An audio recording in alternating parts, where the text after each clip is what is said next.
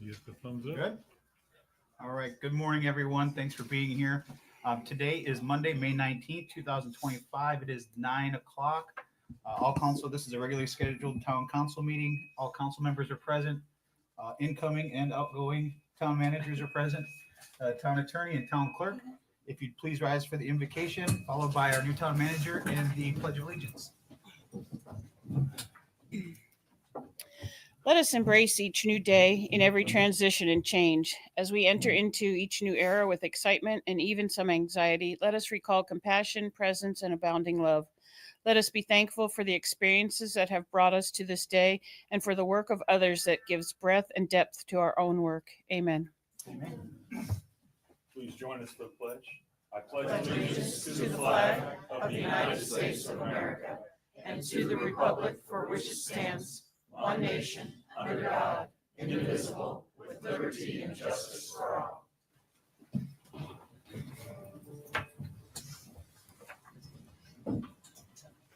Thank you. Thank you, Will.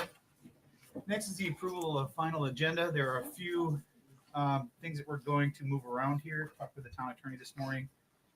It's going to be a long meeting. We have eight public hearings, 7 quasi judicial, 1 administrative appeal. We are going to add under the town attorney's items a discussion on the school interlocal agreement with the school board and the town.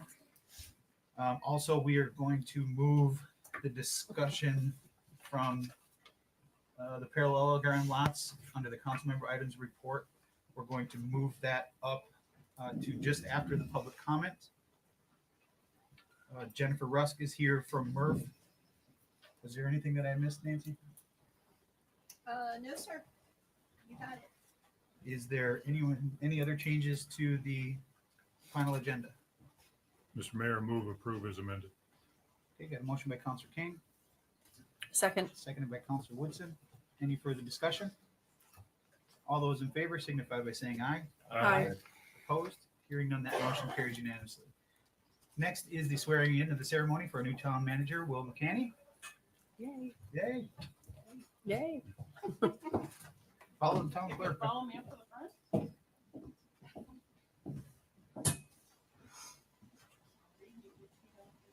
Could someone help hold the microphone so they can hear it? There you go.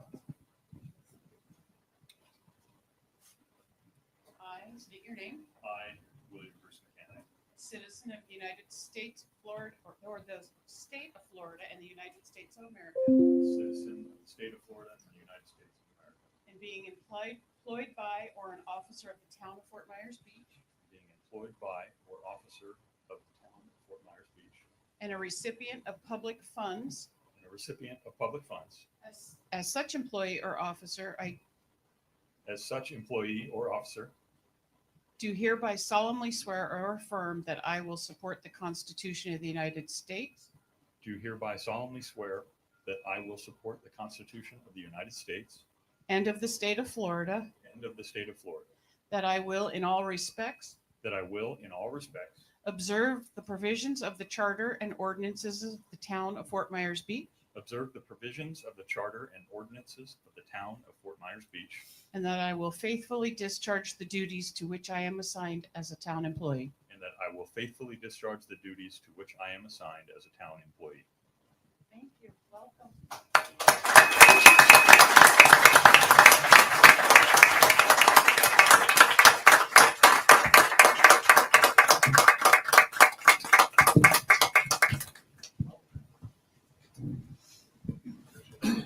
No going back now, Will. Yeah. All right. Next is congratulations, Will, and welcome to the team. Next is the public comment. Madam Clerk? I have 3 signed up this morning. John McLean is up first, and then Matthew Price will be following John. Good morning, John. Good morning, everybody. John McLean, Egret Street. I know we've got a very long agenda. I'll be incredibly brief. I just wanted to welcome Will and his lovely wife to our community. And most importantly, I wanted to wish you really well. I think you've got a really good base to work with. And I really wanted to thank Andy Hyatt for all that he's done for our community. He's really stepped in and I think put us on the right track. So that's all I had to say. Thank you, Andy. Welcome, Will. Thanks, John. Matt Matt? Price, and after Matt will be Jennifer Rusk. Morning, council. Morning. Yeah, long meeting, so I'll make this brief. 2 weeks ago, after hearing a Beach Talk Radio discussion on the 4th of July fireworks and how they were at risk due to the funding issues, I reached out to Mayor Allers and tried to explore the opportunity for Seagate to assist with that. He promptly connected me with Andy, and Andy and I discussed and agreed, pending your approval, to cover the remaining, I think it's about 47,000 and change, Andy, is what we came to ensure the event proceeds as planned. This contribution aligns with Seagate's ongoing commitment to our community. Over the past few years, we've supported various FMB initiatives, including constructing a sensory walking path to the Fort Myers Beach Elementary School to enhance student learning experiences, donating our beachfront property for school children's bonfire event, providing pro bono development and construction work for both the Fort Myers Beach Art Association and the Fort Myers Beach Women's Club, assisting in fundraising efforts for both the Art Association and Women's Club, participating in beach cleanups and other community services. These contributions are in addition to some of our other business endeavors, such as building homes on the beach, a beach restoration project with our site development company, Earth Tech, and rebuilding the cottage bar, which will commence soon. While I initially hoped to make this contribution quietly, I respect the town's attorney's guidance to present this offer publicly for council's consideration. I appreciate your support. I believe the ensuring of our 4th of July celebration continues is the right step for our island. Thank you. Thank you, Matt. Jennifer? Jennifer Rusk, and that's all I have signed up.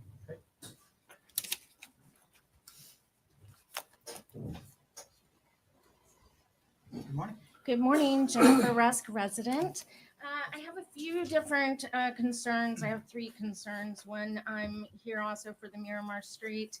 I'm here in support of this. I'm opposed to this development that's happening. I'm not quite sure why we changed the code for Miramar Street. At the time, I didn't understand it. I still don't understand it. But now it's going to be affecting my quality of life, my enjoyment of life, and my safety. So I really hope you listen to Miramar Street today. We have a pothole that has been there on Miramar Street, right on the east side, that is on town property, town street, and it's been there since after Ian. I have brought it up to Frankie, and he said he would fix it. I know that they've been putting sand in to kind of fill it in, but what's happening is the sand sinks. And so, every time I go in and out of my street, I'm having car issues. The public access on Miramar Street is a boat ramp, and it's public access, so it's for enjoyment of our community. And that too needs to be fixed. I did speak with Curtis, and he said that's on the list to be fixed. In the past couple months, I've been experiencing a huge influx of flies on our street, not just at my house. At first I thought, well, I've got dogs, maybe I, need to clean up better. But years ago, I used to have a dumpster right behind me that was Reese's, and I never had flies. In the past 2 months, I've seen they're getting inside of our house. I'm really, concerned with what's going on. I did reach out to Lee County thinking maybe we needed our sewer systems looked at. I haven't heard back. They did tell me that possibly we were having issues with our stormwater drains, and I believe we need to get those cleaned out before storm season hits. I've noticed some gurgling, which is a clear indication of maybe they're clogged and they have sediment or roots. So if you could please look into that. I think that's it. Thank you so much. Thank you, Jen. That's all I have signed up. Is there anyone else that would like to speak? Patrick, come on.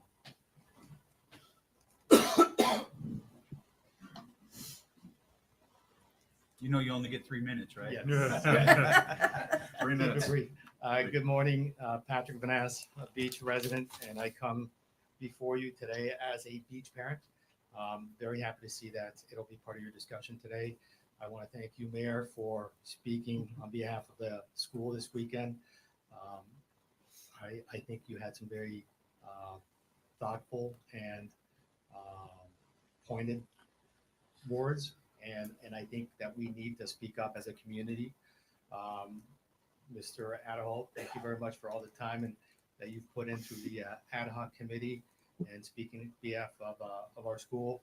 And I know all the council members support the beach school, but we are coming to a critical point. School year is ending. I believe it's June 3rd. The board, the district will have a third-party consultant presenting a report on the viability of the school. We thought the question of viability was off the table, and we were just looking at planning for the future of that school.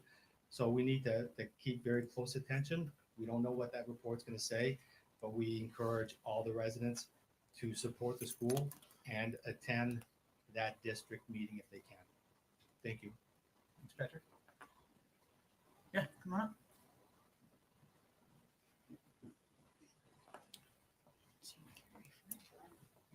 Been a long time since the Island Sandpaper days. Anyway, hi, Mayor Rose. I am here representing the Beach Kids Can Foundation. you state your name, please? Oh, Carrie Hendry. Sorry. Again, I'm here representing the Beach Kids Foundation. To back up what the previous speaker said, I'm a former beach parent as well. Just we need to keep our school. If we lose our school, we lose our community. And our organization exists solely to support the beach kids. So again, I'm happy to see that the interlocal is on the agenda today. And hopefully we can get Lee County to fulfill their promises to us, rebuild our school. Thank you. Thanks, Gary. Anyone? Good morning. I didn't see you back there. Good morning, Mr. Mayor, Town Council. For the record, Jenna Persons Malika, and I wanted to come up and briefly express our gratitude to Andy on behalf of myself and my husband, County Commissioner David Malika, for all of your service to the town and for the county as a whole. I know there have been many long days and sleepless evenings, and you, with your team, including the town council, you've gotten the job done. And it's been a great partnership, and it's been great to work with you. Mr. Manager, welcome. You have big shoes to fill, but we are happy to have you here. And welcome to our community. And I look forward to working with you as well in the future. Thank you, Mr. Mayor. Thank you. Thanks, Jenna. Anyone else?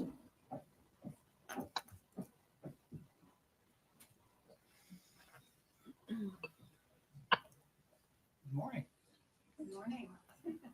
I'm Judy Hadia, 400 Balin Road, Tri-Power Vacation Rentals and Century 21 Tri-Power Realty. I'm here also on behalf of the Beach Kids Foundation, and we appreciate, Jim, what you've done for the school and trying to get the school back. And just want you all to know that we don't have kids, even though we don't have children in the school. It's very, very important for our community. We don't want to just be a tourist town. We don't want to be, just big buildings. We want to have a family unity here and a family community. So thank you very much. And I hope you will all be there June 3rd. Thank you. Thank you, Judy. Is there anyone else that would like to speak? Public comment? Mr. Mayor. One way in the back. Yeah, go ahead, Alan.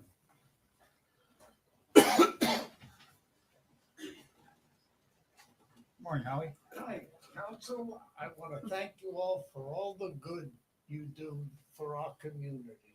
Whatever way you think, our new town manager, welcome. Andy, I'm going to be sorry to see you leave. You've done a lot for us here on the beach, and I want you to know that I personally appreciate it. Keep up the good work, and let's get this town back together. Thank you very much. Thanks, Howie. Always has great shirts. Great coach. Anyone else? There was no plug for softball? Yeah. I speak for myself. There you go. Is there anyone else like to speak in public comment? Seeing none, I'll close public comment. Would you have the? Mr. Mayor, if I could, just a point of personal privilege. I just since we're on the school issue, it is on the agenda for the end of the meeting, but I'm afraid by the end of the meeting, we'll have lost a lot of our viewership and a lot of our attendance. So I just wanted to give a brief, more granular update as to where we are with the school. There is the decision at this point will be made formally at the school board meeting on June 3rd, but I would argue that the decision will be made much sooner than that. And that's why I want to let people know exactly what's happening. Of course, after Ian, there was a long process to get the attention of the school district back to the Fort Myers Beach School. And that manifested itself in an interlocal agreement between the town and the school board, where we basically were required to reduce the price or the cost per student here on Fort Myers Beach and have it more in sync with other Barrier Island schools. Amazingly, against the advice of the consultants at the time with the school district, we not only reduced the cost per student by cutting costs demonstrably at the school, but we also increased enrollment demonstrably, and far more than any consultant at the school district staff predicted.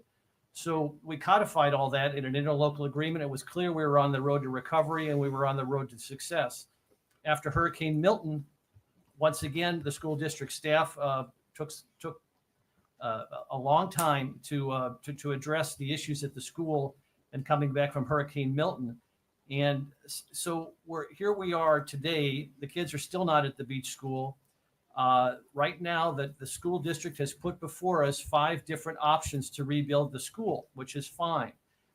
Sadly, it's taken this long to get to that point, but nonetheless, we're thankful for those options. But here's where we're at today. They have hired a consultant. The school district has hired a consultant. And it's a little difficult to know the scope of that consultant's work because it's been unclear. But one of the things that has been clear is the consultant has been charged with determining the viability of the school. Now that's already been delineated. That was already codified in the interlocal agreement. We clearly have been on the right track, doing all the things the school district asked us to do. To have this consultant hired to determine the viability is against the spirit of the ILA, and it's against everything we've really worked for over the last few years. So here's what's going to happen over the next few days. We have an in-person, we've been meeting weekly as an ad hoc committee. This includes a lot of school district staff, but it also includes wonderful folks here on the beach. John Koss, Jenny Tardif, Monica Schmucker, Jackie Lisek, Patrick Van Ness was on this early on until we had to reduce our numbers because of the ILA. So we had a great core group of people. I've been the liaison to this group. We have weekly calls with the school district. The challenge is that all this information about reducing costs and increasing enrollment, it's not really been codified in terms of internally within the school district. So the information that they're presenting potentially to the consultant and to the school board members, the elected school board members, may not be exactly reflective of what's actually happening here on Fort Myers Beach. And that puts us at a disadvantage. So if this consultant comes out this week, they're supposed to come out with a report this week prior to the ad hoc committee, in-person ad hoc committee meeting on Thursday at 5:00. This is just for the ad hoc committee, which includes also some high-level school officials, including the superintendent, who said she's going to be joining us on Thursday for our ad hoc committee meeting. We will theoretically have the report before the meeting so we can discuss the results of the consultant's report, discuss it beforehand and at the ad hoc committee meeting. If the consultant report comes out as with a negative report with respect to a recommendation for keeping the beach school, that's when, quite frankly, we need to hit the nuclear option, because clearly someone is not dealing in good faith. I always am a glass half full person. I'm hopeful the consultant's report will just come out and recommend one of the 5 options, which would be fine. But if they come out against the viability of the beach school, it's against the interlocal agreement, it's against the spirit, it's against all the promises that have been made. And so our hope at that point is to then on June 3rd, the school board will then have a discussion of the consultant's report. They'll hear from a lot of folks, and then they'll make the decision. But I would argue that the decision will likely be made beforehand with respect to this consultant's report and the tone of this ad hoc committee meeting on Thursday. So once we get this report, if it comes out bad, that's the time to reach out to our school board. Our school board, oddly enough, is reacted much differently than the school district staff at times, in the sense that the school district or the school board, the electric school board, has been very supportive of the school. So when we reach out to our school board members, and again, if this report goes south, I really encourage everybody to reach out to their elected school board members throughout Lee County. Then no matter where you live, there's at-large members, there's folks in your district, but just reach out to all of them. Make the case. The school board is not the place to punch. I mean, it's a place to plead, but plead respectfully, because the school board has been with us. So we want to be encouraging and positive and talk about all the great things happening on the island to the school board, because on June 3rd, they can save us from this report if it comes out negatively. So I would encourage folks to be prepared this week. I'm sure the media will cover it. I'm guessing we'll gather with all the parents at the beach school to make a plea to the public and to everyone to reach out to the elected school board.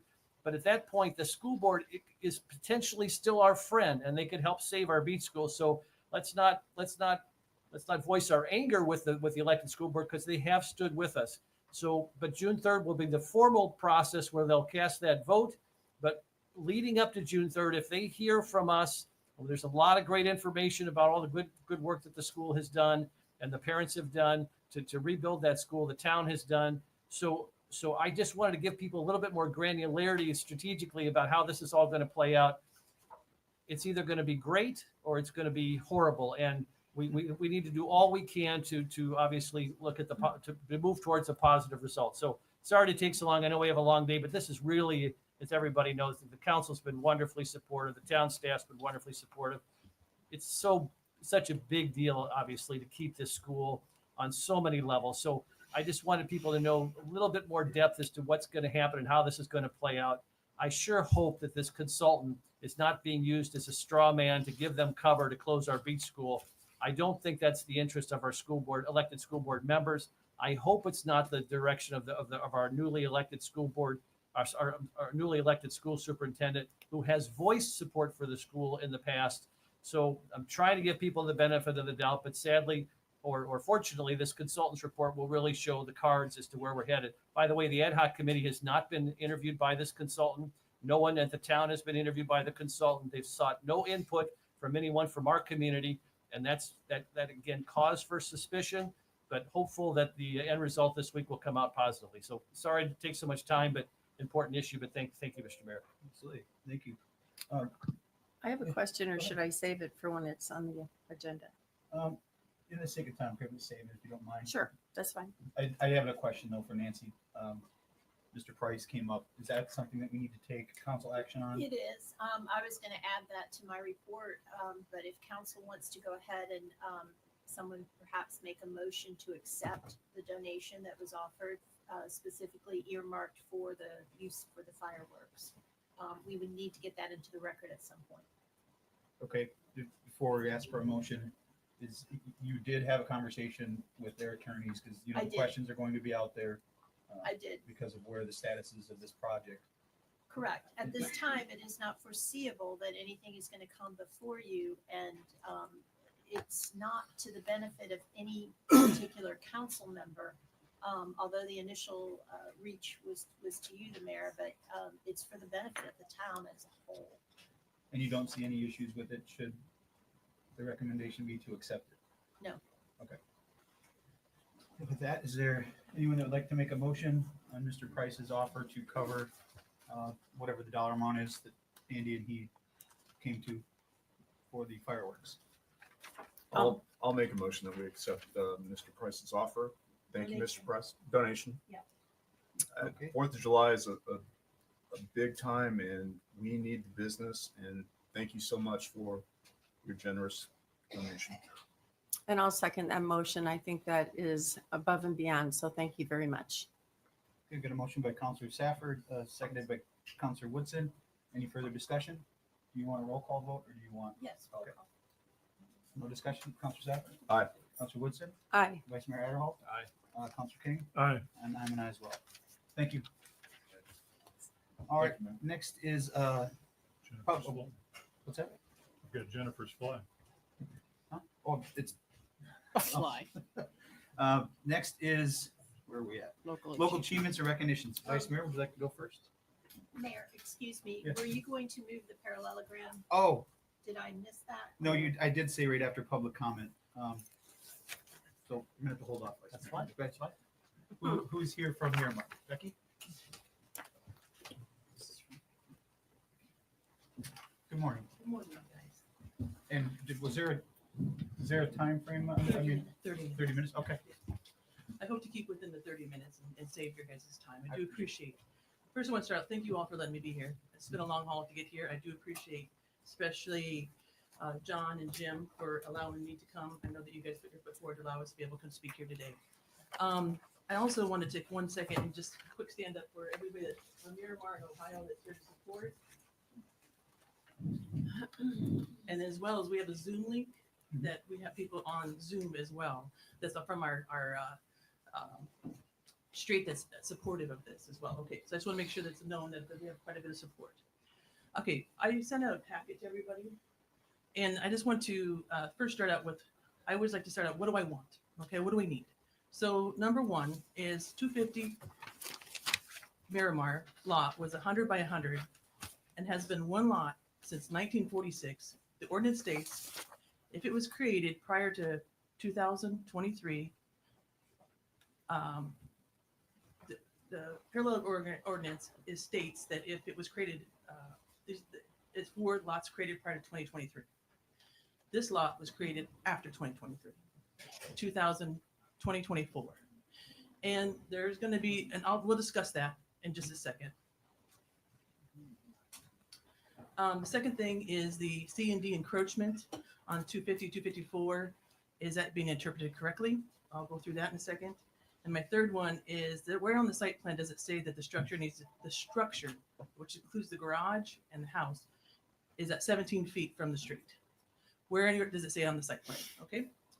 And then the last thing is, which is not on your thing, but I'm gonna write here, is if the site plans on the paperwork are not correct and the builder builds this, how are we going to hold the builder's feet to the fire if we approved an incorrect plan? That is my biggest thing. How are we going to make the, once they figure out that I'm right, could be, I believe I'm right, then what happens then? If it is built too close to the street, if it is all these different things that the site plans are on, what happens then is my bigger question. Okay, to turn the page, the first thing is, this all started back, number one there, October 19th, 2024, the investor put in for a permit. And this investor, I just want to clarify, owns several lots on our street. He's a big investor. He's doing nothing but rental homes on our street. On 11/8, there was a rejection letter that was sent from the town to Kinder Rose was the lady that did it. I don't know where Kinder Rose is now, but does she work for you anymore? Yes. She does. Whoever Kendra is, she's a very smart girl. She figured this out. If you turn the page, on page 1, this is the rejection letter that Kendra Rose gave after the first submission of the plan. If you read it says that, the first one talks about the building's over 40%, that needs to be corrected. One down from that says, please show the compensation of encroachment and compensating area on the site plan. It also says that the encroachment into the front and rear setbacks, midpoint by no more than 8 feet, means that the post protrusion point would have to be 17 foot. That's the structure, it has to be 17 feet from the road. Okay. She also writes, the next one says the principal side setbacks need to be 7.5 feet from the sides. The site plan does not say that either. And she refers back to the rule in table 34, 3.7, that 7.5 is for lots 50 feet and wider. This is a 50-foot lot. I sent you all a survey, or if you saw it or not, but both of these lots are 50 by 100. So if the lot is 50 by 100, 7.5. Okay, so let's go back. Oh wait, sorry, one more page. Turn the page one more time. She also wrote that the clarification on the setbacks, rear, side, and front need to be corrected. They did correct the recess into the house. They got that right on the resubmission of plans. And then it talks about the elevation needs to be corrected too. Okay, so then go back to the second page, please. On 1/7/25, the permit was issued without any of these corrections done. I don't know what happened. It is a mystery to me. This, you got to think about, that's 8 weeks. There's 2 holidays in that amount of time. By the time it was submitted, well, 3, I'm sorry, 8 weeks. And so in that time, you got to remember there was Thanksgiving, Christmas, and New Year. So somehow they got this done within record time, submitted, and the golden button pushed as they got the permit. So on 1/21/25, number 4 there states that the materials are dropped off the site. They started all they have done so far is drill into the ground. And that's what triggered me because I live right next to this house. I'm like, oh my goodness, they're so close to the road. What's going on here? And then that's what triggered me to go back and look and research all this stuff. On 2/4/25, we went in front of Jason Smalley that works here, and he kind of said, well, it's okay. Nothing to worry about. Everything's fine. You know, the new ordinance is kind of confusing, blah, blah, blah.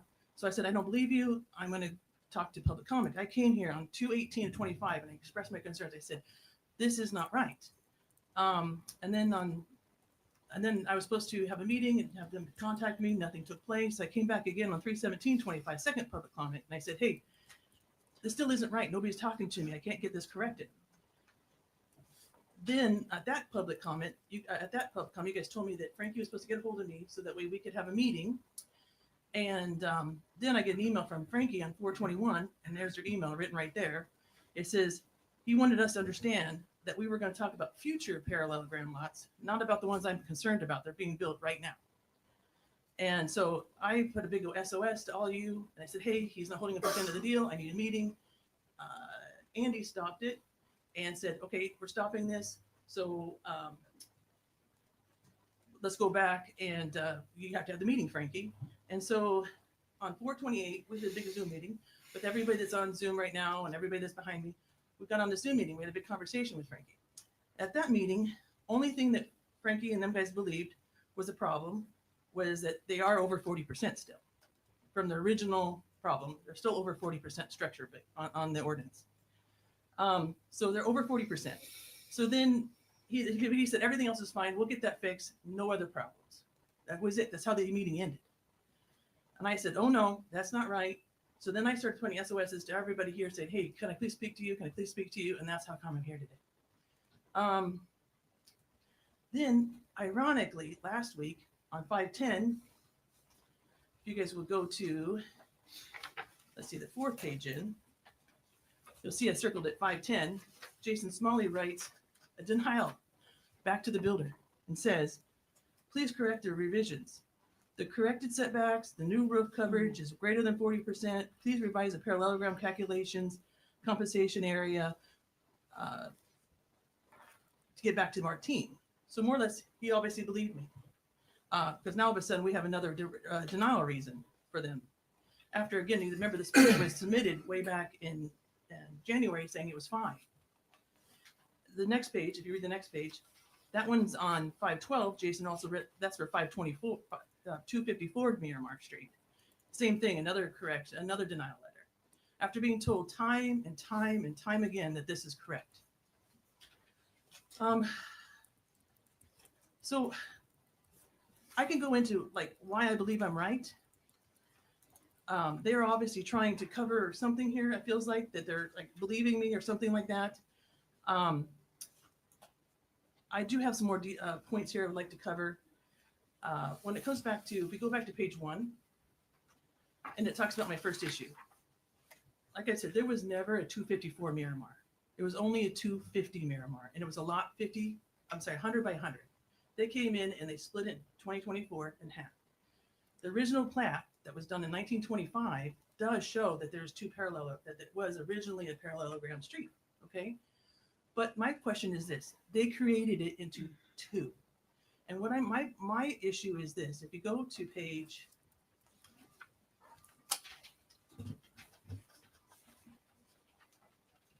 6, it's this one with the little blue.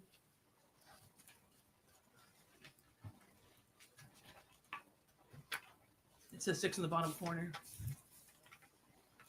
It says there, for parallelogram lots created prior to 2023, front and rear back setbacks shall be measured, according to the diagram below.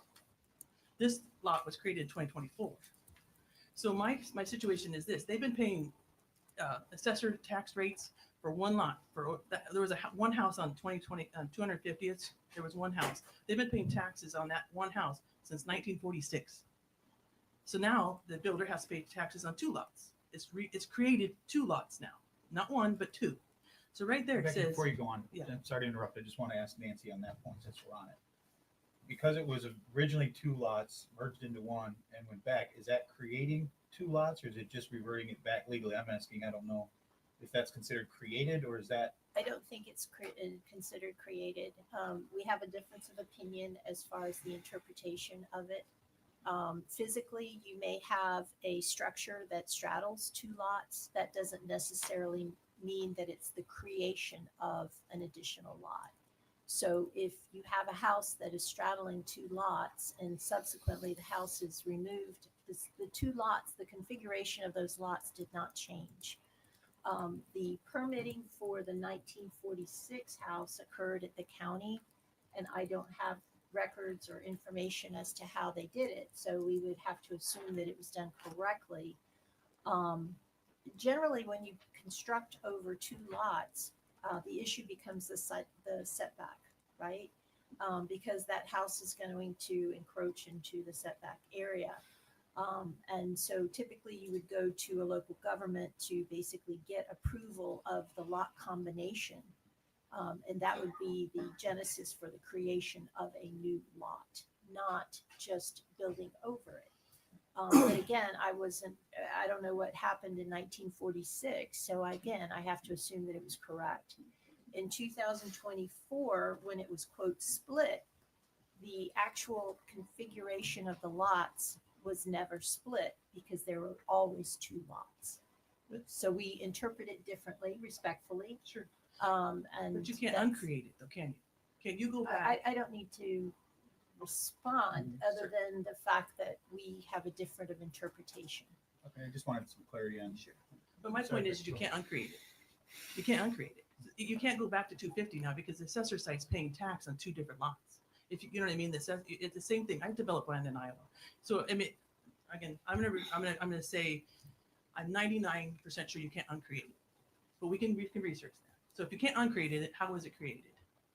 That's a point. Okay, so that's even if they can even use this new parallelogram. That's one issue I have with it. Second one is the C&D compensation. Okay. Go back to this page right here that has the blue, page number 6. If you read that, and just know when you look at that diagram that the part on the right is the street because it says right away. You see that on the right hand side? And it says from the setback shall be measured from the midpoint from the lot line and the midpoint to the parallel front setback line. So what that means is from the structure to the street, that's the front setback, right? And it's also, and then the second part is the back, right? So we've got B on the back side. That's from the back rear line to the structure. The point that we're disagreeing, and maybe I don't know if you are in part of this or not, but it says that if you read on it, says the principal structure may encroach into the front or rear setback on either side of midpoint by no more than 8 feet, but must offset that encroached on the other side of midpoint by the compensating equivalent to the encroachment. Now, if you go to page, it should be page 1, looks like this. I originally wasn't going to staple these, but I was concerned if I didn't, they would be everywhere. Do you see that page there? It talks about, you see what they're doing here. Are we all there? Okay. What we're doing here is we have C on the left bottom and D on the right top. And on the back of the house, we have a D in the back and we have a C on the top. So what they're doing here is that they are actually taking away some of the structure in the back of the lot. That's that big piece, that big D in the back, and they're putting it up to the front. If you look at the numbers of encroachment, and we all know that midline runs right down the middle of that lot. So encroachment is 44.84, that little C, the C in the front. And then the compensation is 16.34 on D in the front. The only way that's happening is because they're taking D in the back, taking a big chunk out of the back, and they're putting it to the front. If that makes sense to anybody, if you can see how that's working. So what that is happening is our little street of Miramar Street, we all know it's a very narrow street, right? So we are now building the whole house closer to the road, which we already have problems with parking. This is a 4-bedroom, 4-bath home that's going to be used as a rental, and you are decreasing parking for these people. And what happens in our area down there is that people, we literally, when we drive down the street, we have to dive into each other's driveways just so that we can miss each other. It's really a one-way. And if you're walking, you have to dive into somebody's driveway just to get out of the way so you don't get hit. So what this is creating is it's all being moved to the front. So I believe that 2 things. One is that if you look at these numbers and how I'm showing that, it says it's supposed to be given back on the midpoint on the other side. What they're doing is they're adding up all the D and they're adding up all the C, and they're saying, we're giving you more back than they're taking. Because they want a swimming pool in the back. Yeah. That's what they're doing. And so that's the number 2 on the very first page that I have an issue with. And then the number 3, look back at the same encroachment. See, they have the diagram right up there too. Thank you guys. Can you zoom in on that at all? The front quarter. It says, if you read back on the first denial letter, it says that the structure needs to be 17 feet from the road, from the front. You see it says 12.59 right there in the left-hand corner, bottom. I'll show you. I see it. I can see it. I see it. Right here. This is the structure right here. Can't hear you. You gotta, Becky, you gotta be on the mic. They can't hear you. Did you see my wires pointing Yeah. there? Okay. We can see. That's 12.56, 59. 5.9. Okay, the structure is right there. So you have to tell me that that's 17 feet back. The builder or the designer here has been very creative and not put all the details on this design plan. And it's leaving out things that it's not correct. And so I guess I'm just going to circle back and just, again, I don't want to waste your time. I want to keep your attention here. But at the same time, my issue is this. We need zoning. We need everybody to protect us and on our streets and things of that nature. I talked to LPA, and what they told me was that they don't look at site plans like this. What they do is go with the compensation plan. They do this kind of thing. They don't go into the details of all this kind of stuff. So the only one-stop shop we have is zoning. So if they're wrong, and I'm not the neighbor that knows a little bit about this stuff, what are we going to do here? And so what I'm asking you guys, if I was in your shoes and I was positioning myself in your position, I'd want somebody to look at these plans and double check our zoning. That's what I'm asking. Whatever way we can do that. It's going to cost maybe $1,000 to have an engineer take a look at these. It's going to be far less expensive than somebody having to pay somebody out in lawsuits, just to make sure this is correct. That way, when the builder does build, it is correct. You know what I mean? Like, how am I going to hold the builder's feet to the fire if they're passing plans that are not correct? That's what I'm concerned about. Because they're going to say, you told me I could. Becky, I have a question for you. Yes. On that 12.59, it's hard to tell because this is very small. We don't obviously have the I plans know. for the house here. Yeah. Is that a footing, footer that's there? Or is it I can't tell It's a from the deck. pictures if it's an overhead deck It's a deck. that's cantilevered, or is there an actual footing there to It's a support? footing, holding up a post for a deck. And it's Okay. actually drilled at 10. So what is the footing for the actual structure of the house? What's that dimension from the street? You That's can't the- see it on here. See, it's not there. It's not, there's no 17 there. Well, again, we don't have the plans. I only have what you gave us. So Well, that's the exact I same don't know if plan. there's something that, Okay, all that staff, there's something that they have for that. sorry. I don't see what that dimension is to the actual house structure. Sure, there isn't one. And that's been my whole thing. I keep coming to you guys saying, hey, this house is being built too close to the street. This is being because I have a tape measure out there with the street and where that post is. I have a tape measure out there, and it is measuring.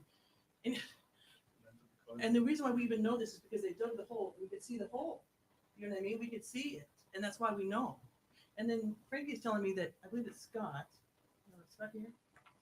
No, that they can't do anything until it's up. You know what I mean? Like they can't do anything until they, it's actually in the up, so we can, then look. I'm like, no, but you can look at it on paper. It's wrong on paper. So, anything I can speak?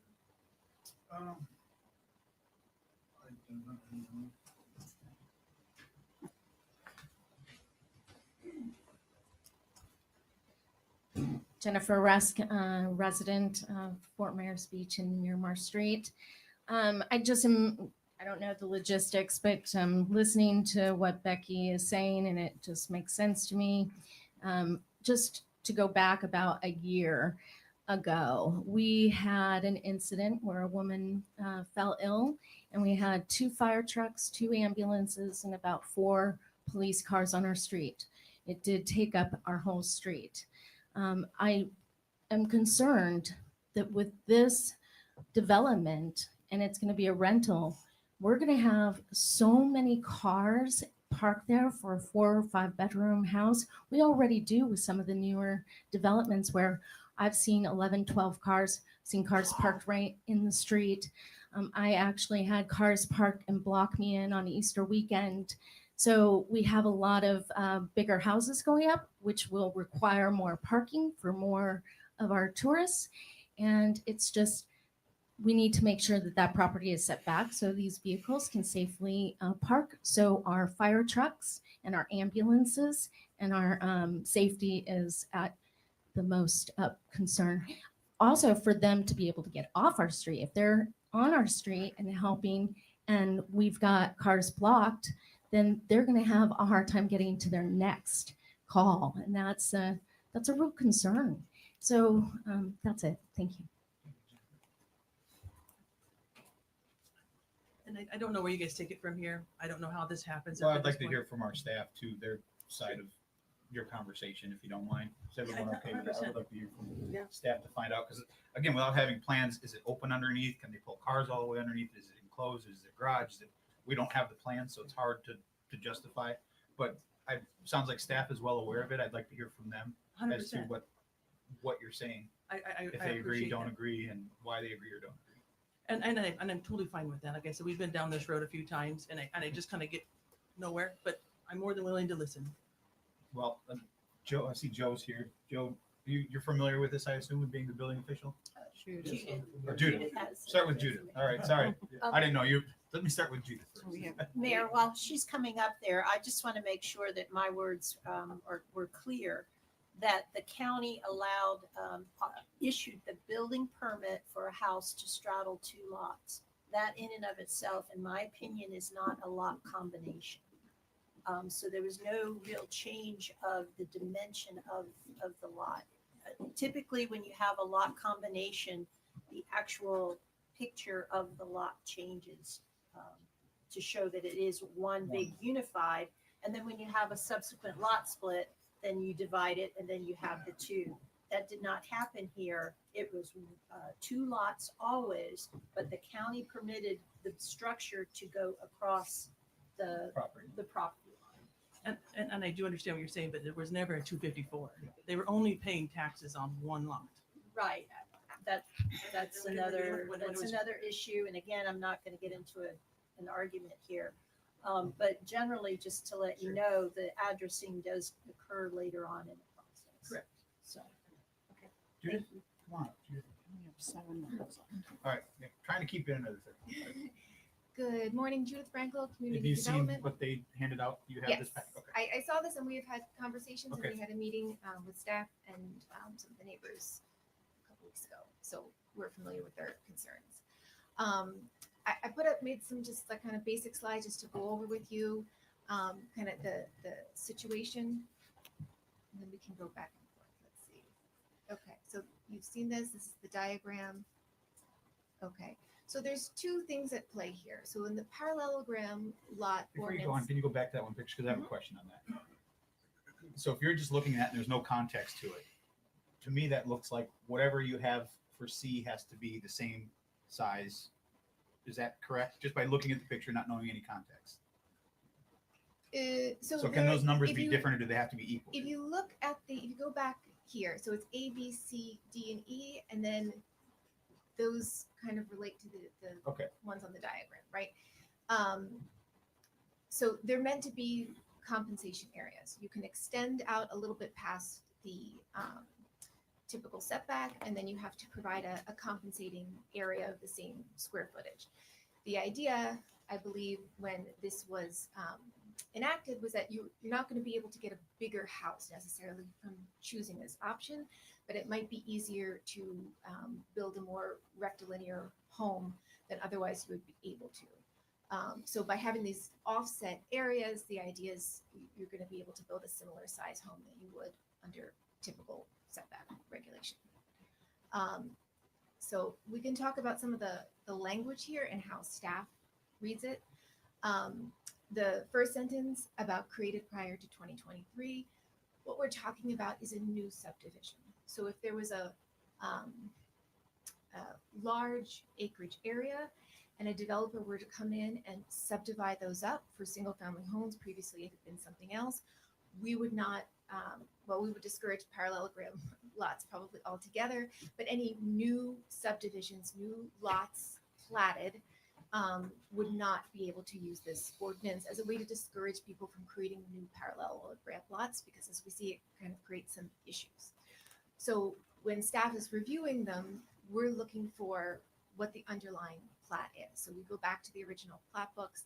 In this case, you heard 1925 when these lots were platted. They were platted as parallelograms. And even when there was one house over both lots, it was a parallelogram lot. The shape has not changed.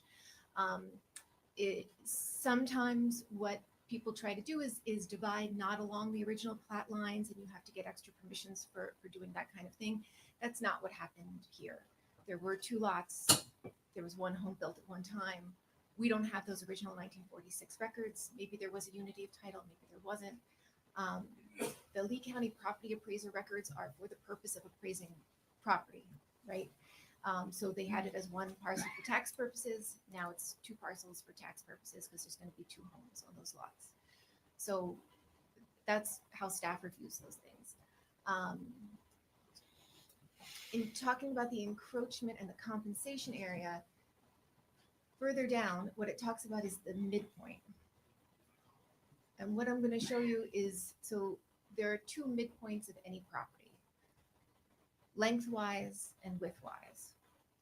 So the compensation areas in this case are present.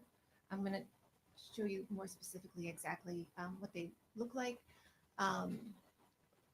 So the language is not specific that C and D on the front have to equal each other and C and D on the rear have to equal each other. It's just on an opposite side. So there are two midpoints, whether you're providing that extra space in the back or in the front, the code allows that flexibility. Additionally, what's important to also remember is that with any house, any single family house, you typically have a 25-foot, depending on the width, 25-foot front setback. Then you're allowed on the first habitable level to have a 10-foot encroachment into that setback with a deck, porch, a balcony, covered or uncovered. Most homes, new homes being built, take advantage of that. It's nice to have that deck up on your first level. Some people choose to put their stairs there to kind of just get a little bit more space so you don't have to put the stairs inside the home proper. They haven't done that in this case. The stairs are set back. So we're talking about that 8 feet. You're allowed to encroach 8 feet into that 25 feet, but then you get another 10 feet after that, which gets that that post, that piling that we're talking about that supports that deck that's on the first level, much closer to the front property line. So that's why I'm also pointing out this section of the code, because they get used in tandem. Okay, so you've seen this, we just looked at this. I pointed out in purple the two midpoints. It's hard to tell. I have a blue line going across what is the front line of the house there. And you can see that the C in the portion that's closest to the street, where it says PE, I think they've called that PE for porch encroachment. That's the front porch. So that is open below. Right underneath there is the garage for the home where you can park a vehicle. And then you could park a vehicle, partially under that deck and then into that driveway.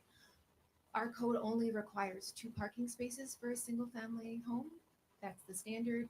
you will be able to accommodate at least 3 cars, including the garage space on this lot. The one on the top of garage too, looks like it's another driveway, it's 2 driveways maybe. I don't think that's a driveway. I think they have storage there. I have so you can see the front elevation there. You see the garage door on that side. So only one of those spaces is the garage. I also wanted to point out, you can see on the left side there of the image, you see the first floor deck and then that open space underneath. So the porch is coming out further into that, they're allowed to do that. And that's where we're looking at that 12.5 setback is to that So porch, not to the is it house. cantilevered or is there posts? There's posts. The So if posts you- right there. So on it's not cantilevered. Yeah, the top image is just the front view, and then the view underneath it is from the side of the house. And you can see Oh, on the okay, I left got side, you see what that looks like. Gotcha. Yeah. Sorry. And that's an enclosed garage, right? Yes. The garage where there's the garage door it's enclosed with the garage door. But the left side of the door, front door is not. Or is On the that left side, no, it's a storage space. storage. Okay. Yeah. So I'm gonna go back to this site plan.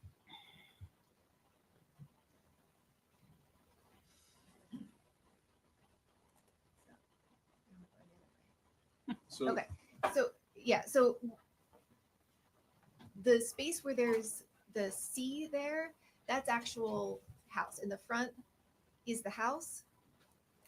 But I actually think they maybe undercounted what they're giving for D, because that portion where you see D also on the front facing Miramar Street, there's area there that's front porch that they didn't count into that D area.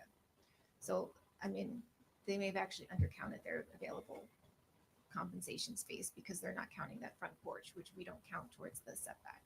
And then you can see they have quite a big D space on the side in the rear. back. Yeah. So for the record, it was my understanding there was 140 something parallelogram lots on the island. Is that correct? Yeah, so I looked when this was approved. This went to, I think, it went to at least one LPA and 2 town council, and I think it might have gone to more meetings than that in the discussion.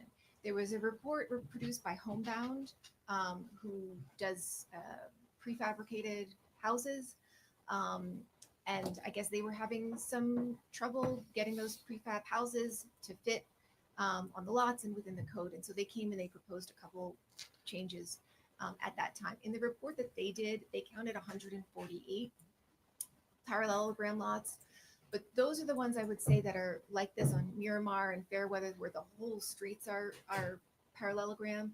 There are other kind of parallel, oddly shaped lots, you know, sporadically. There's like 150 is a 6 or good- 8 lots on Estero from Hibiscus down that they're not parallelograms, but they're odd shaped lots. But Uh-huh. so my follow-up question is, how many lots, how many houses have been built on these using this parallelogram? So I don't know the answer to that. We don't keep track of things like that. We'd have to do like a full report of all new houses been built since the code took effect. My guess would and be look at any them homebound individually. home that has been built was probably built using this. I can tell you, this is the first one. Jason Smalley told you that. Hold on.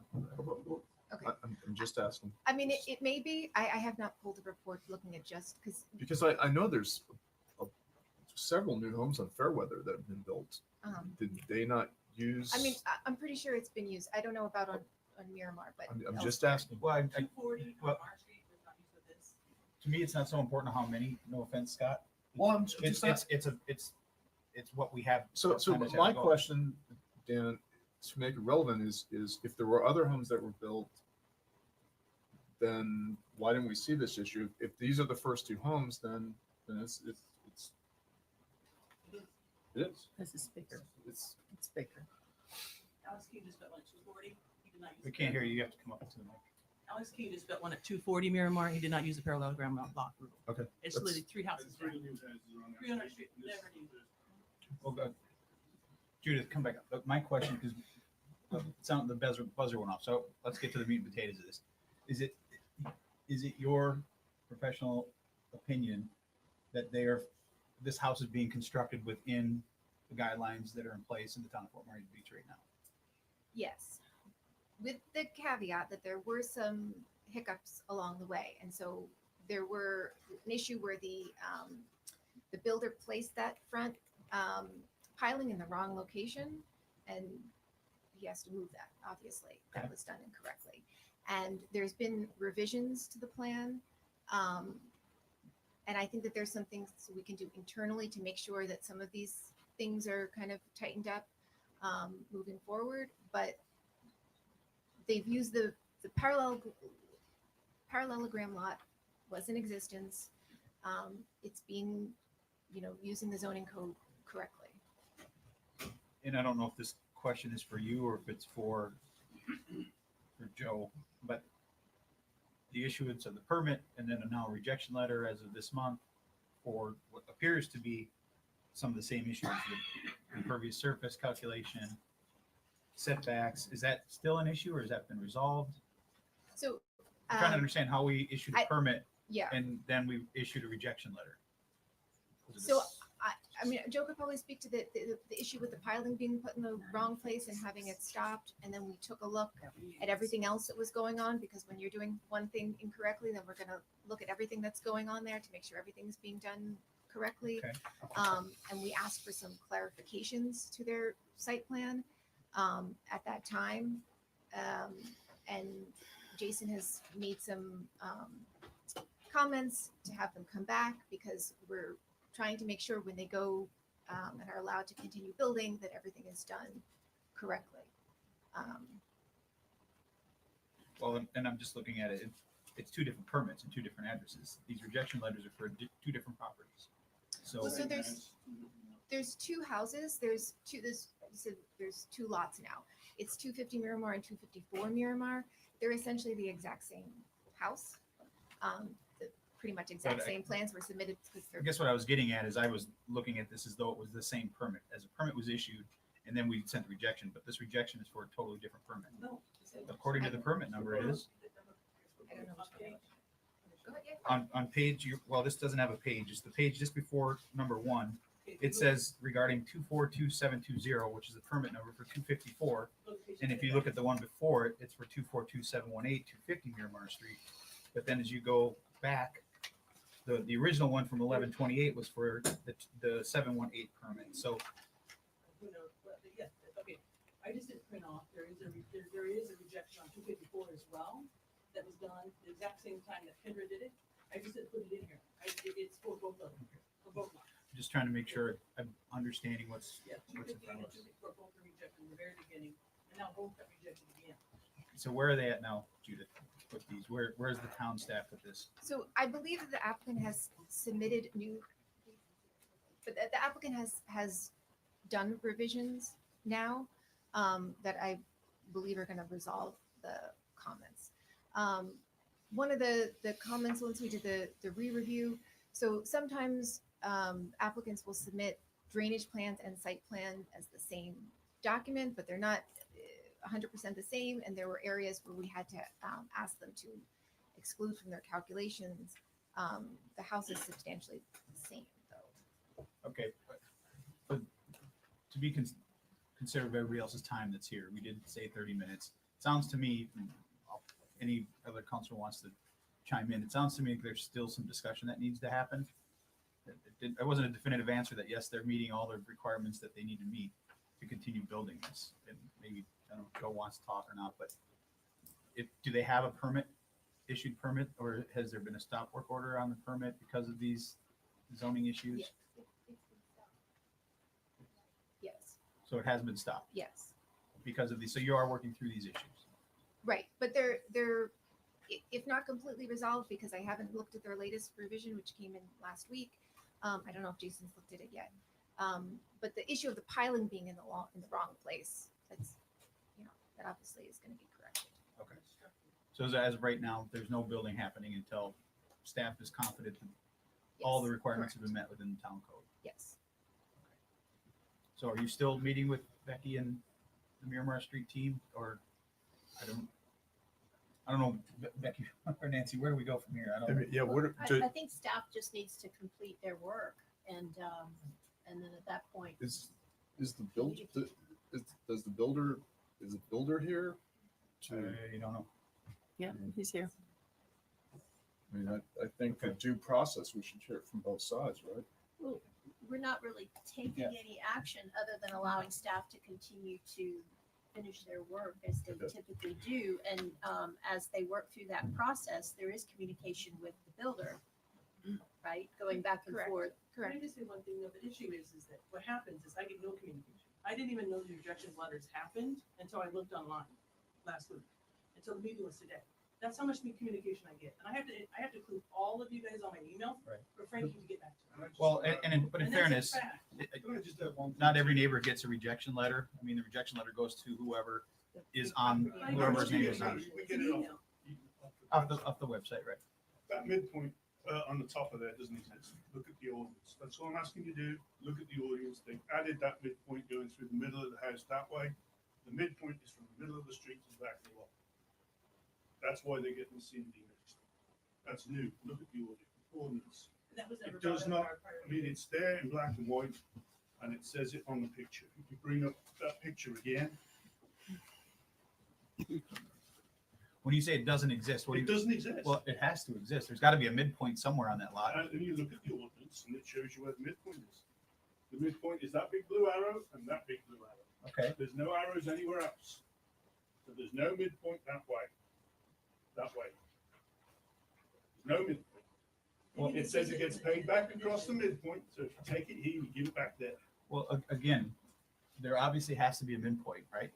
I No. mean, I can look at that and tell you there's a midpoint on the side setbacks. Wherever the 50% is, and you draw a line straight across to the other. That's just the side setback. That's a midpoint of that property, though. I guess I'm not understanding what you're saying. There's not a mid. There obviously has to be a midpoint. Are you disagreeing with where they're saying the midpoint is? Is that what you're trying to say? The midpoint is down the middle of the lot. It's not across. Even in the definition, it says It it's says it middle in the of the lot. definition. Read the definition on And page. this is going the middle. No. If I may. Yes. What the diagram refers to is A and B. A is the front setback distance. B is the rear setback And the distance. two different setbacks. They're not combined. Two separate setbacks. You're combining them in the C and D computation. You're combining them all. And you shouldn't. Well, again, Nancy, I'm going to go back to you. And we can't spend all day going back and forth here. It sounds to me like it's a It's an staff's got to. interpretation issue, really, and, staff is tasked with the day-to-day implementation of this. If there's ambiguity in the code, staff would come to you and ask for a formal interpretation of how the ordinance is to be applied. So at this point, staff apparently is comfortable with their interpretation of the code. I don't think that there is ambiguity. Because if there had been, I probably would have gotten a phone call and then we would have come to you. But this is the way that they have administered it. But there is a difference based on the property owner's interpretation of it. I've asked several times for Frankie to connect with you on interpretation, and he hasn't done it. So I'm just telling you, I've asked several times. Well, John, do you have anything you want to add? No, thank you. Jim? Nothing additional this time. Karen? So my only question is, I mean, this is one issue that we're going to deal with these homes that you're going to continue on.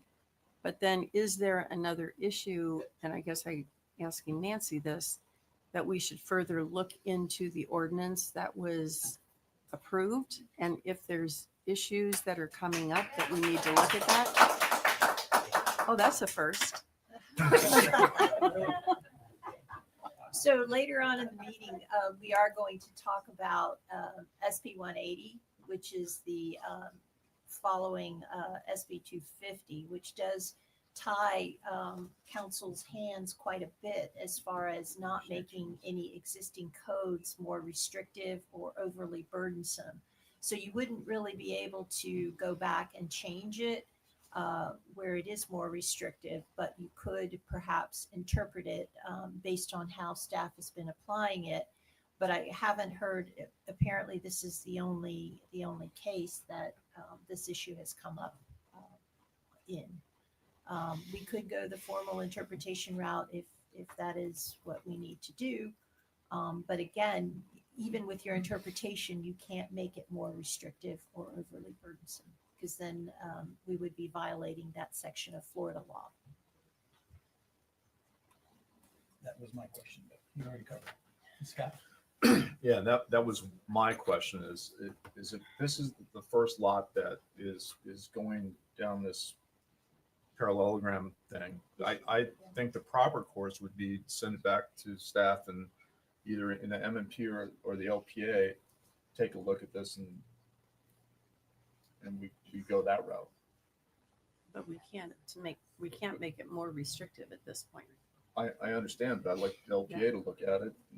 If there's 146 lots that we're gonna have the same problem, then Well, I don't disagree with you. I'm just curious, Nancy, where does that leave someone that's already in the process in relation to being issued a permit, but now there's a stop work order, it sounds like. Well, there's only one stop work order that I'm familiar with. is there a this- stop this work particular- order on both properties or just? Okay, so two lots, same builder, same owner. Where does that leave them? Working initially with staff to try to resolve some of these issues, and staff will apply the code, and either the stop work order will come off or it won't. We just need to have a final decision on the extra issues that need to be addressed. Yeah, I mean, So let staff finish their job, Right. dot the i's, cross the t's, and then at that point we can reassess as to what needs to be done or can be done. that's, I understand your recommendation. You gotta finish, you and staff have to finish your job. And if you see issues that are not clear, then you would bring them back Correct. for discussion either at the LPA and or council for a change. Well, it would be coming back to you in the form of an interpretation of your code.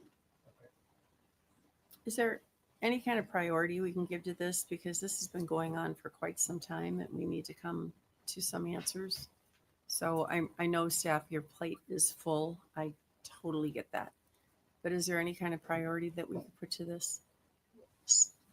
Well, I would think that some of the priority lies on the builder, right? I mean, if you've given them a rejection for whatever reason, Yes. it's on the builder to correct As those. I said, I believe they've resubmitted now and are, we're probably pretty close to moving the permit forward.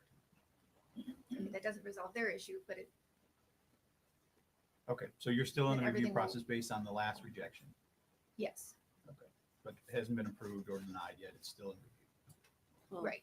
It's a stop work But- order now. Well, but they've resubmitted is what you Right. just said. Yes, Since that. they've resubmitted, and so I have not fully looked at that, so I can't tell you, but I think that they're pretty close based on, the comments that we had. I think they understood what they needed to do. Okay. And then, so sounds like it's moving forward. For the residents on Miramar, Nancy, what would be their course of action? What can they do in a sense if you and staff feel that you're following the ordinance as it was intended? If they disagree with your interpretation, I guess is the word I would use, what can they do? yes. I mean, we can't keep coming back to council and talking about something that isn't necessarily an agenda item. Right. Well, I think that there's also been references made to pursuing any other legal rights that they may have. I'm really not in a position publicly to give them any legal advice as far as what their next steps should be. I have full confidence in staff to get the job done. They do frequently call me, and we bring in Andy. Well, that'll be Will and Frankie to discuss. And when a decision is made, it's made based on the understanding that we're doing it right. Well, Becky, I want to thank you guys for coming in and if there's an issue with this, we certainly are willing to take a look at it. I think staff is doing what my opinion is. I think staff is moving in the direction in which they interpret the ordinance. Sounds like you guys don't agree with their interpretation. I'm comfortable with letting staff move forward with their review of what has been resubmitted and let the process work out. I don't know what else we can do to. My only concern is this has been passed already, and the only reason why we're here today is because of me. because I kept coming back and saying, it's not right, it's not right. All I've been told is right, it's right, it's right, and it's not right. So that is my biggest issue. Is there any way we could have somebody double check this? Besides here? Is there anybody we could hire on an outside look at this? Well, I don't know that, to me, I don't feel comfortable questioning our staffs. They're professional planners. This is their job. We're not professional planners. They are. If they're telling us that they are following the policies that we put in place, I don't want to hire someone separately to challenge someone that Well, what the happens town management if there feels. is incompetence? What happens then? How do we prove that? I'm not an attorney, and I don't think she's. But that's my thing. You see what I mean? Yeah. I've proven many times that it's not right. And the reason why we keep coming back here because it's not right. That's why there's new denial letters, because of me, not because of them, because of me. Because I keep coming back and saying it's not right. That's where it's coming from. So I'm just saying that I You gotta move up because it's hard. I'm just sorry. I'm just trying to tell you that No, I that's the understand. reason why it's being corrected. It's not because of them. It's because of me. Okay. Mayor, can I add one thing? Yes, sir. Anything we do, we don't send out letters to everybody. You'd have to do public records requests. So you might want to every week maybe send something to Amy. We typically don't do that. If we do, then everybody in town expects us just to send them all of our documents and things like that. And those things are usually posted online. They're very accessible. So you Can I just get an do email what- that says, "Hey, we did this"? Since this is something That's typically not what we do. Okay, fine. Sorry, I'll look that's every just day. the- I'll look the every law. day. Well, and I've said this since Ian. I don't know. My guess is you would have to have buy-in from the builder. Should you want to be? I've always said if you're an absentee builder or you're an absentee owner and you want to know what's going on, staff is only going to send emails out to those who are on the permit. They're not going to send it out to anybody else. So if you're on the permit as a recipient of an email, then you would get the things that that we're talking about. But again, that would have to fall on collaboration with you and the people next door on whether or not they're comfortable with that. But I encourage anybody who is building out of state to include their email address on any permit if they've hired someone so that they get the documentation from the town, just like the developer or the builder would. I would also just ask that the developer of these properties of 250 and 254 maybe go back to the drawing board and be kind neighbors to us. I believe we would all very much appreciate that. Well, I would highly encourage you sitting down. I mean, communication fixes most things, right? So if you guys can sit down with the builder and maybe they can, maybe they can't. I'm not going to speak for them, but I think we've got a path that we're going to go forward. And Becky, I do appreciate all the work that you do because it's a lot of work to stay up on some of these things, especially when you've got it come from all different directions. So I appreciate your hard work and I believe staff will do what their interpretation is of the ordinance to apply it to this case. If there's an issue, we'll certainly revisit it if we think that if they tell us that there's an issue with the policy. Appreciate your time. Thank you, I Becky. do. Thank you. All right. Next is the local achievements and recognitions. Now, Well, I don't want to take a lot of time, but just this last week, I lost an uncle, but the town lost a civic leader in Jim Steele. He passed away suddenly on Thursday. Jim moved to town and here in Fort Myers Beach from Indianapolis to retire. Up in Indianapolis, his career was in public service. He was a controller for the city of Anderson. He was also controller for the city of Indianapolis under Mayors Hudnut and Goldsmith. Head of the Indiana Bond Bank, CFO for the Indianapolis City County Council. And then Jim moved to Florida to retire. Of course, nobody retires here in Fort Myers Beach. He got involved as an LPA member. He was on the audit committee for a long time. He then was called upon by his local citizenry to serve as the interim town manager, which he did for a year and a half. And then after Hurricane Ian, he was called upon again to serve as the interim town manager in a real pinch. And he was challenged by one of our colleagues that, hey, why would we pay this person when we have the existing town manager who was on his way out? And Jim stood up at the old army tent here on the old property after the storm and said, this won't cost the town a penny. I'll do it for free. And that was just Jim Steele. So Jim also enjoyed being commissioner of the Sunday Morning Golf League, which he participated in for many years and just loved the island. And he was loved here as well. So just wanted to honor his service. And that's all I have today. Thank you. Councilor Kane. Just briefly, I guess, as brief as I can be. Welcome, Will. Thank you for wanting to be a part of this Fort Myers Beach community. Looking forward to working together. Since this will probably be the last opportunity to publicly embarrass Andy Hyatt, thank you, Andy, for all you've done for this town for the last 2 years. I've watched you work constantly above and beyond what I expected. You're a good and decent man who did not deserve the abuse that came your way. All I can say is lyrics from the refreshments that the world is full of stupid people. I'm sad to see you go, but I'm very happy for you, Susan, and the kids. You've earned your time together, and you deserve it. And I'm going to quote a couple of folks. Dave Loggins on The Man from Tennessee. I'll just say in the words of Andrew Gold, thank you for being a friend. That's it. That's it. All right. Councilor Woodson.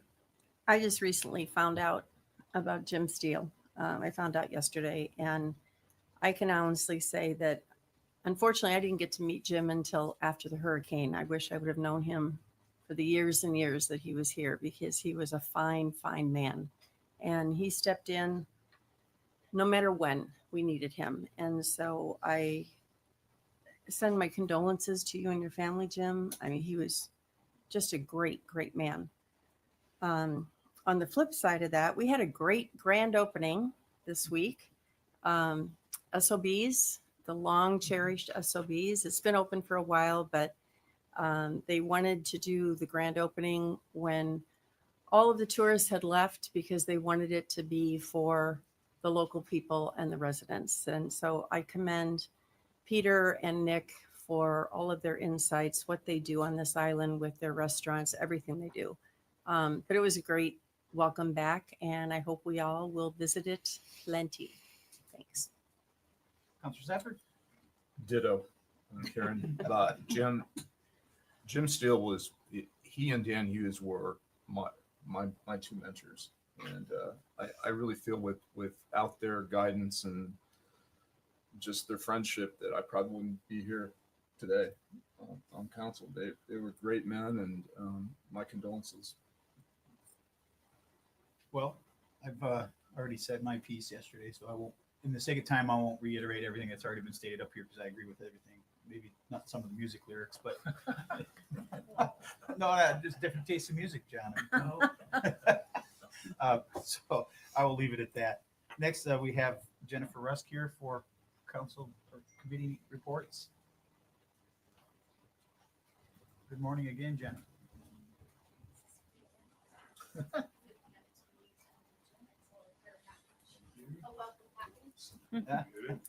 If you get bored, you can color in the meeting.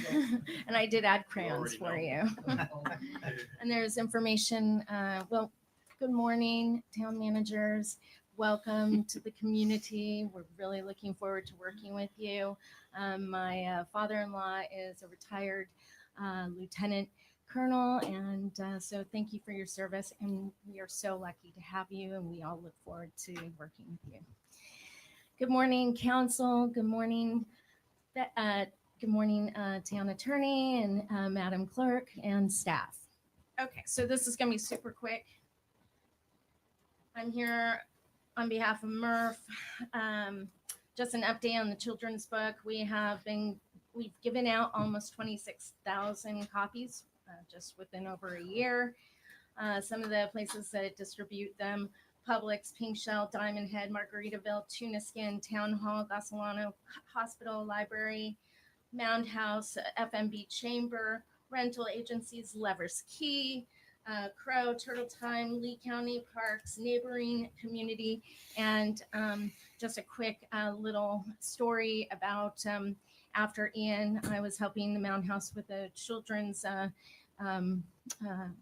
summer program. We were out on the beach, and a little girl came up to me, and she was asking me when the next time she would be able to go back to school.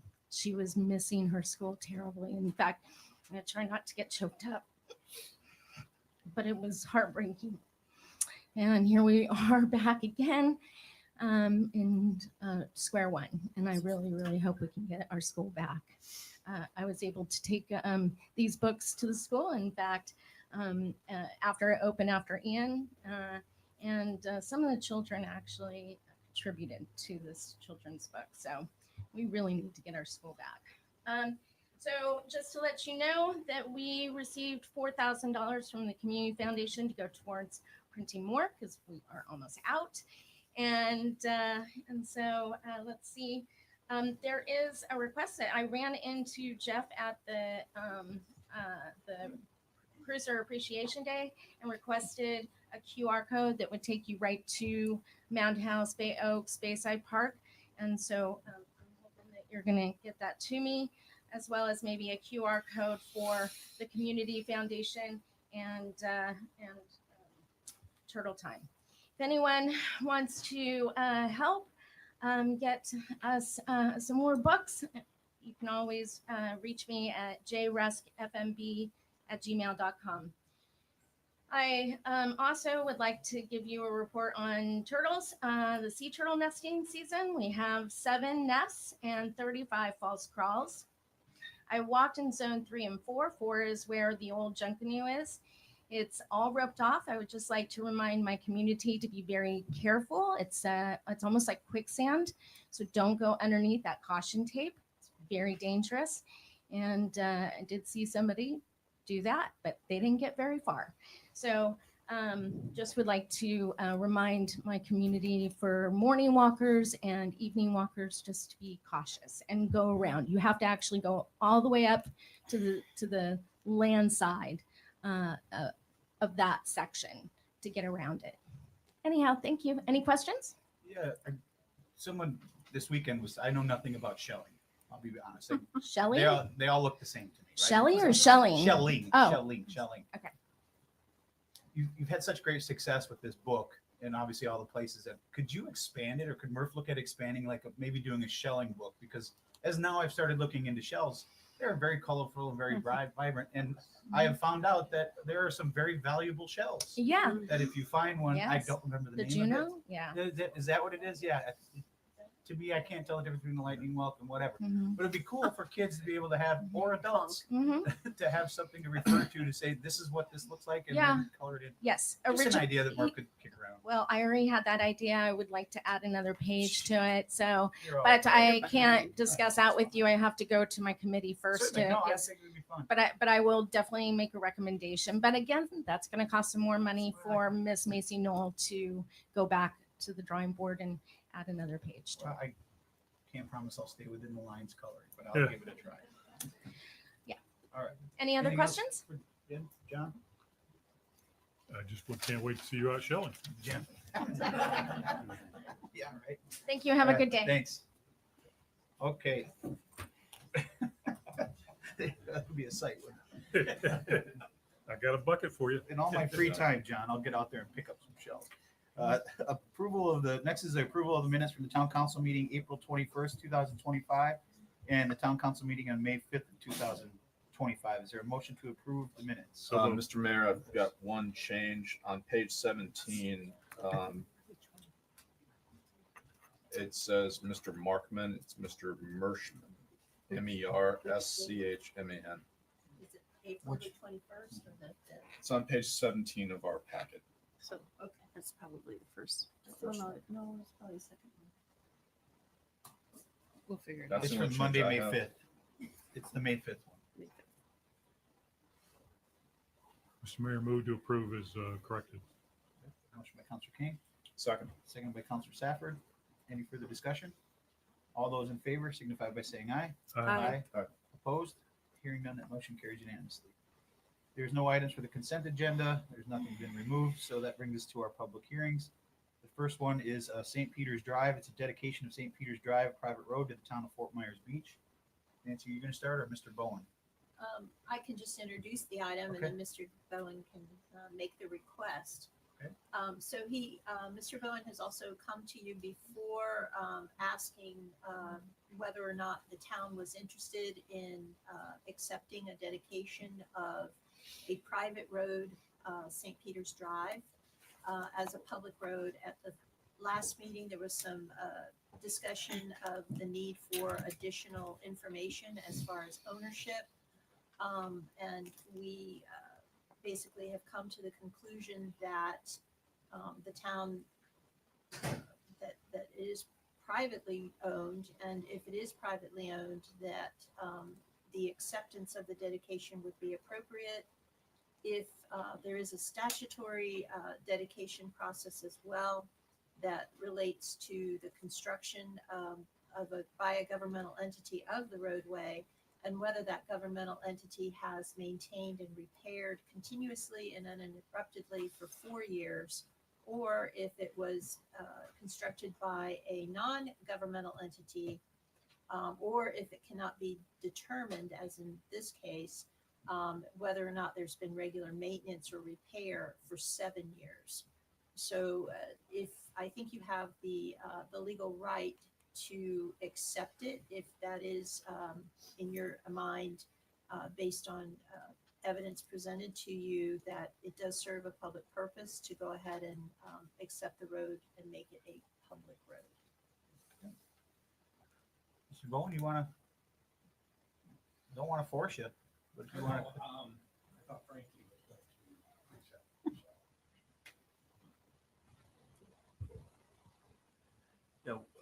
After meeting with Nancy and staff, I think we come to the conclusion that it doesn't form any other additional liabilities to the town, and it is in good shape and good standing, and we see no problem with going ahead and recommending it become part of the town roadway. If I may also add, since the last discussion, last public discussion of this, I also learned that the initial intent of the developer was to dedicate it to the public. However, then there was some subsequent conversation about putting in a gate, which was then the reason why they did not go the public route. And Mr. Bowen can further elaborate on that. Yeah, that's correct. Good morning, Council. Pull that mic up. And since I last appeared before you, the town has installed 4 streetlights along the street, has graded the right-of-way, and has finished a drainage project in the back. So I guess there's all indication that the town has been maintaining the road. As Nancy said, the intent here when the county approved it was that it was going to be a gated community that did not occur for whatever reason. And the street has been open to the public, used daily by the public ever since. So the association and the members have directed me and asked that the town consider accepting the dedication. I'm here if there are any questions. And in reading in your packet, is it also your ask that you want to still maintain? Yeah, the there's 2 landscaping? islands, one where the gate was supposed to be, and then a turnaround island at the end. And the association would like to continue to maintain those islands. Scott, any questions for Jim? No, sir. Karen? None. I'm ready for a motion. I'm ready to make a motion.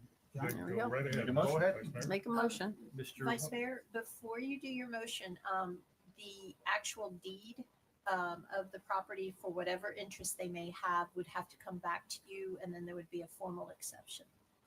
So Because this is a hearing too, should we do public comment? should we even do, yeah, well, correct on the Before- public comment, but also today's hearing, the purpose is really to say, do you even have any interest in this? And it sounds like you may. So just consent at this point? Or do you want to form a I motion? think I would just need some direction, if that's the will of the council, to come back with the formal documentation to do it. Well, let's get public comment. and then we'll give the. Thanks, Jim. Thank you. We'll open up for public comment. Is there anyone that'd like to speak on this public hearing? Seeing none, we'll close public comment. Vice Mayor? Mr. Mayor, I move that we begin the process through our town attorney to accept the dedication of St. Peter's Drive. Second.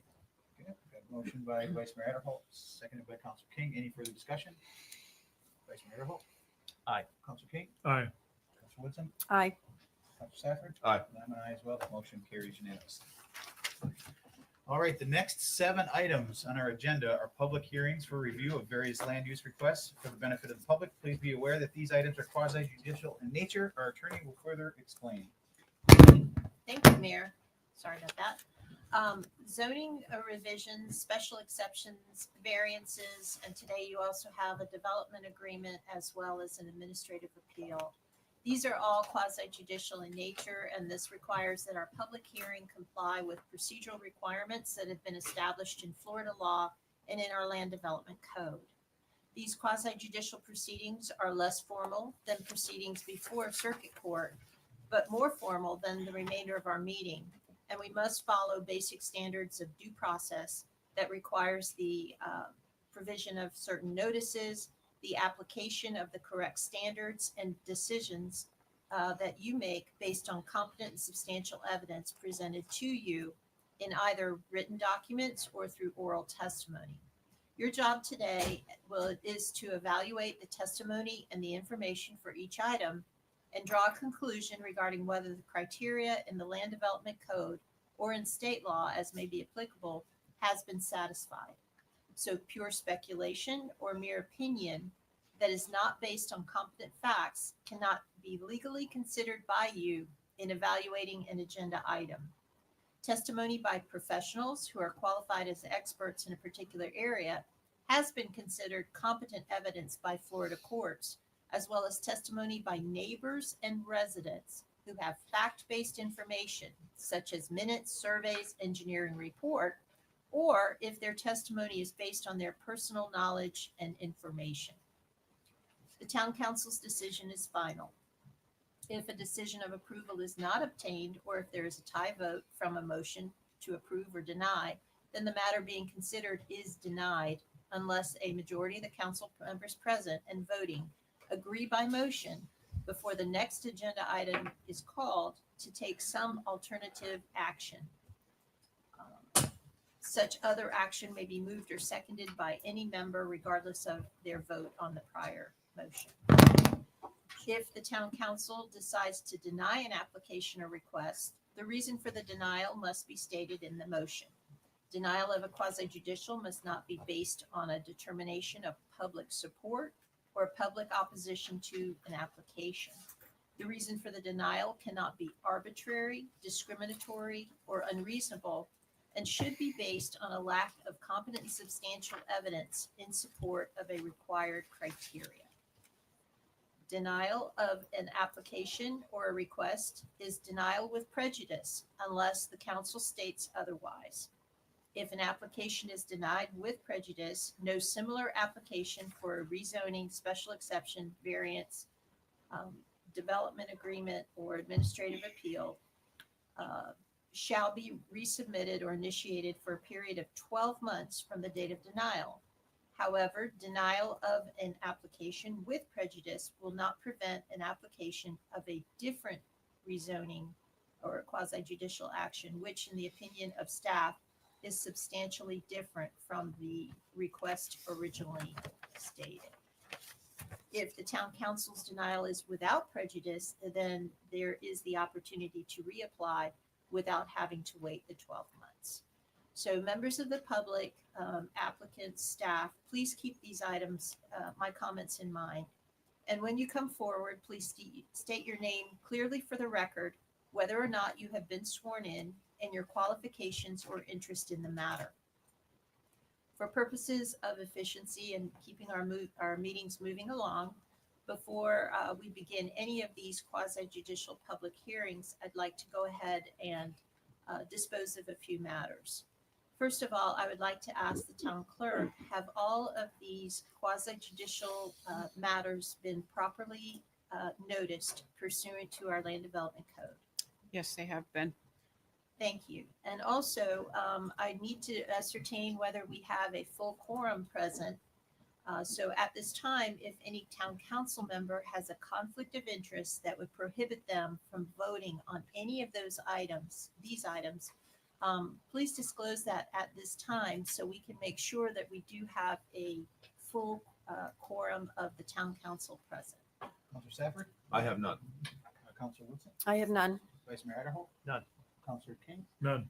I have two. I have one with item C, which is the resolution of 277 Primo, and item F, which is the Lighthouse Resort CBD expanded boundary.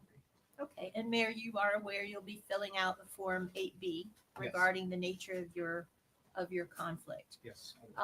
At this time, again, for purposes of trying to expedite some of our meetings today, if there is anyone present in the audience, including the applicant, the property owner, and staff, who intends to provide testimony in any of the quasi-judicial hearings today, if you would please stand, raise your right hand, and be sworn in by the town clerk. And that would include public comment. All right. Do you swear or affirm that the testimony that you are about to give is the truth, the whole truth, and nothing but the truth? Okay, all parties have been sworn. Go ahead, Mayor. Okay. The first quasi judicial item is an appeal of the building official's decision to issue permits number 24233 and 23477 related to construction of an elevated swimming pool at 21391 Widgeon Terrace, Fort Myers Beach. If any town council member has had any ex parte communication to disclose, please let us know the subject discussed and the identity of the person, group, or entity with whom the communication took place, any correspondence that you received, or observations made of the site. Councilor Kane? Received correspondence forwarded by Amy regarding this from the, I'm not even sure what to call it. The appellant? The attorney for the appellant. Thank you. I was close. Vice Mayor?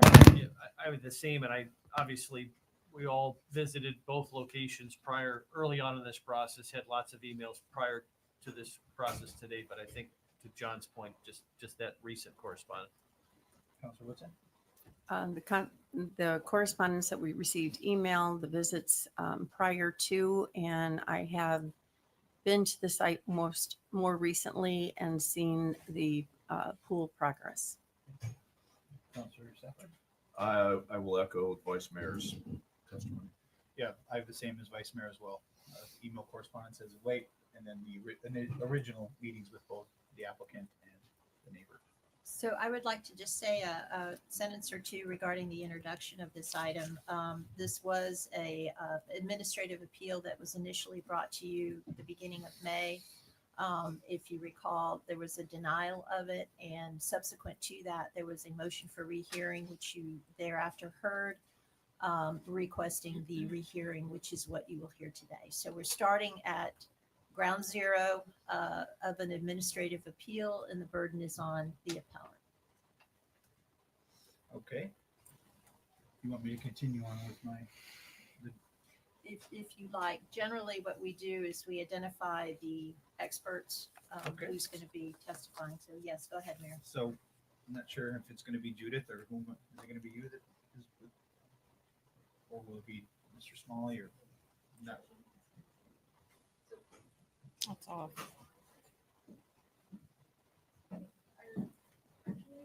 Community Development Manager Georgina Sid has a presentation, which I'm happy to supplement as well. So, And I believe she has already been qualified as an expert. We'll offer the opportunity if you want to question her qualifications. Who else will be testifying on behalf of staff or the town as experts?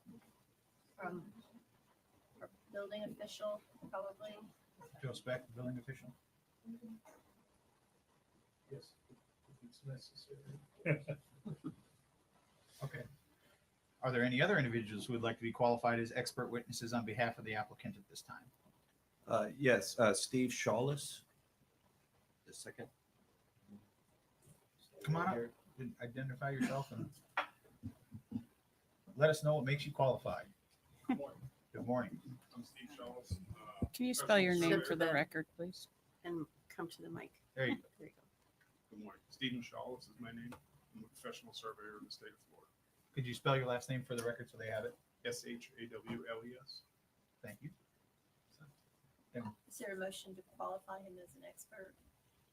Did you tell us what your expertise was? I guess I didn't catch that part. I think he was Professional survey. Got it. licensed, Okay. I believe, in the state of Florida. Is there a message? Is there a motion to accept him as a expert witness? I will make the motion to accept you as an expert. Second. witness. Got a motion in a second. Any further discussion? I'm an aye. Vice Mayor? Aye. Councilor King? Aye. Councilor Woodson? Aye. Councilor Safford? Aye. You're now an expert. All right. So Mayor, Doesn't take much. just for the purposes of the record, we would like, if town council's will, to go ahead and accept the agenda backup materials as part of the record, inclusive of the letter that was received on Friday that was sent to you individually by the town clerk. And has the property owner applicant seen a copy of the agenda backup material from staff? It's on my sheet to read now. Yeah. Okay. It was emailed to Mr. Brand, the council. Yeah, and you received a copy as well. And I think, Mr. Barant, you also got a copy of the letter from Friday, correct? Thank you. Okay. Normally, staff goes first. Do we want? Well, it is an appeal, so Okay. the burden is really on Okay. the applicant or the appellant. Take it away. It's more fun that way. Hey. Robert Hartzell, I represent the Himmelsteins. On a quick procedural matter at the beginning of this, council and I, town council and I have spoken on a couple occasions. She gave a little background that we had a misstep and we didn't get notice and we didn't show up at the first hearing, and then we got a rehearing, and here we are today. During the course of those discussions, there's been memos passed back and forth, and we responded to some of those issues in our letter that we sent out on Friday. And one of the procedural issues is, since the time of the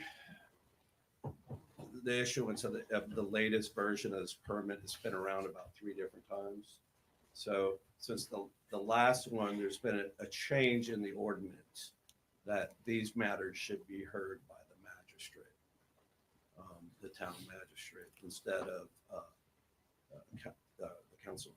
So what we've done is I laid out a plan in here, and I've talked to council that I would move to transfer this matter to the magistrate to save you guys time, to save the efficiency, and have the magistrate hear it. We would agree to stay those proceedings. There is an underlying case, and that case is before the 20th Judicial Circuit in Lee County under case number 24 CA 02441. That is we challenged the variance to this swimming pool as well. So if we're successful in that case, this issue becomes moot. And so through agreement with town council, we believe that it would be more efficient, instead of going directly to the magistrate, that we would waive our 30-day period, and that we would await the outcome of that variance proceeding before the 20th Circuit. And then once we get that result, we would move back to this one, or this one would be mooted by the variance. Okay. Mr. Brandt? Thank you. The approval that he is referring to is, I have no objection, just a technical difference. For the record, Robert Bland, attorney, also beach owner. This is crazy to me because I'm trying to figure out the bottom line, the facts. If you read the letter he sent out, it says, and it seems like we all agree, that the approval letter was November 15th, 2024. We agree with that? It's in your letter. I think everybody agrees with that date. My question is, when was the appeal filed? You note in his letter, he doesn't say when the appeal was filed. He says when the approval was done. I have this document here that was prepared by the appellate. It says Notice of Administrative Appeal. It's dated September 30th, 2034. Obviously a mistake. But then it goes down to say appellates first found out about and obtained a copy of the building permit 242333 issued on September 8th, 2024, which relies on information submitted with 234477 that was issued on July 1, 2024. and on July 8, 24, and files this appeal 30 days of September 8th on October 1st, 2024. So when was the appeal actually filed? I believe, and Mr. Hartsfield, if you could perhaps speak to it, because you are the one filing it, but I think it was in December. So this particular case has had permits issued, permits revoked, because we are trying to make sure that it is correct. There was an initial appeal that was filed, and then it was a renewed appeal, which is, I believe, the September one, and then ultimately the appeal that was filed in December. So December what? Are we within, I'm trying to figure out if we're even within the 30 days. Yes, I believe we are.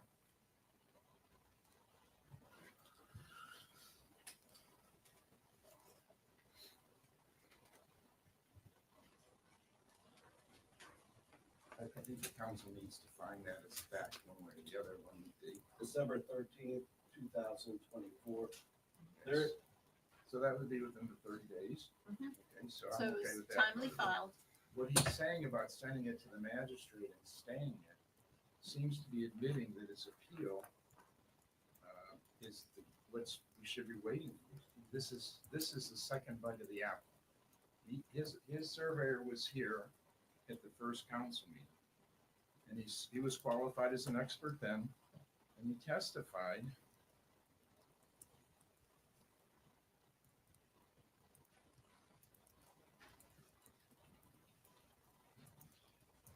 Let's see.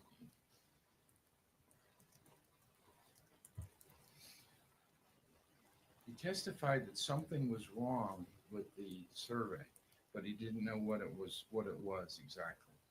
So we've already been down this road. We've already talked about the density. We've already talked about the survey. We've already talked about the boundary line. We spent, I think, 4 or 5 hours at the council meeting. The second council meeting, you had a council meeting before that where again, he missed the first council meeting. So you set that aside, but there was a hearing to reset that aside. It went back to the LPA, came back here, and was approved both by the LPA and by the city council. It's approved by the LPA twice. It's the same issue. And then he appealed your decision to the circuit court. You can't come back now and say, in the law, we call it an election of remedies. He elected his remedy. He went to the circuit court. He can't come back here and argue the same argument that he made at the initial hearing. You heard all that stuff about the boundaries. You heard all the stuff about the density, and you denied it. It was a hearing. It was an open hearing. Both sides gave testimony. Staff gave testimony. So now we're rehashing that. All the building authority did was sign off on what you approved in your variance. He didn't make any decisions. He didn't correct anything. He just signed off on the variance that you all passed. So we're here today. We were here May 9th. They're paying me to be here over and over again. If this was going to be moved to the magistrate, it should have been moved, back in the day, back when we first started this, instead of coming in and out. So I say we just have the hearing. And I think it's a second bite of the apple and probably should be denied for that reason. And I'm not sure how far this hearing is supposed to go. If we're just going to take new testimony, are we rehashing the same old issues? Or are we just going to rule on what was in the record? And what the building official, again, all he did was look at the ordinance that you passed and he approved the permit. The pool's done. The water's in the pool. It's done. He's got to let this go. So I say we hear it today and get it over with, and whatever happens is 66. Because whatever happens in the circuit court, I'm sure he's going to appeal back. And if he doesn't appeal it, if he happens to win, we just come back here and ask for additional relief. We're just spinning wheels here, not going anywhere. So that's my opinion. Mr. Hartsley,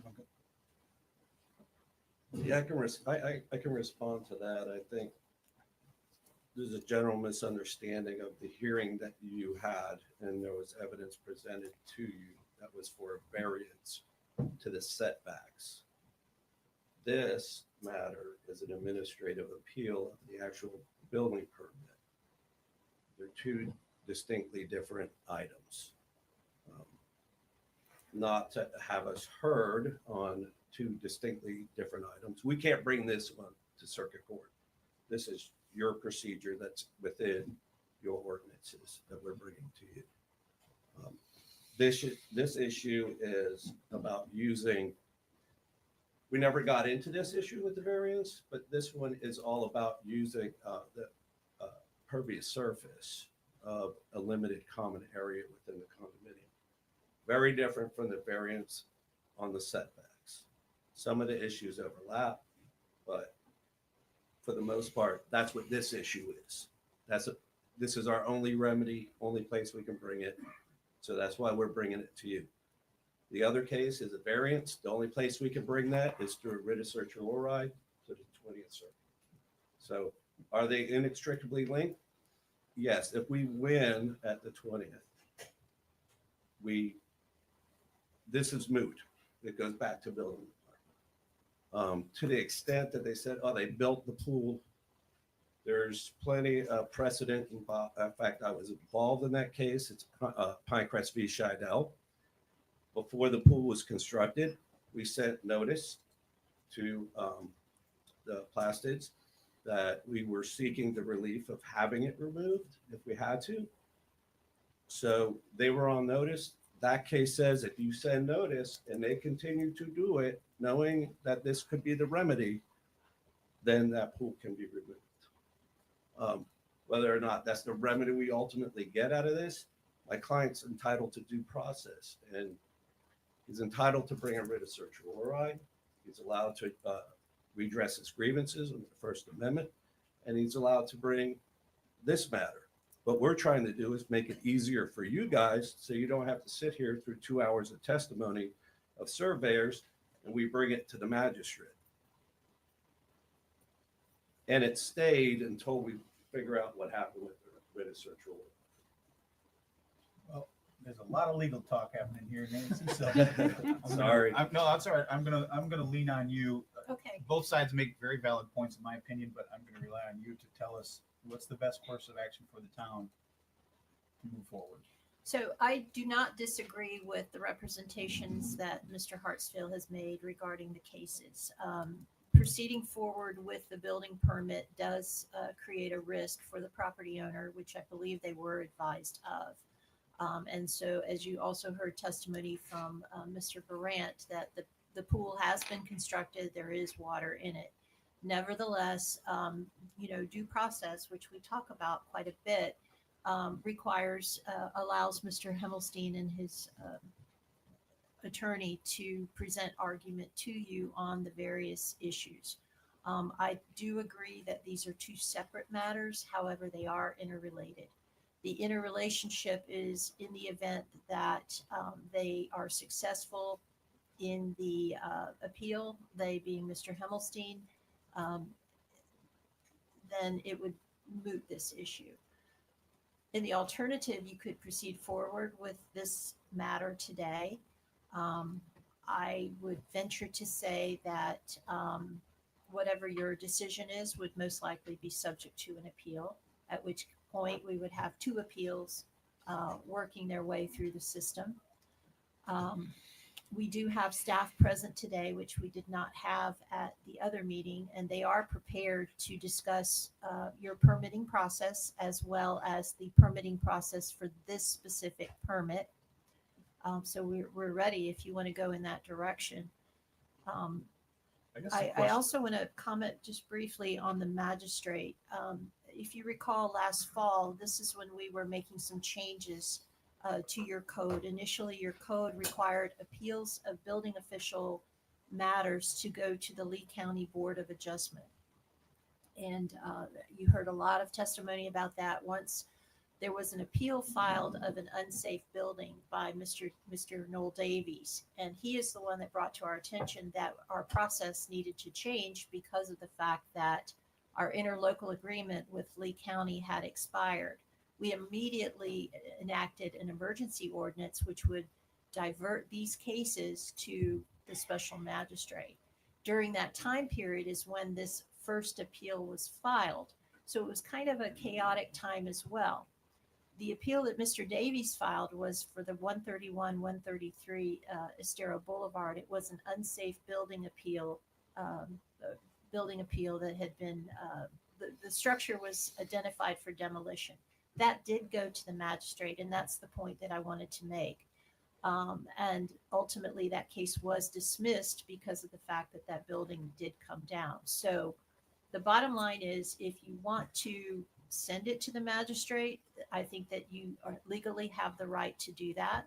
If you want to stay the matter pending resolution of the writ of certiorari on your variance that was granted, you have that legal right.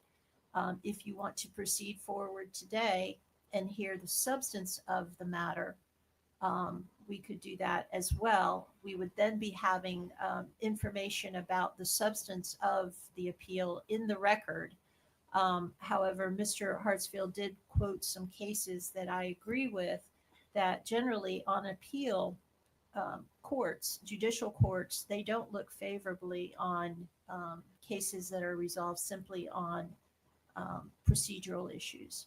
And the procedural issue is, what is the appropriate venue for resolution of this matter? Councilmember Stafford, sorry.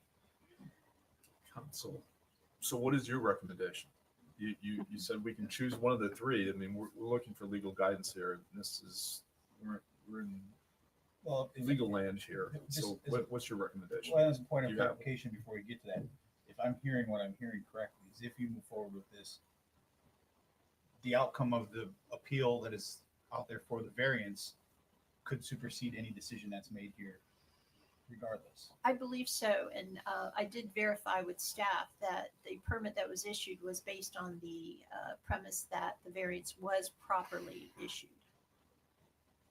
So back to Councilor Safford's question.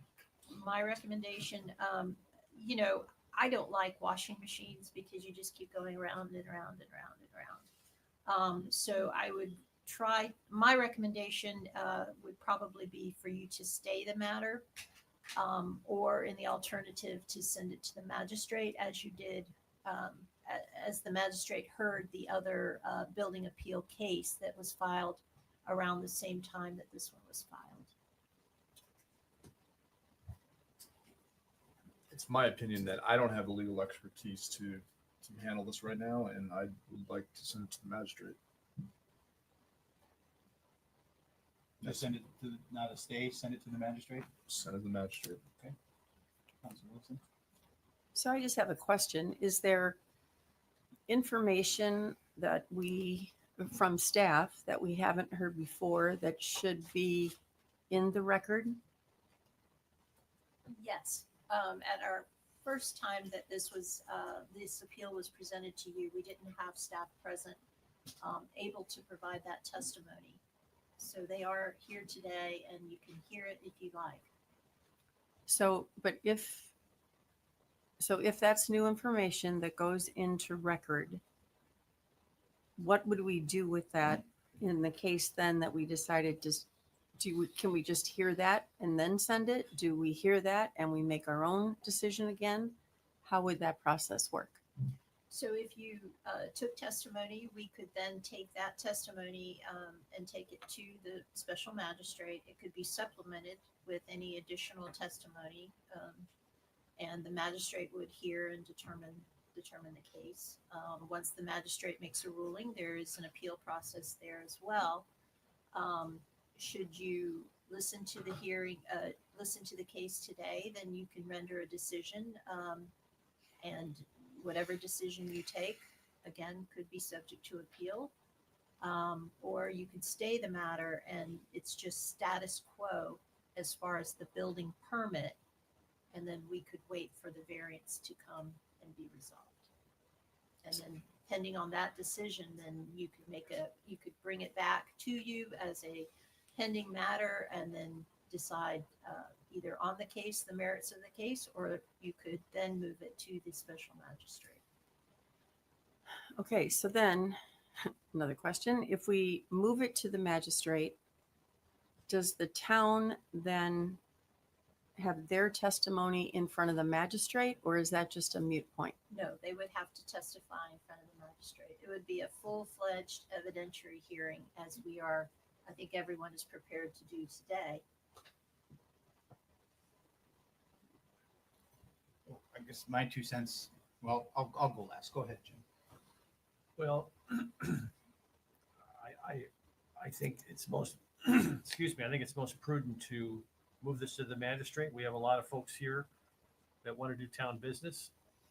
And not that these folks don't have that same right, but we do have a path to send it to the magistrate to adjudicate this matter and save all the folks in the audience a couple hours. And at the same time, be respectful of their due process. So I would support sending it to the magistrate. Councilor King? Can you explain to me the stay versus sending it to the magistrate again, please? So the stay would just basically continue this item until the variance is resolved. The variance In has front been, of us? yes, it would come Okay. back to you for resolution. I have no idea when your variance is going to be adjudicated. It's been many, many months pending in the court. The parties have properly briefed the issues. We're just waiting on the court to render a decision. I'm okay with moving it to the magistrate. I guess my question is, to your point, there's been a lot of lawyers involved and a lot of time and effort and energy on all three sides, quite honestly. My question is, if we were to move it to stay with the direction that should it need to go to the magistrate, that be the path it go? I guess what I'm trying to get at is, by just sending it to the magistrate, are we continuing to use resources from the town as well as both the applicant and the challenger that are not necessarily, should this variance go one way or the other? And I guess that's where my concern is. I don't want to waste That is a town correct resources. representation, yes. So could we give direction as to stay it until said variance has been concluded, and should the variance go in favor of Mr. Hartzell, that then it goes to the magistrate? So that'd be the reverse. Or opposite, Yeah. I'm sorry, yes. Yes, See, a you lot of could- legal stuff, trying to keep it all You together. could do that. I guess that would be the path I would We would, prefer to we choose. would probably have one more hearing before you, just to formally advise you that the decision has been rendered by the variance, and that at that point you would dismiss the pending appeal, or the party could dismiss it. Just to me, it seems the least costliest for all sides to do it that way. And time is, I feel horrible for both sides. It's a lot of time, for all three sides. It's a lot of time, energy, and money put into this. And if just sending it to the magistrate at this point is a moot point, eventually that's just wasting more resources for all three of us. And I want to be cautious of that from the town's perspective. So And I have one more question with going along your lines. If the writ comes back in the Playsted's favor, then is that the end of it, or is there another appeal? Well, there could be another appeal of the variance itself. That's a separate Okay. appeal process. However, at that point, the building permit issue would not be moot.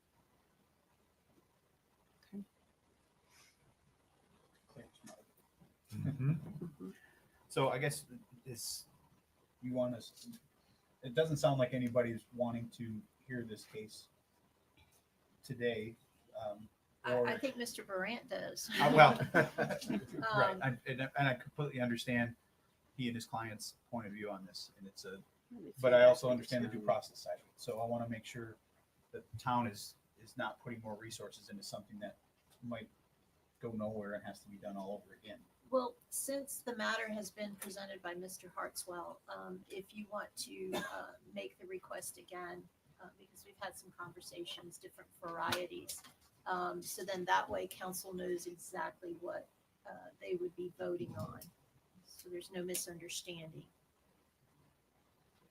So I'm going to reverse the order in which I said it the first time. Okay. So, because your idea was better than mine. Whoa. It happens. It happens a lot. That's a first too. So, upon the disposition of the underlying variance case before the 20th Judicial Circuit in Lee County under case number 24 CA 02441. This case will either be transferred to the town magistrate or be resolved by mootness. I'm trying to use plain language. By muteness. If we win the variance, then we win. There's no need for this case because the building. So permit you would is revoked. dismiss your appeal. Yeah, we would dismiss. My only concern is that there is an appeal that's pending, and I want to make sure that 5 years from now, when somebody goes back and says, well, what did they ultimately do? So I think that once the court takes action on the variance, we will have to bring it back to you just to close the case out in the event that you want to move it to the magistrate, and then it would become a magistrate case along those lines. So upon the disposition of the variance in the cited case, that this case would be returned to town council for final review.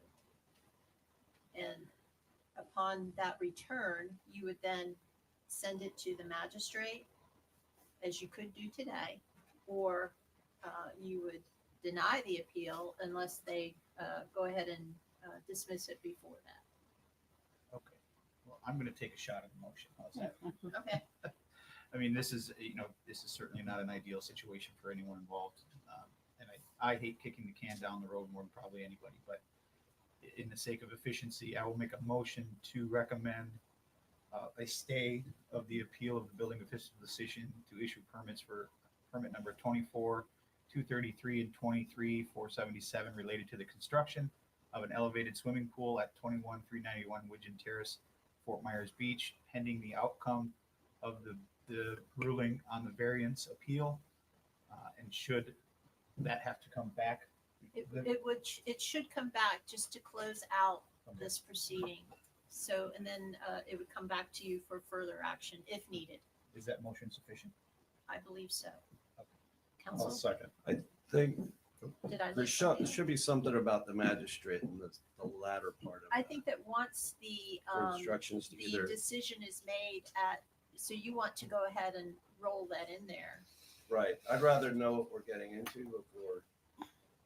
Well, I'll tell you why I'm not comfortable with that, because in adding that in the motion, although it may be the direction of this council, who knows how long this appeal could go on. And it could be years from now and it's a different council. And I wouldn't want to bind a future council to a decision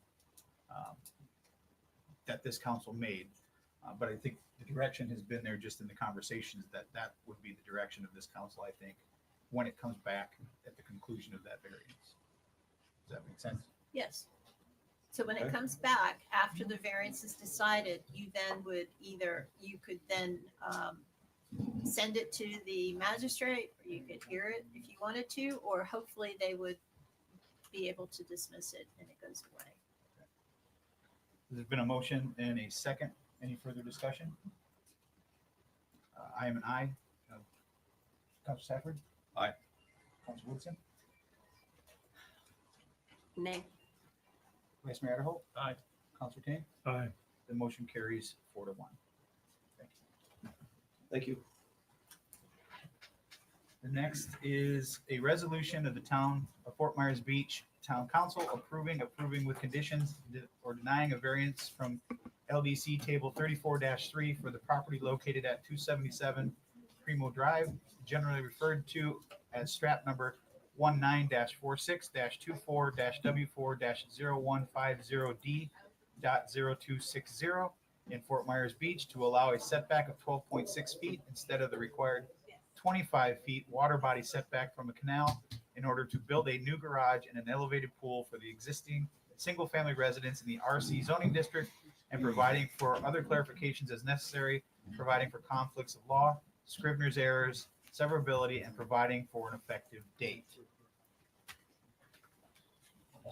If any town council member has had any ex parte communication to disclose, please let us know the subject discussed, the identity of the person, group, or entity with whom the communication took place, any correspondence that you received, or observations made of the site. Council Safford? I had a site visit with Mr. Kohler last Thursday, Friday. Council Woodson? I visited the site, had a meeting with Mr. Kohler in Chambers. Vice Mayor? I also met with the applicant as well here in the town council chambers. Council King? I too met with the applicant in the town manager's office Okay. because I like his chair. Jason Smalley has been qualified as an expert already by this town council, and based on his education and experience, has been accepted as an expert in the field of land use planning and development in the town of Fort Myers Beach. Are there any other individuals who would like to be qualified as an expert witness on behalf of the applicant at this time? Tommy, come on. I have one housekeeping item on page, my name's been butchered quite a bit, but never like this on page 268. Yeah, it's a Scrivener's. What does this say? Go ahead, come on, Tom. Tommy Kohler. I'm speaking on behalf of my parents, 277 Primo. Okay. Is there a motion to approve Mr. Kohler as an expert witness in this case? So moved. Got a motion by Counselor Woodson, Second. seconded by Counselor Safford. Any further discussion? Go ahead. I have no issues with it at all, but is he actually asking to be declared a expert witness? Is he just here to believe so. testify on behalf of his Just case? here to testify on behalf of my parents. So you don't want to be an expert? I'm an expert. Here's son. an expert. Okay, well, if you're not going to be an expert, then we don't necessarily need to have to go through this. Sure. Would you like to withdraw your motion? But I want Tommy to be an expert. No, I will withdraw my motion. All right. And has the property owner applicant seen a copy of the agenda backup materials from the staff?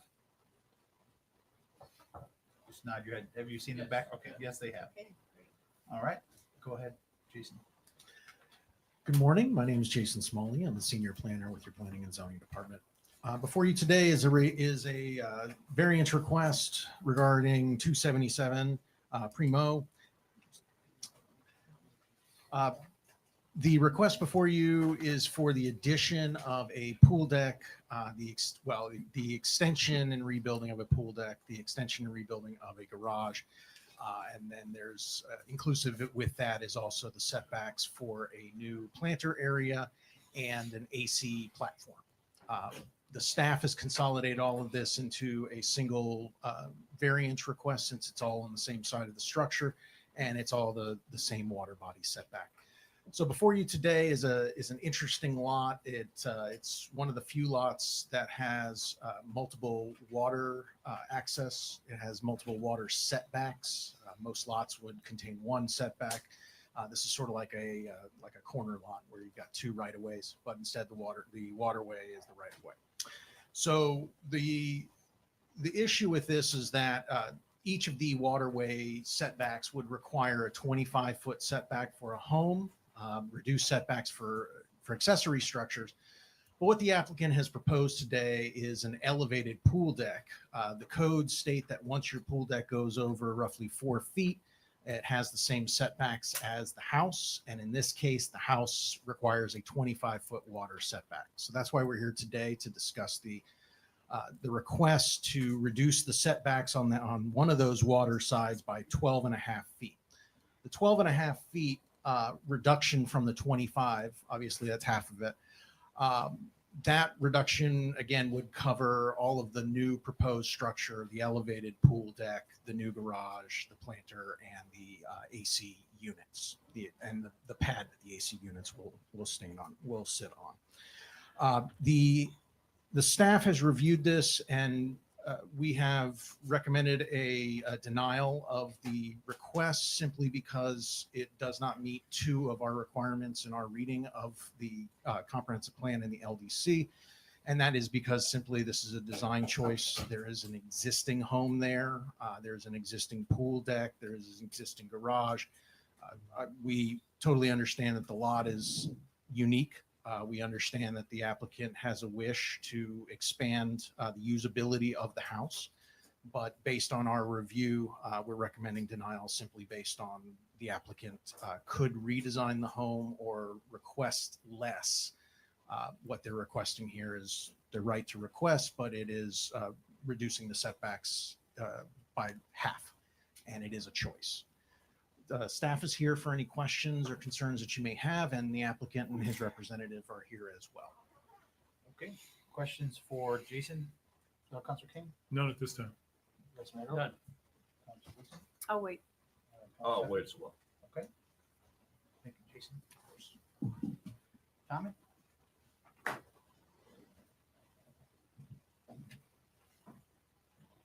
Good morning, everybody. Tommy Kohler. Just wanted to briefly start off by saying thank you to Mr. Hyatt for all of your leadership the last couple of years. Really helped navigate our community in such a dark time, so thank you. Really appreciate it. Mr. McKinney, welcome to the team. Welcome to our island. Look forward to your leadership and working with you in the future. Mr.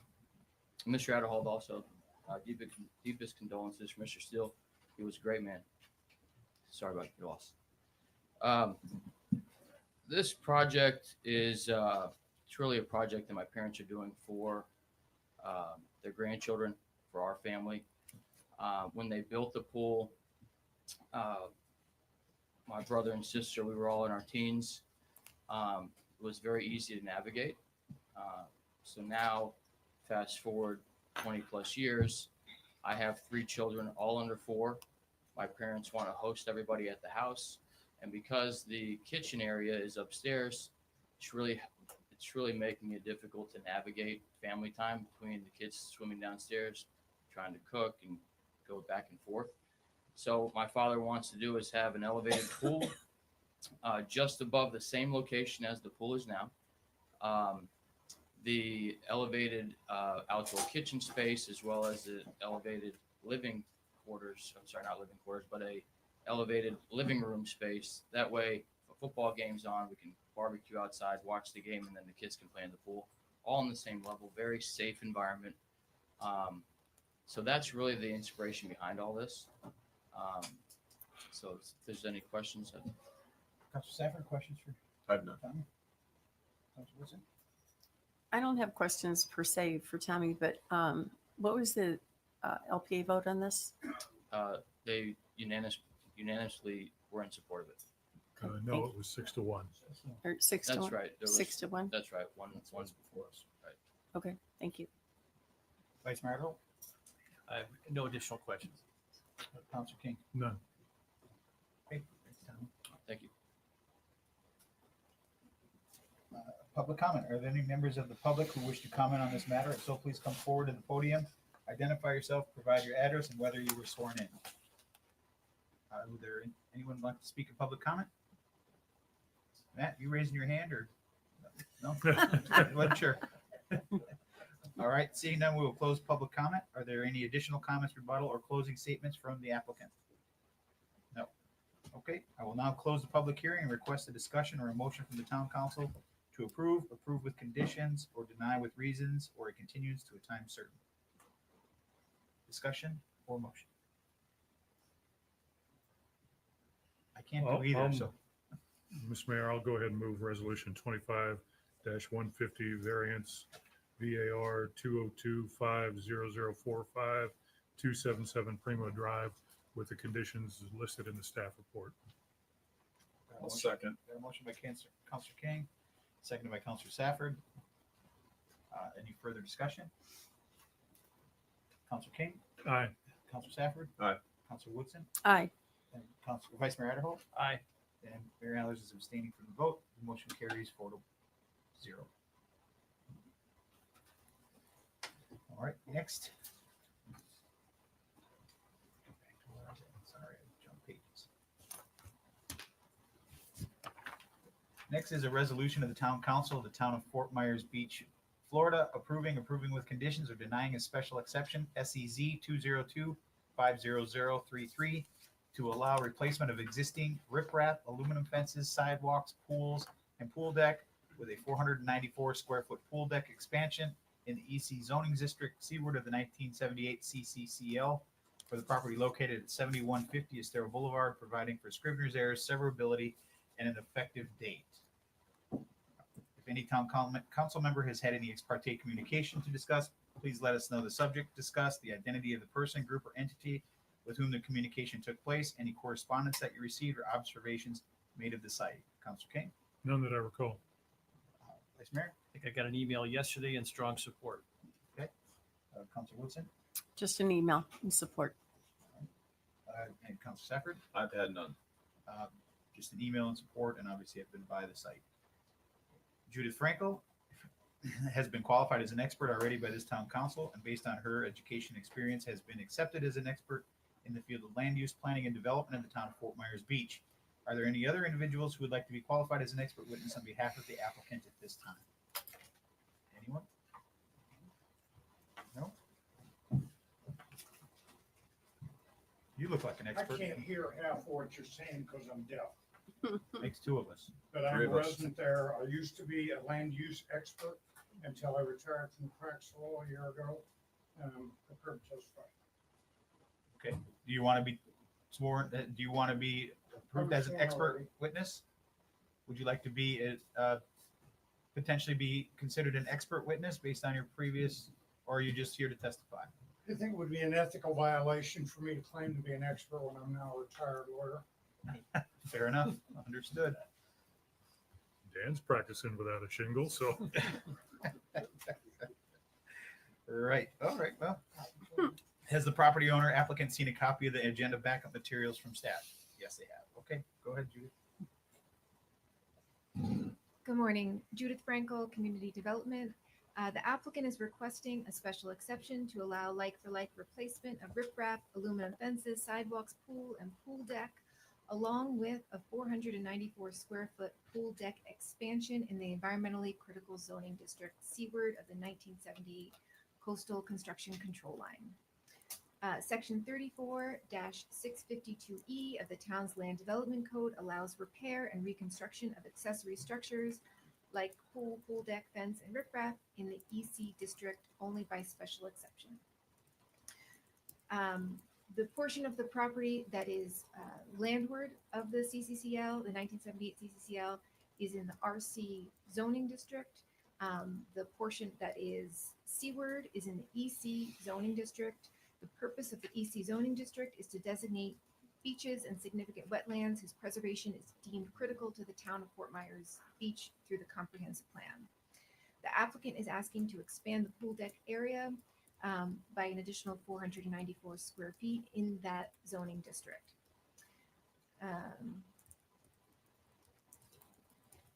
So I'm going to kind of walk you through the findings and conclusions here, and then we'll let the applicant, because there's no presentation here, discuss that as well. So to get to the staff recommendation, staff recommends approval with conditions for the like-for-like replacement of the riprap, aluminum fence, pool, sidewalks, existing pool deck, and landscaping, which lie partially in the EC district and beyond the 1978 CCCL, which were in place since the building's construction in 1972. However, staff recommends denial for the proposed pool deck expansion in the environmentally critical zoning district, as that represents an expansion that was not there previously. And staff finds that it is not consistent with policy 5D1 of the town's comprehensive plan. So typically what I do in these is go through the findings and conclusions, and that's the main point of all of the findings and conclusions that are laid out in the land development code, is whether or not the application is in compliance with the comprehensive plan. So the first half, all of the things that are like for like of what they were asking before, there is no concern with, and staff recommends approval for that portion. The other portion, which is an expansion, staff finds that it is not in compliance with the comprehensive plan. And there's some definitions there in the staff report, which I can go through if you have any questions about, but I know the applicant also wants to discuss. Okay. Questions for Scott? Any questions for Judith? Let's hear from the applicant. Okay. Everyone okay? I assume everybody's nodding I'm their head. fine Okay. with that. Come on up, sir. My name is Mike Close, C-L-O-S-E. I'm a resident at the condominium association there. Actually, I'm a legal resident there, not just somebody that's there part-time. Well, I am part-time, but I think it's interesting that this pool and the CCL coexisted peacefully for almost 50 years until Ian hit. It absolutely destroyed the outside of our association. It destroyed all the infrastructure. For over 2.5 years, we've been rebuilding and we're almost there. And then we discovered at the last minute that we had a bunch of steps to go through to put our pool back in. We were able to get 75% of 172 owners to sign off on this pool rebuild within a period of about 72 hours. So there's no question that we want this and we want it very badly. We are asking for nothing more than to be able to build it back the way it was, with one exception. We found over a period of years that particularly at the corners were too tight for the lounge chairs that we had there and so forth. Kids would get inadvertently dumped into the water. Now, I'm not claiming that it was a 15-foot water. This is shallow water. But at any rate, as a safety measure, we have asked that we be able to add this additional concrete. I think it's also important to note, for those of you that have not been to Creciente or seen it, that we have 3 buildings that totally enclose this swimming pool and block it off from any public view. The only way you can see this swimming pool and the extension of the concrete we're asking for is if, in fact, you're down on the beach. If you're down on the beach, you're looking up at the pool. You cannot see the concrete that we're talking about. So this is one of those deals. Yes, it's a variance. I understand staff's position. By the way, you did a nice job presenting that. But the reality is, it just makes no difference to anybody but us. And for the safety concern, we'd like to add the concrete. If that's an expert opinion, Mr. Ehlers, I apologize, but I'm not allowed to do that anymore. So I have a question for you, Mike. Sure. You presented, I think both sides presented just fine, and this council has been in support of building back what you had, but you are asking for almost a 500 square foot expansion. To me, it looks like a design choice. Why wouldn't you just slide that pool forward and shrink your walk-up fenced area to not have to have that variance? Let me tell you, in all candor, I made, as the president, probably 1,000 decisions regarding this rebuild. I never thought of what you're just talking about. But at this point, it's too late. I got to get this thing done. And we would request that, do one of two things. Either approve the rest of it and tell me I can't build the expansion, or approve the expansion also. But don't put me off any further, please. Please give me the expansion. Again, Mayor, you're probably right. It could have been different. But with 1,000 things going on at the same time, we also, and if any of you have gone by, have probably seen, we figured while we're doing the Ian expansion and doing the studies that we got to do for the state, which have all been done very productively, that we would also refinish all the lanais, because as you know, with the soil air down here, the lanais deteriorate over a period of time. We're done with one building. We're well on the way with the other 2. So I just didn't have a rebuild of Ian to deal with, but dealing with 172 people and what was going on with their condominium. Fortunately, it's not been a bad process. It's unfortunate that I was lucky to be elected president just before Ian hit, and now nobody else will take the job. Matter of fact, council, if you got a need for an assistant, maybe I'll get my license back and I can apply. Anyway, we could have done some things different, but I'm very pleased with the rebuild. I really think that by Thanksgiving this year, we are going to be better than we were before Ian. if we can continue to go forward with your vote. I screwed up. That's the answer to your question. It's not what I was implying. It was just asking a simple question. But, Counselor King, any questions for Mike? No. Vice Mayor? I would just say, as a neighbor, at least during the Ian period of Cresciente, I've been by your place many times. What Mike says is absolutely correct. The change that he's asking for is completely surrounded by the Cresciente buildings. The pool would not be seen by anyone, would not impact anyone.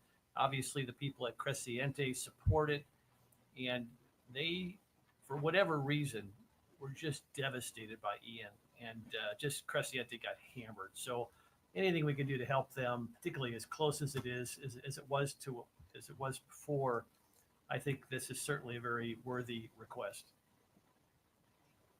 Counselor Woodson? I'm ready for a motion and a vote. Counselor Safford? Ditto. Thanks, Mike. We have get some Now public if you comment. got, now if they just get Santini Mall redone so I could go someplace for dinner. They're getting there. They're getting close. All right, thank you very You can much for always your get an ice attention cream to it. cone. Some would call that dinner. All right. Sometimes it is. That's right. Exactly. Public comment. Are there any members of the public who wish to comment on this matter? If so, please come forward to the podium and identify yourself, provide your address, and whether you were sworn in. Anyone care to speak in public comment? Seeing none, we will close public comment. Mike, do you have any additional comments, rebuttal, or closing statements? No? Unless she does. Judith? So what I wanted to add is that if the town council does determine approval is appropriate, I have some conditions that I'd like to read into the record for the conditions of approval. First, approval of the special exception does not give the applicant an undeniable right to permit approval. Development of the property must comply with all applicable requirements of the Fort Myers Beach Comprehensive Plan, Land Development Code, in effect at the time of permit approval. Namely, they have to go and get a building permit. The applicant must obtain an approved lighting plan as outlined in Land Development Code Section 34-1834 to be compliant with all of our turtle-friendly regulation. Each time the structure is repaired, the applicant must request a new special exception approval and permit prior to the beginning construction. 4, construction shall not occur during sea turtle nesting season, which is May 1st into October 1st or October 31st. Failure to comply with any of the above mentioned conditions of approval for the special exception will render the approval null and void. Thank you, Judith. Any objections to those conditions, Mike? I could not hear what she said, so give me a brief Would you like me to one reread sentence them? and I'll give you an up or down. I don't think they're going to cause you any heartburn. I will reread them for you, Mike, if you'd like. So Please. I'll try to be as loud as I can. It's making what M16s do to your ears and the ears are fascinating. Condition number 1 is approval of this special exception does not give the applicant an undeniable right to permit approval.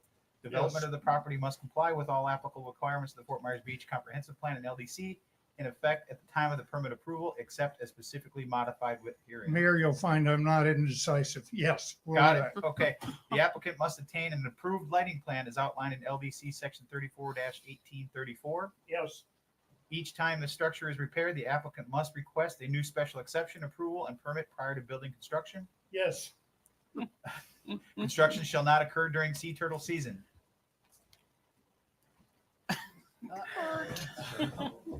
I smell break. Okay. I can't agree to that, and I'll tell you why. You've got the beach here, and then I got a seawall. There isn't a turtle alive that can get up into the air. We're gonna be doing this. If they are, I'd like to buy them and, farm them out. That's an unreasonable request under the circumstances. Now, I am more than happy to agree. We will have no lights up there at night. We will do nothing to interfere with what happens with the sea turtles. We want them. But it's unreasonable to say that for 6 months I can't do anything here. Okay, and the final one is failure to comply with any of the above mentioned conditions of approval for the special exception will render this approval null and void. Say that again? I'd be happy to. Failure to comply with any of the above mentioned conditions of yes. approval. Yes, Okay. yes. That's good. Okay. That's the rules we live by anyway. Well, Vice Mayor Adderall, you asked the question. I was going to make a motion. Well, hold on a minute. We gotta. Well, I have a question for Jim. Please go ahead. Based on his unwillingness to agree with your recommendation of construction during turtle season. There is just for the record, Judith, just because I know that area very well. It is literally a wall. There's no way a turtle could get up there, even if it had help. It is. So just, it's a standard condition we put on anything happening in the EC zone. I would have to confer with Chad specifically. Yeah, and I can weigh in on that one too. I just got a text from Chad saying that he's negotiable to letting it continue during season if the conditions were correct. Because I think there is a way, I mean, if Chad's amenable to it, to limit things happening on the actual wall on the beach. I mean, I don't know what their construction plans look like, but Yes. If Chad's willing to work with them, I think we are too. So are we okay taking that condition out and just having Chad work with Mike? I think so. Or rewording it to. Rewording it. yeah, I mean, I might reword it to say in compliance with the environmental manager. I'm not sure, is that Chad's title? Yeah, Yeah. to work with the environmental manager to ensure, Coordination during construction. yeah. As long as the environmental manager is not, you guys know, because you've been on the beach as long as I have, that sometimes the sea turtle regulations get to be extreme. If somebody's gonna tell me that I gotta do something that stops them from climbing vertically, what amounts to probably 8 feet, They're not going to tell you that. I mean, hell, I couldn't get over it. I mean, I'm crippled, I guess that makes a difference. So as long as reasonable includes the fact that there is a wall there that they can't climb, I'm good with that. I It's not think hard to get along with. we wouldn't want, I don't think anybody, we're concerned about the turtles. I don't know that much about turtles, but I don't know that they climb. But we wouldn't want like construction vehicles on the beachward side of the wall, things like that. But I think that what our director is saying is that we can work that out when you come for their permit. We will make reasonable accommodations. The construction vehicles do not interfere with the turtle. There's the lawyer. Only in place you. we're gonna be on the beach is doing our riprap and the fence that is on top of it. We're gonna have to have vehicles out here to deliver that, but that's certainly a doable deal. Okay. All right. Thanks, Mike. Okay, sir. Ma'am, glad to meet you all. First time I've ever been to city council here, and I'm glad I'm here. Well, we appreciate you being here. I want Mike back more often. Yeah. All right. I will now close the public hearing and request a discussion or a motion from town council to approve with conditions, or deny with reasons, or a continuance to a time certain. Discussion? Any? Well, I guess I'll go first. I'm assuming that someone's gonna make it. I fully support everything that you guys are doing there, and I think the council's been in support of every condo getting opened and doing what we can. The only issue I have is with the expansion. The CCCL line is there for a reason, and I think we've been very giving in allowing people to build back what they have. But I agree with staff, I can't support the expansion of it. But I do support the project, just not the expansion part of it. So I don't know if I'll be in the minority or not, but I won't be able to support it. I won't be able to support it because of the expansion, but I do welcome you back and glad that you guys are making strides. With that, is there anyone that would like to make a motion? With any further discussion? Mr. Mayor, I would move approval of resolution 25152, which includes the expansion and the conditions as articulated by staff, including the amended condition where the Crescenti Condo Board would work with Chad Schutz, the town's environmental enforcement officer, as they proceed with construction. That's my motion. Second. Got a motion by Vice Mayor Adderholt, seconded by Councilor King. Any further discussion? Vice Mayor Adderholt? Aye. Councilor King? Aye. Councilor Woodson? Aye. Councilor Stafford? Aye. And I'm a no, but congratulations. Motion carries 4-1. Thank you all very much. You're We welcome. Appreciate your attention. We look forward to seeing you in that floating flamingo. Maybe a If I ever turtle. need to spend another 3.5 hours sitting on my butt, I'll come back. Yeah, that's great. All right.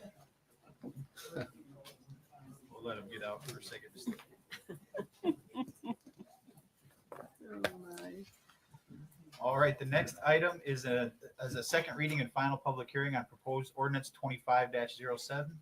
This is an ordinance of the town of Fort Myers Beach, Florida, approving with conditions, or denying a rezoning of property located at 1011 3rd Street, Fort Myers Beach, Florida, strap number 24-46-23-W3-00202.0060 from downtown to residential plan development, RPD, with 3 deviations.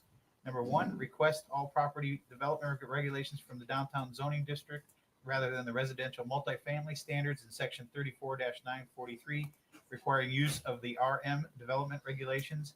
2, reduction of the required 5-foot side yard setbacks to allow for development on the eastern property line. And 3, requesting a floor area ratio FAR of 1.7 and an increase over the 1.0 FAR allowed in section 34-675 C3, providing for clarifications as necessary, providing for conflicts of law, scrivener's errors, severability, and providing for an effective date.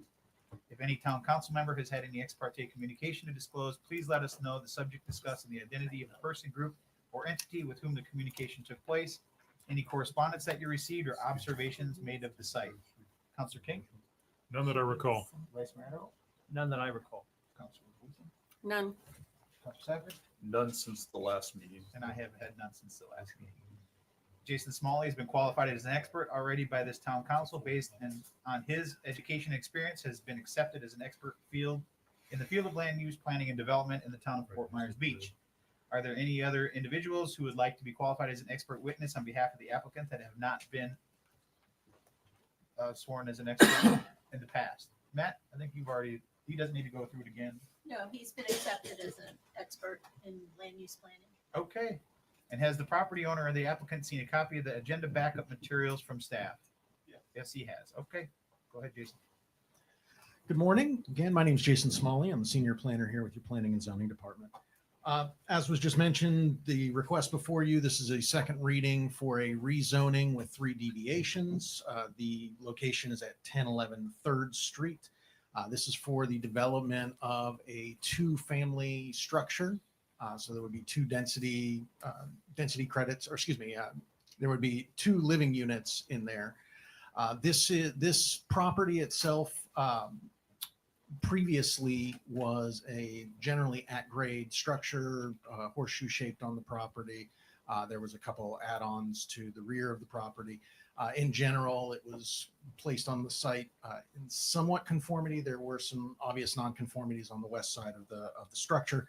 So this is a site that has been completely taken off. They've completely scraped the lot, and they will be rebuilding from scratch on this lot.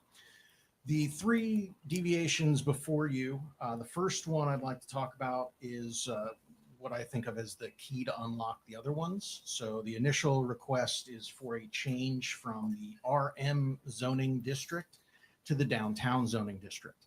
Why this is important. In the code, when you are developing a planned development that is residential in nature, the code advises and requires us to apply the RM, or residential multifamily zoning district, even though when you look at the map, this lot is within the downtown zoning district. So this is something that the code tells us that we have to switch gears and look at everything from the RM zoning district's standpoint.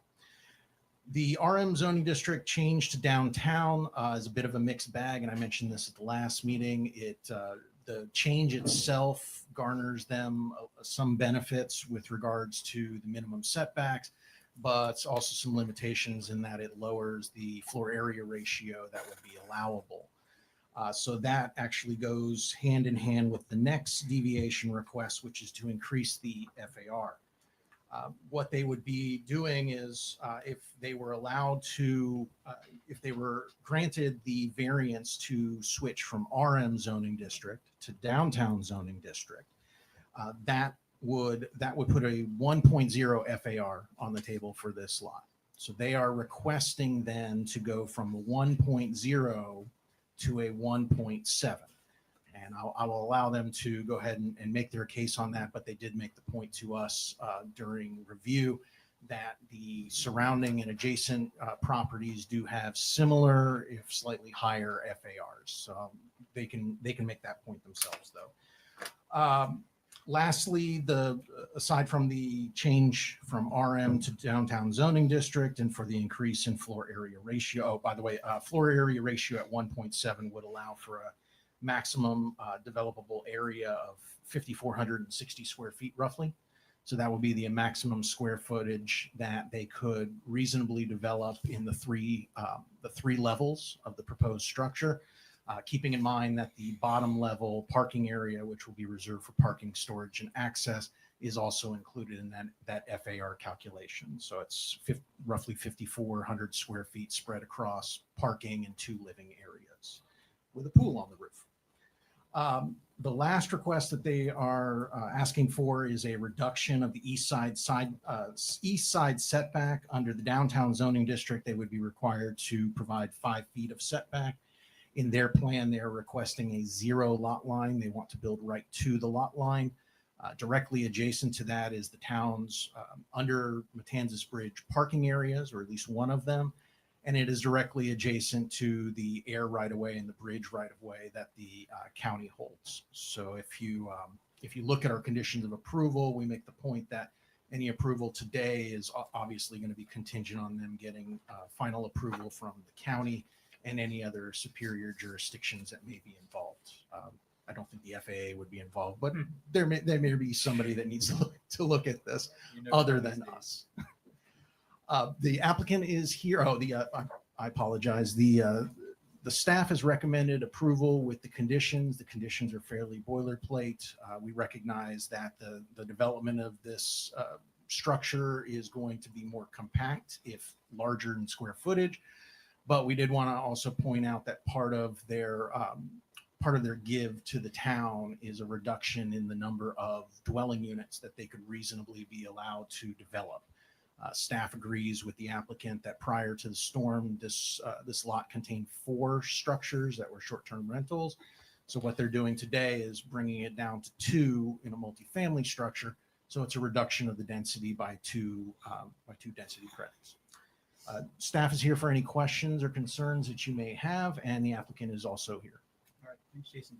Scott, questions? Not at this time. Karen? Not at this time, sorry. Kind of a softball for you this morning, Jason, but given your posting experience, it's a bit unusual to see an applicant come forward asking for half the original units. Is that fair?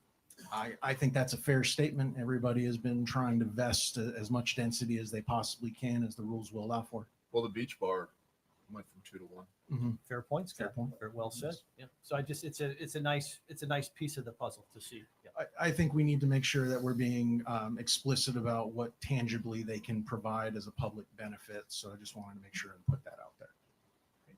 Okay. No questions. I don't have any yet. Thanks. Matt? Oh, you're quick. Moved up. I didn't see you move. Yes, I'm gonna be very quick. Matt Noble. Couple of things I just want to make sure, because we didn't even mention utilities last hearing. The project will be connected to sewer and water. Yeah, why downtown? It is a downtown zone piece of property currently. To actually require it to go to the RM, it wouldn't really fit. There are different setbacks. Downtown's kind of a different animal. There isn't a lot of emphasis on setbacks in downtown. In fact, a lot of the buildings run to the property line in downtown. We want to fit in just like the rest of downtown. And I'm here really to answer questions. And I know the pool on the roof keeps coming up. It's like a little wading pool. It's tiny, So yes, there is a wading pool on the roof. Have we talked to DOT about the development and the location next to the bridge? Sure.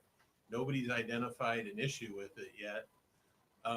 Also, I want to say, yes, we're adjacent to the parking lot, but we're 12 feet essentially from the parking lot, from where the sidewall of the dwelling units are proposed.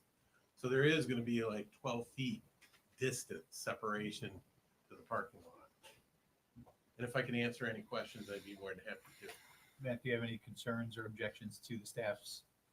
I do very few not. Recommendations for approval? Nope. Okay. Counselor King, No questions. Vice Mayor Adderhope, Nothing. Counselor Woodson, I'm good. Counselor Sappert. No, I'm very familiar with the property. Thanks, Matt. All right. Are there any members of the public who wish to comment on this matter? If so, please come forward to the podium and identify yourself, provide your address and whether you were sworn in. Anyone public comment? Seeing none, we'll close public comment. Matt, I assume you don't have any rebuttal comments? No. Okay. I will now close the public hearing and request a discussion or a motion from town council to approve with conditions, or deny with reasons, or a continuance to a time certain. Mr. Mayor, I'll move ordinance 25-07 with the two conditions in the staff report. I'll second. Okay, got a motion by Counselor King, second by Counselor Safford. Any further discussion? Counselor King? Aye. Counselor Safford? Aye. Counselor Woodson? Aye. Vice Mayor Adderhope? Aye. I'm an aye as well. That motion carries unanimously. Thanks, Matt.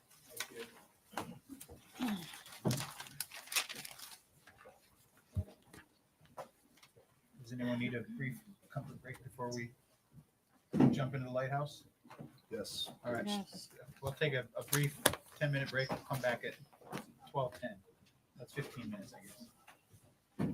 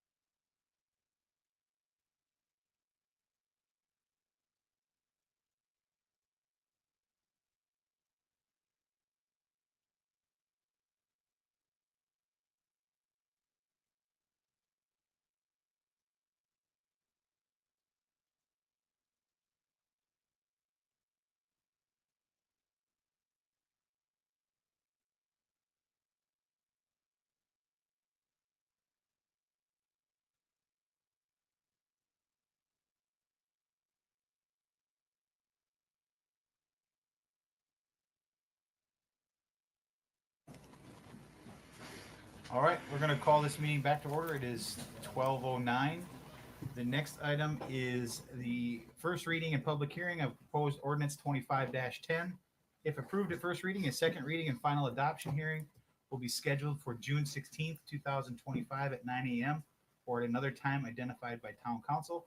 I wanted to, Nancy, I at the beginning, I missed that there was two hearings for the lighthouse, so I've gotten a third Form 8 that I'll have to fill out. I've mentioned the two, so I just wanted to, Yes. for the record, clarify that Yes, I can't remember which one at the beginning. I that's missed, okay.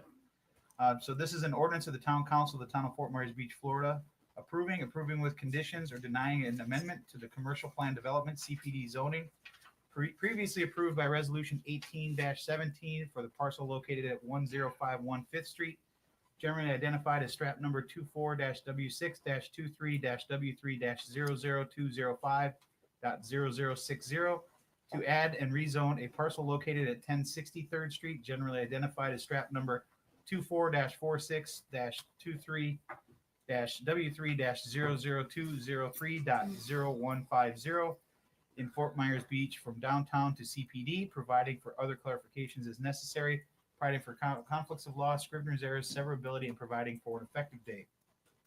If any town council member has had any ex parte communication to disclose, please let us know the subject discussed and the identity of the person, group, or entity with whom the communication took place, any correspondence that you received, or observations made of the site. Mr. Stafford? I've had 3 meetings with Mr. Kohler, and I've had 2 meetings with Mr. Vaness. Councilor Woodson? I don't know if I've had 3, but I've had a couple meetings with both Mr. Kohler and Mr. Vaness. And Vice Mayor? I've met with the applicant and the neighborhood group, and then I met with the applicant again where this came up, and I don't think I've had any emails pro or con. Okay. Maybe a couple. And Councilor King? I too don't recall any emails, but I did meet with the neighborhood group. Okay. It's going to be you, Judith? Okay. Judith Frankel has been qualified as an expert already by this town council, and based on her education and experience, has been accepted as an expert in the field of land use planning and development in the town of Fort Myers Beach. Are there any other individuals who would like to be qualified as an expert witness on behalf of the applicant at this time? Mr. Mayor, Jenna Persons, Malika, legal counsel for the applicant. We'd like to qualify Mr. Patrick Vaness, who's been previously qualified as an expert in land use planning and development, in front of the town council today. All right. Nancy, do we have to do it again, even though he's been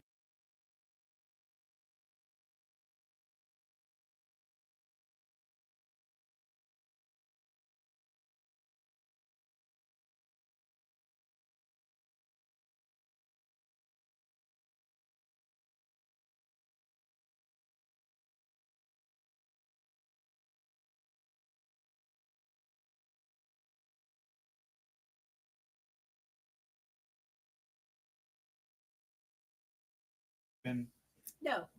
Commercial plan development. The requested expansion located at 1060 3rd Street. The applicant is also requesting, under an application you're going to hear in just a minute, to amend the master concept plan, schedule of uses, deviations, and conditions for the CPD as a whole. The 2 subject parcels total 1.87 acres and are located directly east of the Matanzas Pass Bridge. Both properties have a future land use designation of pedestrian commercial. The larger existing parcel, which is in the commercial plan development currently, is zoned as the CPD, and then the corner parcel that they're looking to expand the boundary to cover has a zoning designation of downtown. The LPA heard this application and recommended approval in a vote 7, made a recommendation of approval to the town council with a vote of 7-0. Staff has also found that the CPD amendment meets the criteria set forth in Land Development Code Section 34-85B and C and 34-216-2 of the Land Development Code, and staff recommends approval of the application. The full listing of findings and conclusions is in the staff report. The main finding from the listing of all of those criteria is that this amendment is in compliance with the town's comprehensive plan. I'm here for any questions. We'll get into more details about that when we get to the second ordinance. Perfect. Any questions at the time for Judith, Councilor King? None. Vice Mayor? Not at this time. Councilor Winston? None. Councilor Safford? None. Thanks, Judith.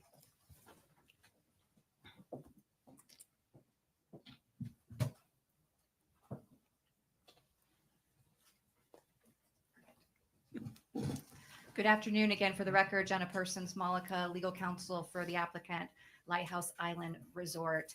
We've prepared a very short and brief presentation over this and the next public hearing that we've broken up in the same PowerPoint. Mr. Mayor, Council, as a matter of housekeeping, we would ask that the entire agenda backup as well as this presentation be included in the official record of this hearing. Madam Attorney, would you just reiterate what the LPA vote was? The LPA vote was 7-0. Thank you. The project team, in addition to legal counsel, we have the neighborhood company providing the planning services, and you'll hear from Mr. Vaness in one moment. In addition, we have here today representing the owner, Lighthouse Island Resort, Mr. Tommy Kolar, and everybody is available for any questions both in this and the next public hearing. As you just heard from the town, the application was divided into two separate public hearing processes. This first one is to add a parcel into the CPD to perfect the CPD's boundary. The second hearing will include various amendments to the CPD and master concept plan.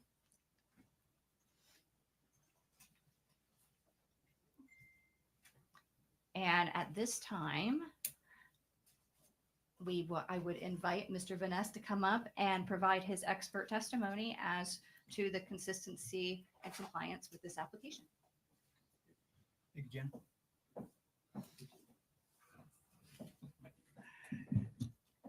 Good afternoon, Patrick Vaness, certified planner with the neighborhood company.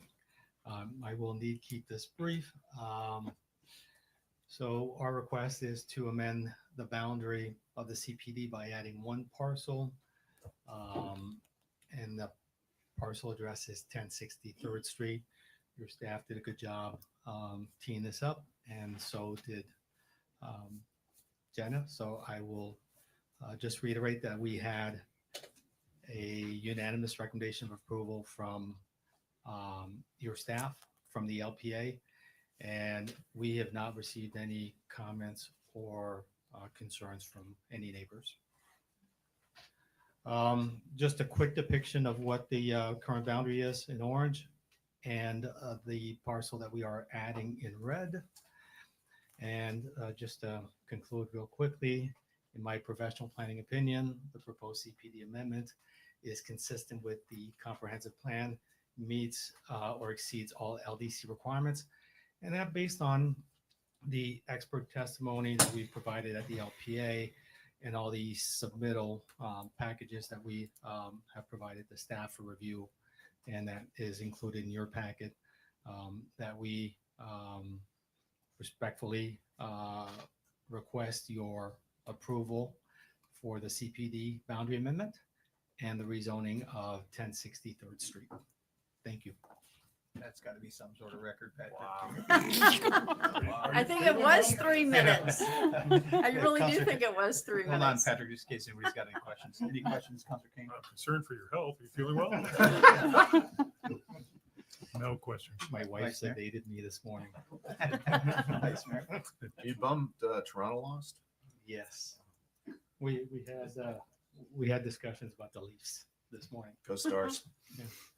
Vice Mayor? Patrick, just in lay terms, would you just give the public an overview of some of the improvements that the applicant hopes to make along the side of the bridge there, the north bridge, that sort of path there, and how that'll work, just in lay terms? We can talk about that now, or we've got a second very quick presentation Let's do it. because Let's wait. Okay. Yep. Councilor Woodson? I'm good.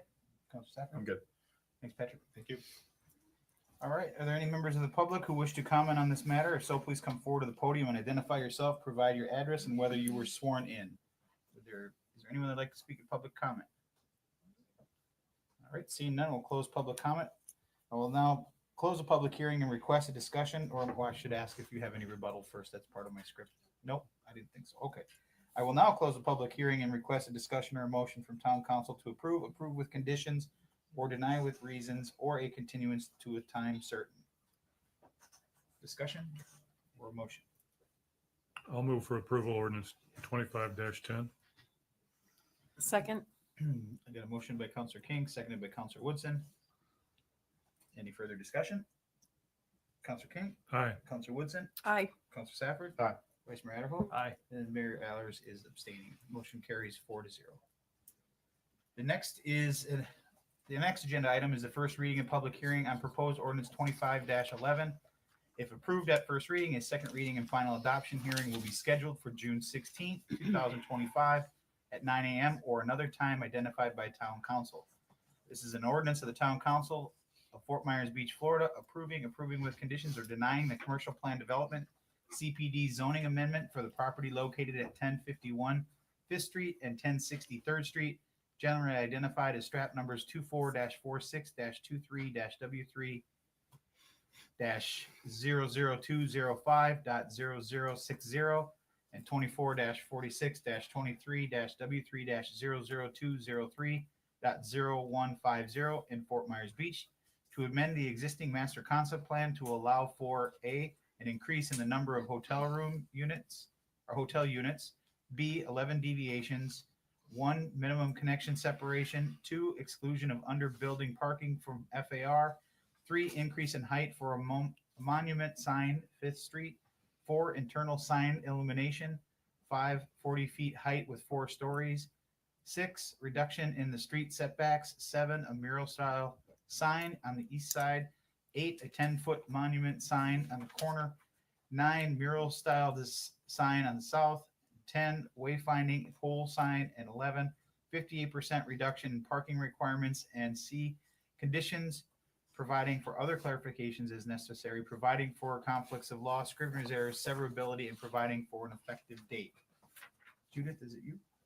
Judith Franco has been qualified as an expert already by this town council based on her education and experience, and has been accepted as an expert in the field of land use planning and development in the town of Fort Myers Beach. Are there any other individuals other than Patrick who would like to be qualified as an expert witness on behalf of the council at this time? Did we do ex parte on this one? No. Did I miss it? Okay. If any town council member has had any ex parte communication to disclose, please let us know the subject discussed and identity of the person, group, or entity with whom the communication took place, any correspondence it received, or observations made at the site. Councilor King? Mine would be the same as the previous. Same. Vice Mayor Adderhope? Councilor Woodson? Same as previous. And Councilor Sapp. Same as previous. Okay. Go ahead, Judith. Thanks for catching that. Judith Frankel, Community Development. So this is the promised second ordinance to change the master concept plan and schedule of uses under the CPD. The neighborhood company, on behalf of the property owner, Lighthouse Island Resort, is requesting to amend the CPD as approved in Resolution 18-17. The original Lighthouse Resort CPD was approved in 1999 when the existing property was rezoned from C1 to CPD to facilitate development at that time. The rezoning at that time allowed for 72 hotel units spread over multiple 1- and 2-story wood frame buildings, a tiki bar, and basic resort amenities. Since that time, there have been 5 amendments to the CPD. I'm not going to go through all of them, but just to let you know, the most recent allowed an increase in hotel units from 72 to 75 units through a transfer in density, as well as an administrative amendment in 2024 to make minor adjustments to the pool deck area. At the April 29th LPA meeting, the LPA voted 7-0 to recommend approval with conditions of this application. The LPA did recommend adding a condition of approval to include lighting of the western boundary pathway as part of the project's development order. That proposed pathway will need permitting through FDOT as it is outside of the applicant's property. And FDOT permits likely will take some time. So the LPA made the suggestion that they provide lighting that is attached to their building. So in the meantime, while they're working out the details with FDOT, that the area could be lighted and that would improve safety, pretty immediately. They are requesting 11 deviations. I'm going to go through those in a second. I did want to mention the equivalency factor calculation. So they're requesting 130 units, whereas previously they were approved for 75. If you take a look at the applicant narrative, so we've kind of discussed earlier in this meeting, there is underlying platting everywhere on the island, and they've taken that density that was platted there and come up with the equivalency factor based on the underlying original platting of the area. So before it was a CPD, there was platting there. In comparison, staff felt that the equivalency factor is really more easily understood as being 11.59, because that lets you know really the units per acre that are going to be present and provides more of an apples to apples comparison to other properties. So just for an example, Margaritaville, which was never had residential density on it, it's the equivalency factor is just based on the lot size and the number of units, and then that factor that they need to get to the number of units. So it's that multiplier between what the density allows and then what you can multiply by to get the lodging units. So this property is different because it has that underlying residential zoning. So the equivalency factor that the applicant is using is 6.5, which is less than Margaritaville, but actually there'll be greater density than Margaritaville. And I can answer any questions about that. I'm sure the applicant can as well.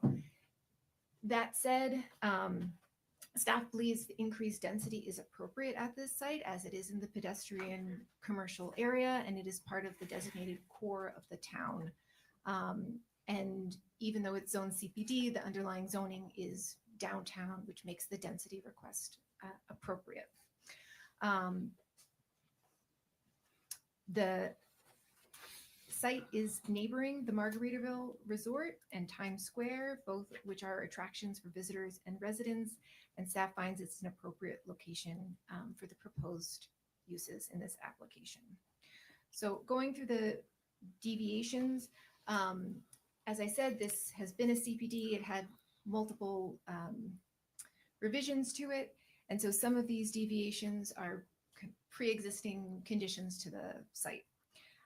So that's the case with deviation 1, which refers to the minimum connection separation, which is 125 feet along Fifth Avenue, to allow a connection separation of 83 feet between two existing driveways. So again, that's an existing condition at the site. Deviation 2 requests relief from the FAR. The previous CPD allowed for the exclusion of the parking area under the buildings from the calculation for the FAR. There was a specific number in there, and now what they're asking for is to amend that language to just have a blanket anything used for parking under the building will not be included in the FAR. Deviation 3 has to do with the monument sign. This was previously approved to allow for overall height of 9.7 feet. They have a diagram showing where all these signs are. There's just a few other signs they're asking for deviations to.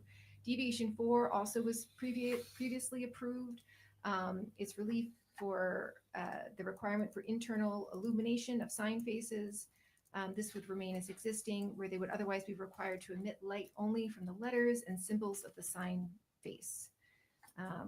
Again, this was previously approved. Deviation 5, this has to do with the height to land development, deviation from land development code, deviation division 4, table 34-3, for the commercial resort zoning district. I think we talked about this previously, that when you are doing a commercial plan development, you cannot use the standards of the district that you're in. So even though they're in the downtown district, they have to use the standards of the commercial resort district, which limits height to 30 feet zoned height, and 3 stories to allow a maximum zoned height of 40 feet 5 inches. The current CBD allows them to a maximum height above base flood of 37 feet. So this is a change of 3.5 feet. And this is not for the entire development. It's for Building 5, which is located closest to the Matanzas Pass Bridge and is the structure to be mainly impacted by the increase in height. The Building 1, which is on Crescent Street, will be under the 30 feet. Deviation 6 from Land Development Code Division 4, Table 34.3 for the CR zoning district requires street setbacks of 10 feet to instead allow for build-to lines of 0 feet and 6.75 feet along San Carlos Boulevard, 3rd Street and 5th Street. This brings the development closer to the pedestrian realm and provides more of an interaction between the buildings, the resort, and the public right-of-way.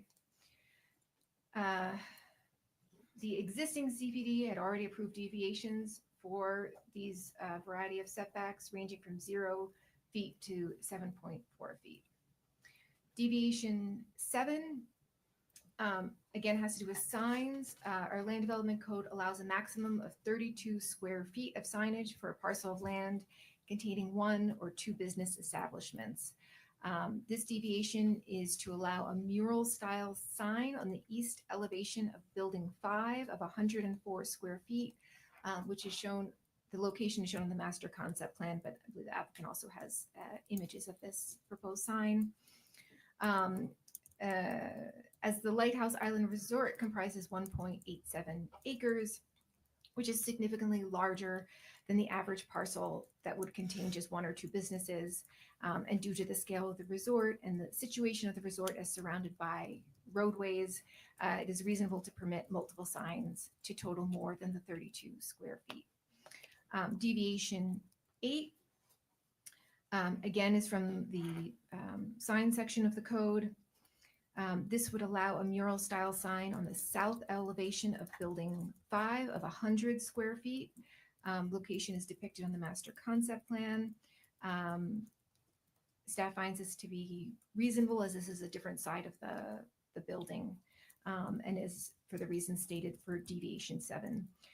Deviation 9, again for a sign to allow a maximum height. The code allows a maximum height of 5 feet for a monument sign, and this would allow 10 feet height for the monument sign at the corner of Crescent and 5th Street, also in the master concept plan. Deviation was previously approved for a 9.7 foot monument sign, so this will take it to 10 feet. Deviation 10, Land Development Code Section 30-816 prohibits pole signs. This deviation would allow for a decorative wayfinding pole sign at the corner of 3rd Street and San Carlos. This is for an artistic style wayfinding sign intended to direct pedestrians and add a little bit of color to the public realm. Deviation 11, this relates to the parking requirement, Land Development Code Section 34-1804A and Section 34-2020, which regulates parking for hotels, motels, and accessory uses.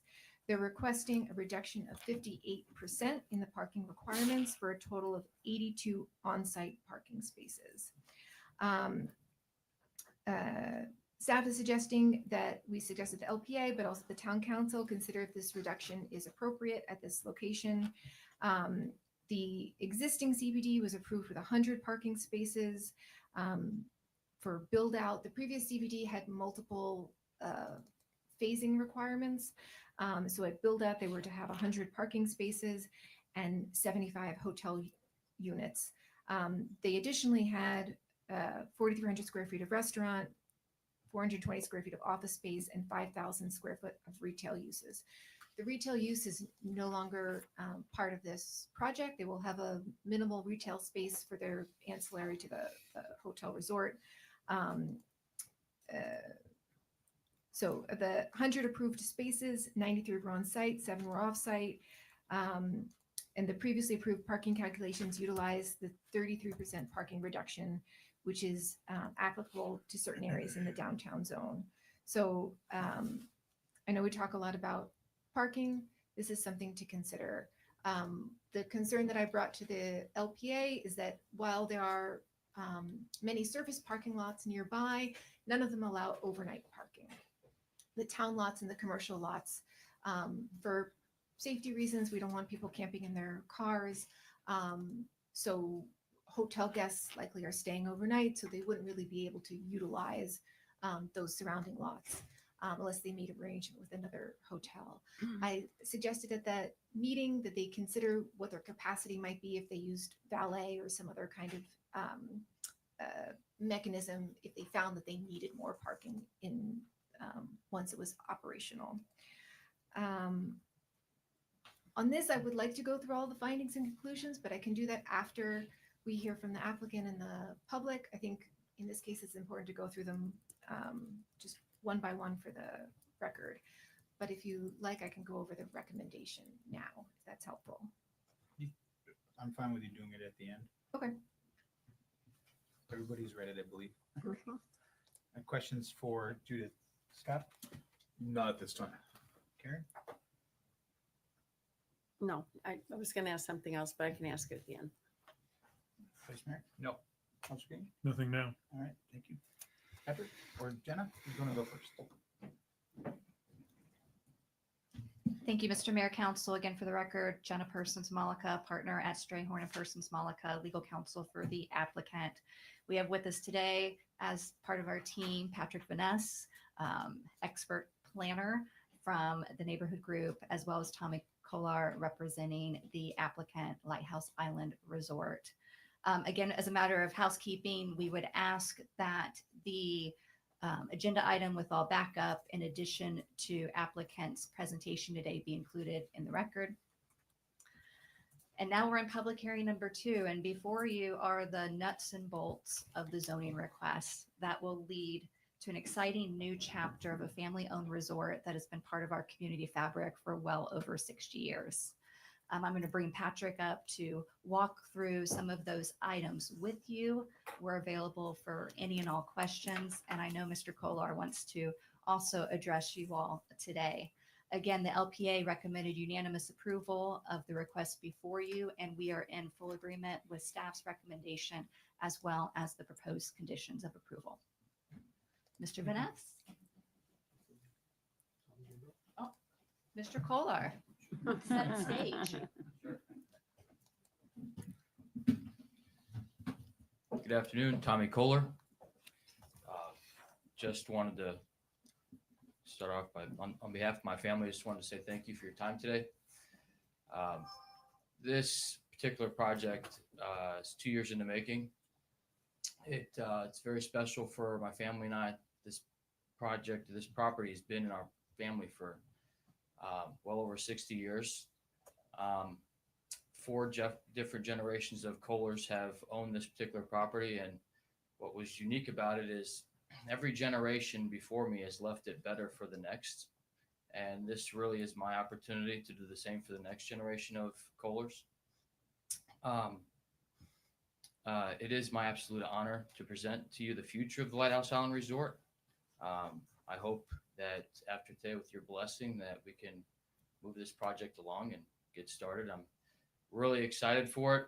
Again, it's taken me over 2 years to get here, and I'm excited to have the team present it to you today. So thank you. Question? I have a question. Mr. Kohler, we don't often get someone with your historical perspective before us. Could you just talk a little bit about when you said 60 years, 4 generations? Could you just talk about that first generation, how it started, A, and B, we don't ever get to talk about how the swing bridge turned into the North Bridge and what the impact was in your world and how the traffic functioned before and how traffic functioned Sure. afterwards. I didn't have to be really long, but just give us a thumbnail sketch with your unique historical perspective. I think people would find it interesting. Yes, sir. So, so is it part of your presentation, the pictures? No. So Pat presented the LPA a photo that I've never even seen before, and it's of my great grandparents standing in front of the original Memory Lane Cottages sign. So I'm sure he can maybe pull it up. Yeah. So there they are. There's Clarence and Esther, the bottom photo. The swing bridge was a bridge that my father used to fish off of when he was a kid, and it was basically connecting Old San Carlos Boulevard to San Carlos Boulevard. And again, it's before my time, but they decided to put the big overpass bridge in. And what it did is it basically cut our property in half. So we also own the Yucatan Beach Stand. That was part of the original lighthouse. So maybe in some of the photos Pat has an aerial of our property before the overpass bridge was put in. And we really had a beautiful piece of property basically right across the street from the beach.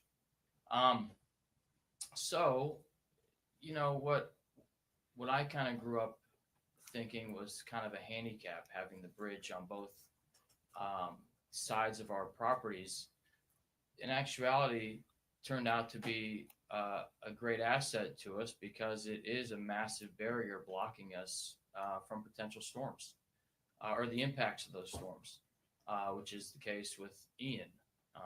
You know, luckily we have an amazing neighbor, Margaritaville, right next to us. You know, we were really excited for that project, and they've done nothing but be a great neighbor to us today. But as you can see, they blocked the impact on the one side, and the bridge blocked the impact from the next.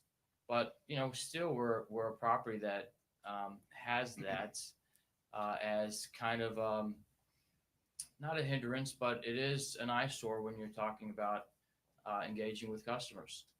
So what Pat is going to introduce to you today with the project, we've taken the space between our new building and the bridge and really converted it into such a unique and sophisticated use of space for the community. I'm a dad of 3, and I'm constantly looking for places to take my kids to run around, to play, to go to the playground. And we really don't currently have something like that in the downtown district. And so this, and Pat will get to it, will give us the opportunity to have that. And also it'll create a welcoming space right next to the bridge, in between the bridge and our building. So you will see that today. Did that answer your question, Mr. Erdogan? Sure. You could go wherever you wanted with that, but that was helpful. Thank you. Yes, sir. What about the history of traffic? The history of traffic. Let's start with an easy one. So It's just a little bit out there. you know, traffic getting on and off this island has always been a unique challenge. But I think with the invention of Uber and Lyft, as well as public utility of trucking people on with the Lee County tram on Pine Ridge, it's made it easier for people to come on and off this island. Now, with our property, what we've seen over the last 15 years is a tremendous decrease in people coming and staying with a vehicle. And I think it has everything to do with our unique location, given that you can basically check in and then walk to anything that you really want to do in our community. So, and it's also, I think, the move in the market. I mean, back in the day, in the 90s, it was not uncommon for someone to come down here from the Midwest and stay for a month in one of our kitchenettes. And that's just not the market today. Whether that's good or bad, it's just, it is what it is. And so we don't have the vehicle traffic that we once did. If that helps. Mrs. Woodson. Thank you. Yes, ma'am. John, questions for Tommy? Not currently. Scott? No, I'm good. Thanks, sir. All right, great. Thank you, everybody. For the record, Pat Vaness with the neighborhood company. Nice to meet you. I've got a very brief presentation. Tommy did give me a new mandate to kind of show you some slides with some pretty pictures, and I can do that, but I'll start off with the substantive stuff, and then if we want to talk about those pretty pictures, we can certainly look into those. The amendment request is touching on the few items that are right before you. We used to have a 5-phase master concept plan. It was clunky, it was confusing. We revised that. We have one MCP at this point. We talked about the increase in hotel units from 75 to 130. Just want to point out on that issue, I think you've heard us in great detail talk about that at the LPA. No need to reiterate that. However, your package in our application, I think, has 2 full pages explaining how we looked at that density. The multiplier, we also compared it to several other projects, and we not only looked at it from the standpoint of, do we start with planted lots? We looked at it from the standpoint of density per acre also, and we also compared it to several projects that were recently approved, just so we're fully transparent and just so we can provide you with some comparisons. And you can make up your own mind if you believe this is appropriate, and we certainly believe that it is. The commercial retail square footage has been reduced from 5,000 square feet to 500 square feet. And we talked about the increased height of 3.5 feet from 37 feet to 40.5 feet. Also, as your staff pointed out, this is only for building 5, so just one building. So I'm going to skip the, actually, I'm just going to go to the changes that we were asked to look at by the LPA. So I've got to go all the way back to the beginning.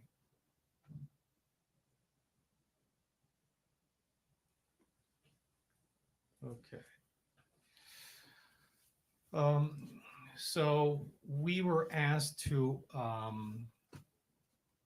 consider a condition that would require lighting along building 5 that would illuminate that right of way between Matanzas Bridge and building number 5. We agreed to do that. We've provided a commitment in writing to staff. I think when we come back to you for second hearing, it could either be included as a notation directly on our MCP or as a condition of approval. Either way, we support that. Not a problem. When that building 5 is built, lighting will be included as part of that. And hopefully approval from FDOT to put that pathway happens hopefully around the same time. We were also asked to. Could you just, Patrick, just briefly, are you going to put shell down, or is there going to create? Are you going to put pavers down? What are you going to do for the path itself? In the interim, or the long-term vision for that pathway? Both. Okay, so let me skip forward. I will give you some. If you're going to get to it, don't worry about it. Yeah. I'll show you the pictures right now.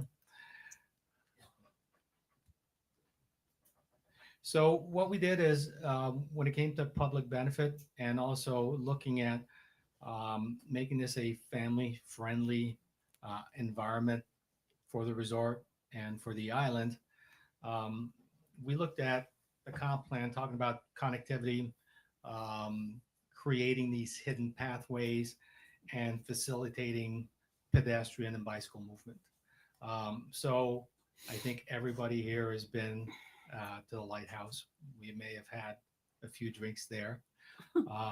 But as you all know, there's a bit of a a no man's land between the existing resort and the bridge. And I think the idea was, how do we take that and we turn it into positive? How do we create this really great pathway from the bridge of the base of the bridge all the way to downtown? And as we know, we have a pretty complex intersection at the base of the bridge. And we figured through this pathway, anybody that wants to walk on and off the bridge and go to San Carlos Island can go down the bridge, take the pathway, and get to our downtown without having to maneuver that intersection. So we thought that was a great benefit. At the same time, we said, what can we make? How can we make it interesting for families, for kids? And the idea is to take something that used to be a bit of an eyesore, make it an asset for the entire town and for the resort. So the concept is to have little stations where kids can let off a little steam, something that's going to be fun, family friendly, and amusing for those children. And also what you see here at the forefront of the image, the wayfinding, that's one of our deviations. And again, I think it'll make it interesting for pedestrians to be told, if you go downtown, you've got these different things that you can go visit, and where you can take your family. And So have a great day. conceptually too, because we've all been really nervous about that pedestrian crossing at the foot of the bridge there. So it potentially could create another avenue for people to get to other places downtown without crossing there, either legally or illegally. I think we're all concerned about both legally and illegally crossing that spot. I think anybody that knows about the pathway will want to take the pathway. To me, that's the easiest access to downtown if you're coming on and off the bridge. So they could use the Margaritaville pedestrian crossover and then get to the Here we pathway go. without ever crossing. Yes. Yeah, I Go love it. through Lighthouse, take that pathway, and get right downtown. Very good. Need a zip line. So going back to the LPA hearing, what they've asked us to either change or look at. Let me find my slide here. So on the master concept plan, we made some minor little changes. We were asked to identify the height of every existing building. So on the notes page of the MCP, we've done that. We were what we had is on the MCP, we had a hatch that showed all the COP areas, but we were also asked in the schedule of uses to identify COP. We've done that. And then we were asked to give a breakdown of the parking that was being provided, and we've also done that on the notes page. Last but not least, we were asked by staff, should you need additional parking? And we went into the parking issue in detail at the LPA. Above all, I think with the way people visit and what Tommy explained at the LPA, I think his explanation was that even 10 years ago, maybe 8 out of 10 visitors had a car. And today it's more like 4 to 5 out of those 10 people drive a car. So big difference. We feel comfortable that we have enough parking on site, and we think it's a great location that is pedestrian friendly. However, we were asked to look at, should you use parking lifts or valet? How much more parking could you accommodate on site? And our quick estimate is 42 additional parking spaces. So I think we've got those options. And on top of those options, we have offsite parking as another option. I don't think we'll ever need to use those though. So just the recap, that's our master concept plan that is in your packet. And those are the little changes that we were asked to make: the height, the COP, and the parking outline. So with that said, unless you ask me some details about the design and the reason for the design, I think we went into great detail on that as part of the LPA hearing. I'll just wait for those questions and I will just conclude. So in my professional planning opinion, the proposed CPD amendment is consistent with the comp plan. and meets or exceeds all LDC requirements, including CPD review criteria. And based on what we provide at the LPA and your staff report and unanimous recommendation of approval from the LPA, and no objections from the public, we respectfully request approval for the proposed CPD amendment. Patrick, for those that maybe haven't watched the LPA, can you put the pictures up of what the renderings of what it would look like so that they can share it with whomever might be watching? And maybe just describe what they're looking at. So this is a rendering at the corner of 3rd Street and 5th. That's where one of the 2 new buildings will be located. That's what you see in the background. The idea was to keep that building human scale. It's 2 stories over 1 level of parking, very kind of clean coastal look and design to the resort. Again, 3rd Street, just wanted to show the landscaping. We know this is a good pedestrian area where a lot of people use 3rd Street to get to downtown. So the idea was to make it at a human scale and also pedestrian friendly. Same depiction along 3rd Street, different angle. This is the new building, again, showing the access into that new building, but only 2 stories. And what you see on the right are those existing cottages along 3rd Street that have been renovated since Ian. Just wanted to show kind of the height comparison and the scale and how those really blend in well together. This is the new pool deck that's associated with those 3rd Street cottages. Just the highlights of this, they're going to be landscape. It's really going to be a resort feel. And above all, that pool, and we described that in detail at the LPA, is going to be family friendly. Shallow areas, bubblers for kids, a waterfall, and it's a place where the grown-ups can have a cocktail and they can keep an eye on the kids that are real close by, but the entire area is gated, safe, family friendly. We talked about the pathway. Patrick, can you the pathway? Yeah. I mean, it's a great concept, and I love the kid-friendly dynamic. I just wonder, folks are going to be taking their bikes through there and using that as a shortcut, and it could be a wonderful shortcut in terms of just avoiding pedestrian crossing at the foot of the bridge. I just wonder. It looks like it points. It's pretty narrow, and if you've got kids there, I would just. I'm not going to micromanage your world, but I'd be thoughtful of a lot of foot traffic and potential bike traffic going through there with the little kids. I don't know what the answer is on that, but something to wrestle with. Yep, I think it is kind of a narrow area. We get that. I think it'll be designers that are a lot more adept at this stuff than me that will take a final crack at this. But I think it's a great public benefit. Maybe it's signed. Maybe just, it's asking people to walk their bikes if they're in a. It just may be more popular than you expect because it could alleviate a lot of congestion. Yeah. But I think most of the literature when it comes to either driving or using your bike, people go at a speed that the environment dictates. So if you have a roadway that has a lot of landscaping close by, sidewalks, a lot of activity, people naturally slow down.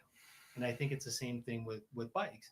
When people, and we know that people currently ride their bikes on the sidewalk, and when they get to downtown where there's a lot more people naturally slow down and they're a lot more careful. So we'll talk to our designers and we'll certainly keep that in mind. This is the new building 5.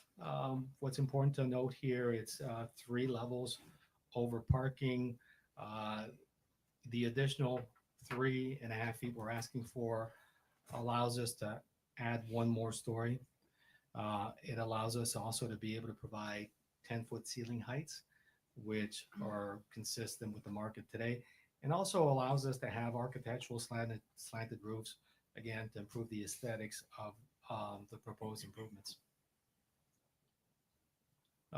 This is to really depict the color palette. So again, very streamlined, The architects, and you might know them, very good architect, MHK out of Naples. They do a lot of white cottage color palettes, but the idea was to throw in some color accents through louvers, railings, and some kind of a tropical mural. So it'll be a very elegant design, but splashes of color will be added. This is the pool that is going to be at the very point of building number 5. It'll be at the 200 level. Behind the pool area at that 200 level is going to be a restaurant. And the idea with the restaurant is, as you know, we've got the tiki at the 100 level, which is lively, fun place. This is going to be a little more elegant and for kind of the grown-ups for a nice meal. And you can also have receptions at the restaurant that would open up to the pool area. View from the bridge, showing that building number 5. Again, keep in mind that building number 5 is one of the new buildings proposed, but it was already approved for a building in that location. So we're making it slightly taller, and some of the density that would have been where the cottages were rebuilt is going into that building. As I mentioned, with 3.5 feet allows us to put a third story of lodging in there. This is a depiction again from the bridge, but at a higher elevation. What I'd like you to notice is that these amendments will allow the Kohler family to move forward with all their planned improvements. They've always improved the resort incrementally, but now they want to tie it all together. So from an architectural theme and landscaping theme, everything is unified, everything is consistent. You've got metal roofs everywhere, same color palette, and a great asset to the area. Just a different view. This is looking more from the Margaritaville perspective. Again, showing how the new buildings will tie in with the old, and we're going to have a cohesive, attractive resort. Again, elevated view, but from 3rd Street, showing you the entire resort. And this is from the base of the bridge, but also a bit of a higher perspective. And I think an important thing to note here is the height, the scale blends into its surrounding environment and fits on what has become a bit of a tight property for them. You know, they did have the taking on that property, which severely impacted what they were left with. It's a bit of a wedge. It's challenging, but as Tommy mentioned, they took something that could have been seen as a negative and did the best they could with it and turned it into positive.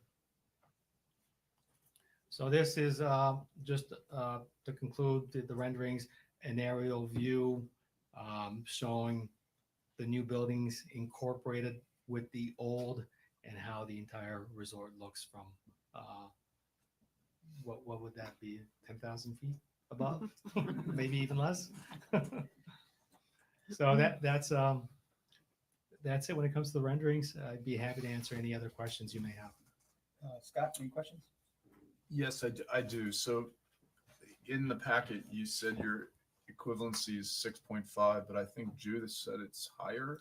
So what we did Can you is explain? yes, and we, like I said, we've got 2 pages kind of explaining all the detail.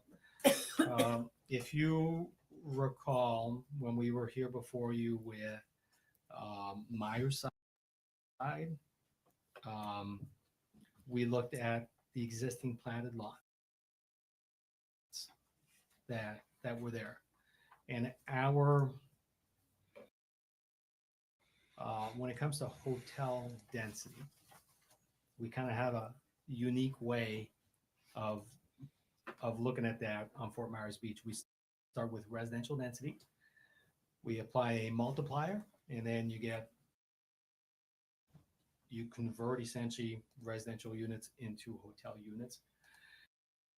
And what we said with Myerside and with this project also is when you have a platted lot, you can ask for a minimum use determination, and you're allowed to put one unit on each of those existing platted lots.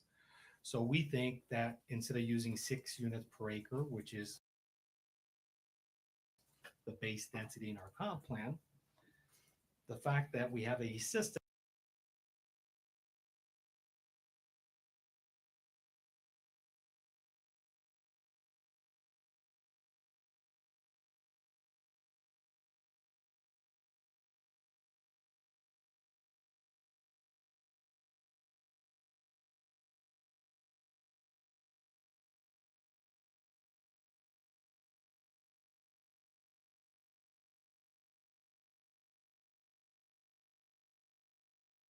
that takes your vested units and you multiply it, we think it's put all those comparisons. We explain all of that in the packet, just different ways of looking at it. And then what we looked at, just different ways of looking at it. And then what we looked at also is we looked at the density per acre for each of those recently approved projects. And this one kind of falls in the middle, greater than Margaritaville, but less than the Neptune, for example. So all good. Karen? So I have a question on timing. Yes. If this is approved, what is your schedule for shovels and ground and completion and so on? I'll and let so forth? Tommy address this. The one thing I can say is they've been at this for close to 60 years, and it's always been an incremental approach. Their intent when they amended their CPD and we had the 5 phases was to continue that incremental approach of improving the resort over multiple years. And I think that's still the intent, to do it incrementally. But I think if all goes well, Tommy's going to try to condense that and do it as quickly as possible. But I'll let Tommy address that. Thank you, Pat. So given that it's probably going to take about a year of engineering, in my perfect world, I'd like to break ground in 3 years. Obviously I've got to take in consideration interest rates and kind of where things are at, but I'm very much so eager to start this tomorrow. So, with your all's consideration, if we can get approvals, it's hard to nail me down to a timeline, but I'd say within the earliest is probably going to be within 3 years, if I had to guess. If you can move that up to 2, that would be great. I would love that. I would love that. Anything else? No, I'm good. Vice Mayor? I have nothing else. Sounds okay. Nothing. All right. Thank you, Patrick.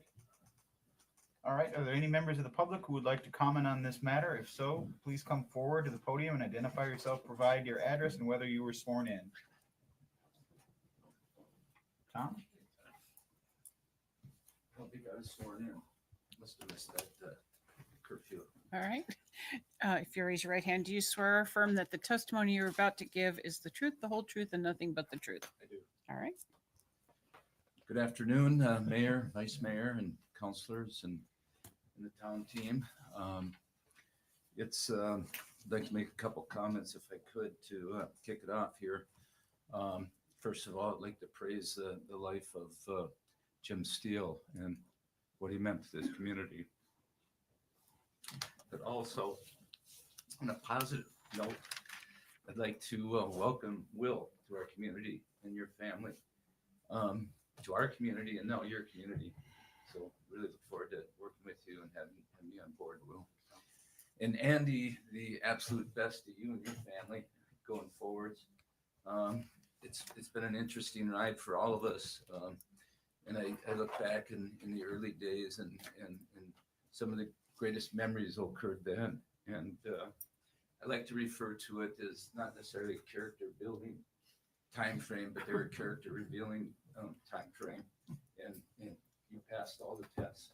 Thank you for everything. He's a character, And all the, right. and the team that you put together.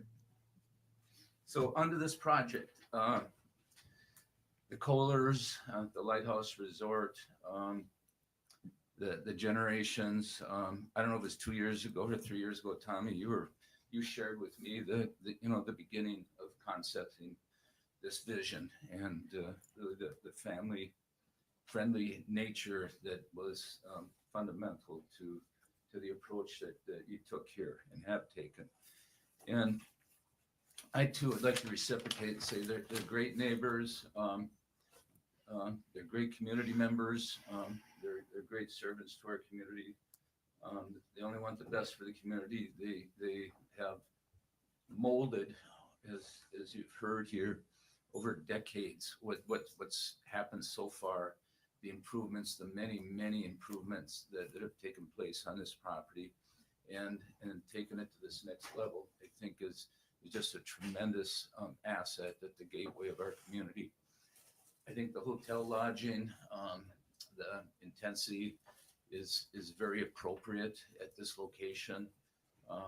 And I just want to just lend my support in this project. So thank you. Thanks, Tom. Anyone else? All right, seeing none, we'll close public comment. Are there any additional comments, rebuttal, or closing statements from the applicant? Nope. All right, I will now close the public hearing and request a discussion or a motion from the town council to approve with conditions, deny with reasons, or a continuance to a time certain. I think staff wanted to get conditions. Okay. I think she just wanted to put it on the record, so summarizing. Yes, just the findings and conclusions, because I didn't do that earlier. Just, yep. We're okay with summarizing? Yeah, in this case, okay. So the full criteria are found in the staff report. So I'm gonna summarize those for you here.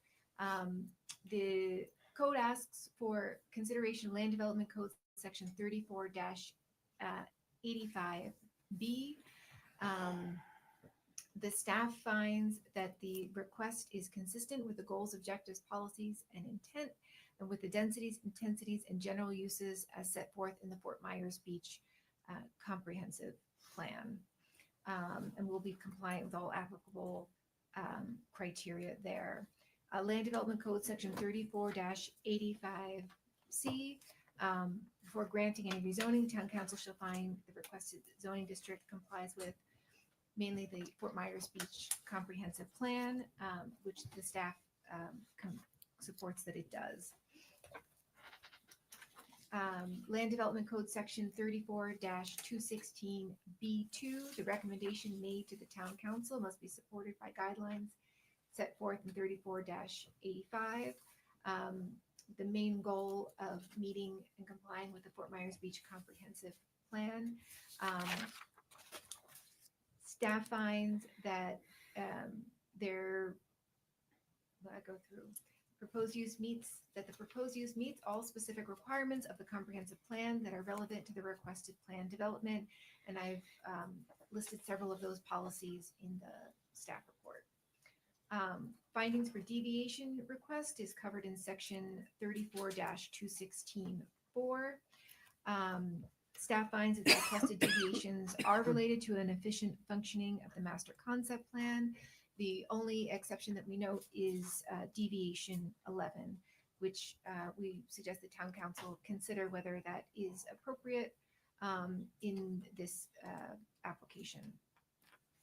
Staff finds that the deviations are consistent with the comprehensive plan.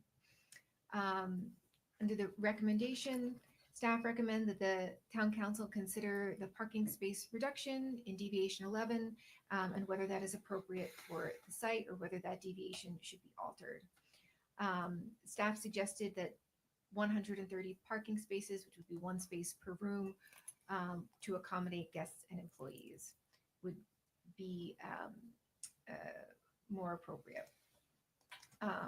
The applicant is offering programmatic alternatives to driving for both guests and employees. Staff is not able to evaluate the effectiveness of those policies. But the applicant has provided document titled Proposed Conditions and Commitments as part of their application. Staff finds that the CPD amendment meets the criteria as set forth in section 34-85B and C and 34-216-2 of the Land Development Code. If the town council determines that deviation 11 is appropriate, staff recommends approval with conditions. There are recommended conditions listed in the staff report as well as with the ordinance. The ordinance version of condition includes the LPA's request for lighting. If the town council concurs, then we'll add that moving forward. I also wanted to let you know before I go through the conditions is that staff, along with the town attorney, have been working with the applicant to try to ensure in this case that we don't need an additional document. We have talked about that for other applications to be able to move forward with all of the conditions and commitments that they're proposing to be included in the final version of the ordinance that you're going to see on second reading. So some of those things that we've talked about, but you're not seeing in writing yet, are like the DRAC program. Having them commit to a location for that on the master concept plan would allow us to remove that from some kind of additional secondary agreement. We've been kind of going back and forth on how to handle some things, but we understand is that if we can show it on the master concept plan, that way it becomes part of the development order, that's something that staff can verify and check, and that we don't need additional agreement, which I think would be the best case for Judith, the town. since that's an acronym that's unique to Fort Myers Beach, would you say what that acronym stands for? DRAC? Yes, don't rent a car. Thank you. And as part, and that's part of their proposal of ways to mitigate the parking reduction that they're requesting. Thank you. Okay, so I'm going to go through the conditions of approval. One, final architectural design must be generally consistent with the renderings provided in addition to the master concept plan. Prior approval of a development order on the master concept plan must be revised to reflect the conditions of approval as determined by the ordinance. So we've added that. So instead of doing an additional agreement, we're going to try to get everything into the master concept plan so it's clear. Applicant must receive approval from the town manager for back out parking along 3rd Street per Land Development Code section 34-2015. The existing lower building that's on 3rd Street, you can see on this image, has that back out parking. So the code requires town manager sign off to continue that use. The installation and use of the proposed pedestrian pathway subject to approval by FDOT. Within 6 months of zoning approval by the town council, the property owner will coordinate with FDOT regarding enhancements to the San Carlos Boulevard / Matanzas Pass Bridge right of way. And this is in this location, I would add the condition about the lighting and have it included as part of their photometric plan to be provided at time of development order. Because if the lighting is attached to the building, we can go ahead and approve that without FDOT approving their whole permit. All signs in or near the right-of-way will require a site triangle analysis per section 30A4. Access through and along the resort pathway connecting the existing sidewalk arcade on 5th Street to San Carlos Boulevard must be open to the public during the resort's restaurant operational hours to encourage pedestrian movement between the east and west sides of the resort. All landscaping materials will be native varieties or Florida-friendly species. At the time of development order on the property boundary survey, the LIMWA limit of moderate wave action boundary line for the coastal A zone must be demonstrated. At the time of development order, the architectural elevation sheets 5 through 7 must have the lowest horizontal member added on the cross-section details. This is just to ensure that we've got the heights of everything correct. The applicant must provide at least one bike rack. They told us they're probably going to have 2. Consumption on premises service of alcohol for on-premise consumption is approved at the locations depicted on the master concept plan, subject to the following limitations. Building 5, it's on the elevated pool deck, which is shown on the MCP. The tiki bar and pool deck on the south end of the property between buildings 3 and 5, limited to the areas depicted on the master concept plan. For the tiki bar and pool deck on the north end of the property between buildings 2 and 6, limited to the areas depicted on the master concept plan. Hours of operation for outdoor areas will be limited to the following unless otherwise temporarily altered by the town special event use regulations per Land Development Code Section 34-1264. All other hours of operation were regulated by the Land Development Code. Pool deck on Building 5, which is the building closest to the bridge, 9 a.m. to 12 a.m. B, pool deck and tiki bar at the south end between 3 and 5, 9 a.m. to 2 a.m. Pool deck and tiki bar at the north end between buildings 2 and 6, 9 a.m. to 10 p.m. Thank you. That's all I have. Any questions for Judith? Scott? Darren? Oh, I'm good. John? None. Thanks, Judith. Already closed the public hearing, so is there any discussion or motion on ordinance 25-11?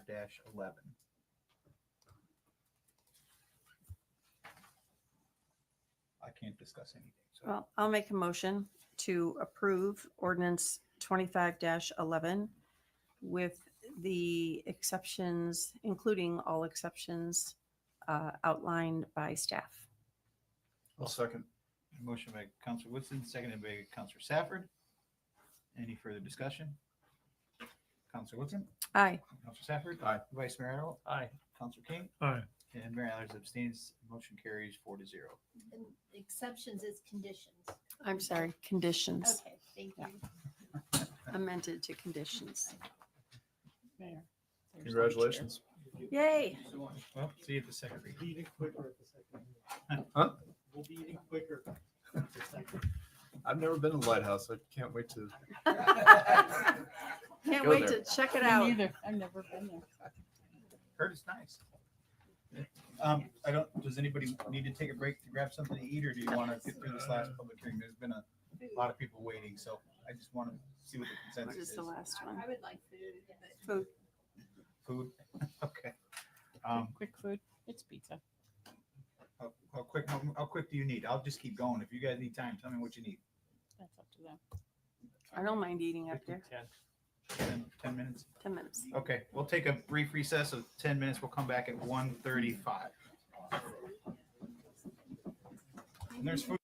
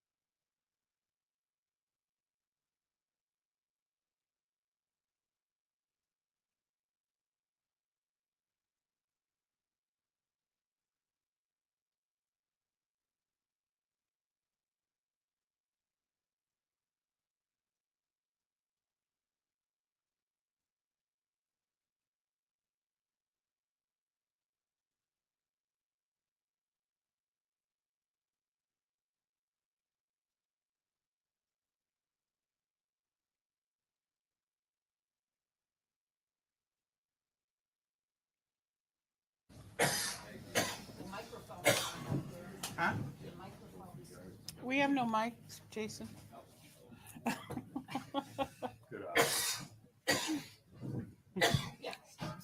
Are we back on?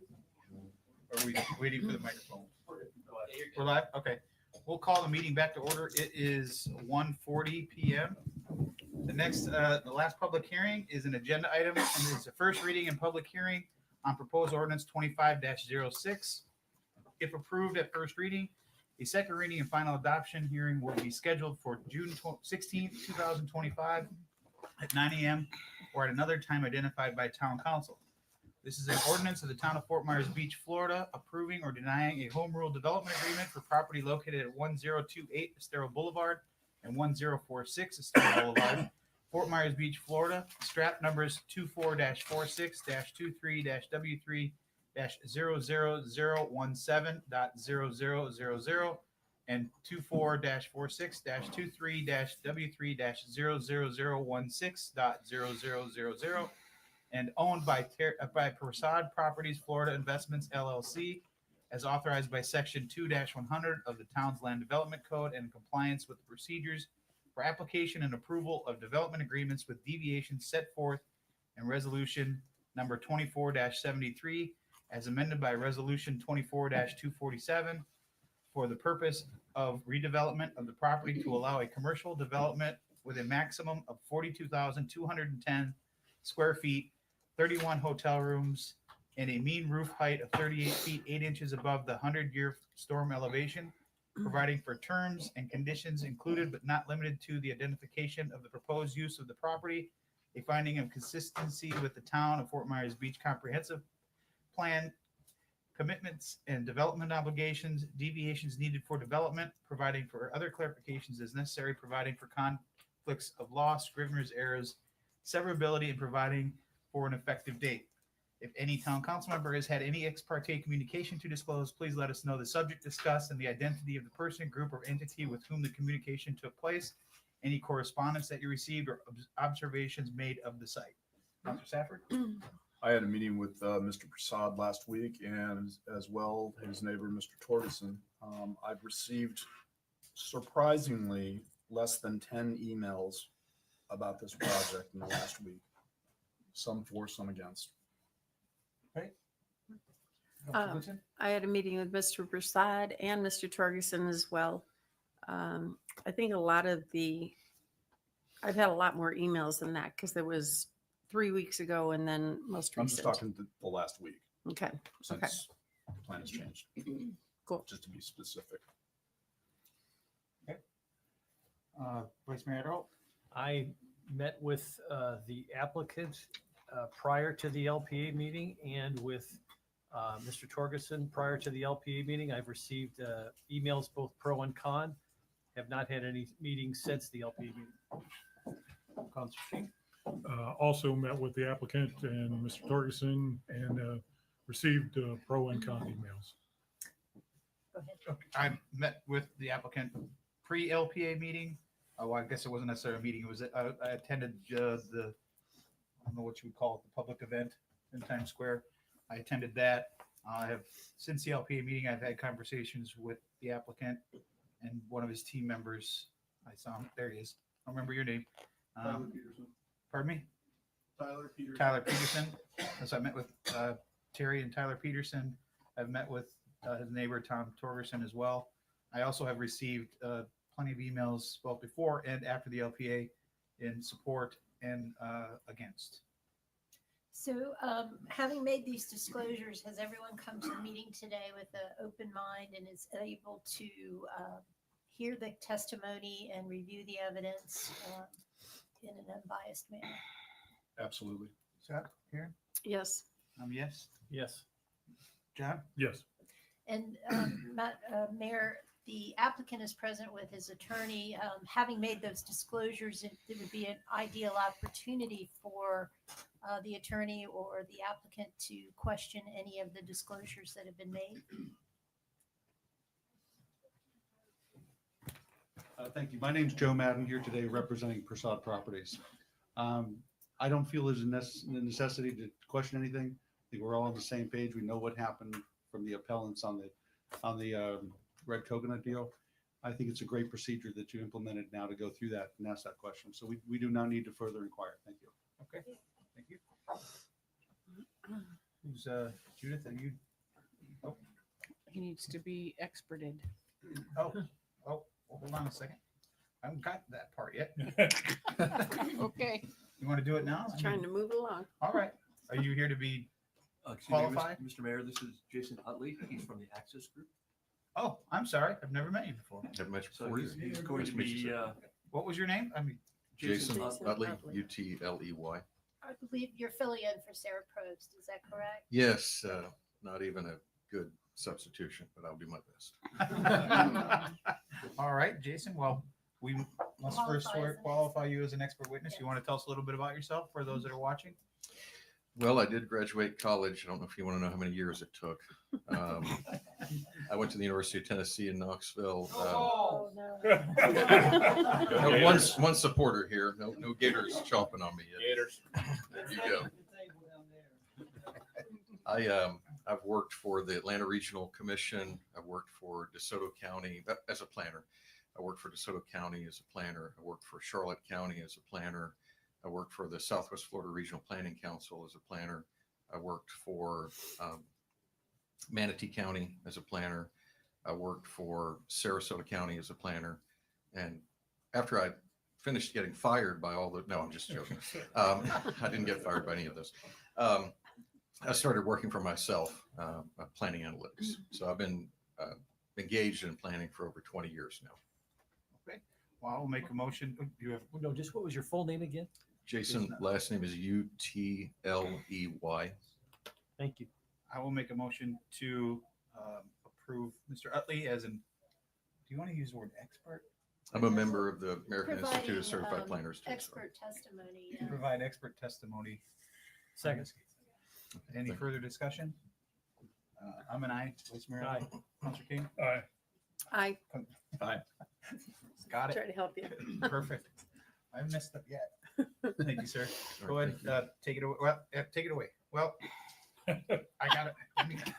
Are any other individuals who would like to be qualified as an expert witness on behalf of the applicant at this time? This is why I don't take breaks. remember? You get a roll. I get He a- gets sidetracked. We feel very strongly that a well-fed council is a good council. So we're happy you took a break.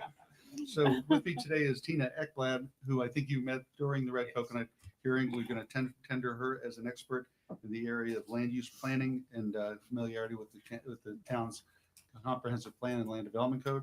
Also, as you mentioned, Tyler Peterson is on the team. He is a architectural design expert.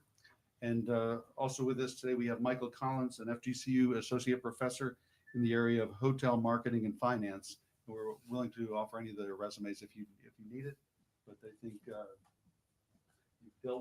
dealt with two of them already, and Mr. Collins has given me a resume. But up to you. If he comes to testify, I'm glad to put his credentials on the record. Can you do a motion just to keep the record Sure. I will. to accept? I will these? make a motion to accept the, might as say all three names All three, please. that were mentioned Yes, sir. as an expert witness in this case. Second. Any further discussion? I'm an aye. Vice Mayor, Counselor King, Aye. Counselor Wilson, Aye. Counselor Safford. Aye. Gotcha that time. All right, take it away, Mr. Evans. Okay, thank you. So here today to present development agreement number DA 20240170. As you had mentioned, there are two parcels subject to this development agreement. You'd read in the strap numbers. The addresses are 1028 Estero Boulevard and 1046 Estero Boulevard. Base zoning district for these two parcels is downtown. This and the base future land use designation is pedestrian commercial.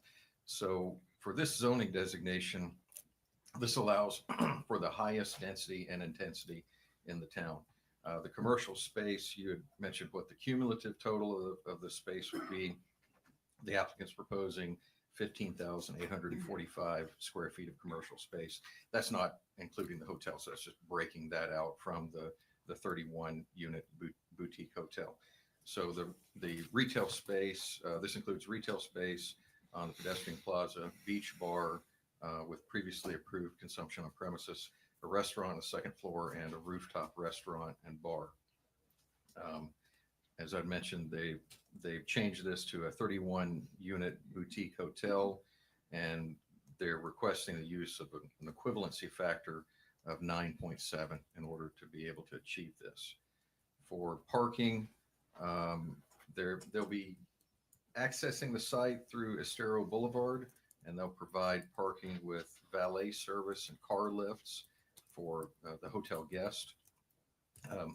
Developments that are in the Times Square pedestrian plaza are not required to provide parking, so therefore they'll exceed any kind of requirements and won't have to utilize shared parking. As far as pedestrian activity, there's a 10-foot covered walkway that's going to be provided on the western side of the structure, and there's going to be a public access easement that will allow pedestrians to a pathway to a patio area with restrooms, benches, foot wash stations, and drinking fountains. The beach is adjacent to the public patio space, and ADA accessible mat will assist people with mobility issues in accessing the sandy beach. The property was previously approved for COP, consumption on premises. Documentation regarding that is attached to the staff report. And then the applicant is requesting 5 deviations, which I wanted to ask you, do you want me to read those individually into the record? Please. Okay, sounds good. First deviation is to request a request to deviate from LDC section 34-675B1, which limits building height within Times Square pedestrian plaza to 30 feet above base flood elevation and no taller than 3 stories, to allow for 3 stories, 28 feet and 2 inches. The request will increase if the rooftop restaurant bar is considered appropriate. Addition of the rooftop restaurant bar would increase the total building height to 38 feet, 8 inches. There's a request, second request is to deviate from the Land Development Code section 34-633, which requires floor area ratio to be calculated to include all stories of a building within the surrounding exterior walls and all areas below an elevated building that are 6 feet or more in height, and all stories of covered parking. So this would allow for the elimination of the first or the ground floor covered parking from the FAR calculations.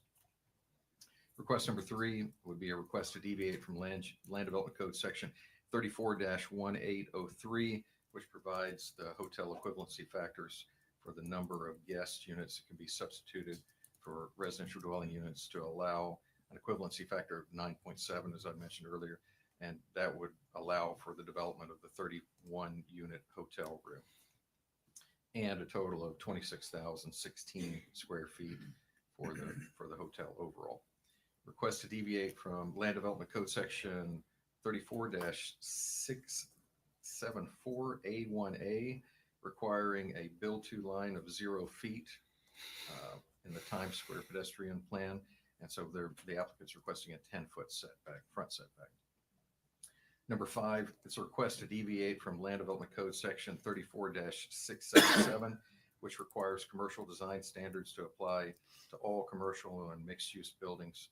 And this will allow for the proposed architectural renderings as provided in Exhibit C. And the applicant will go into to all of this with much greater detail.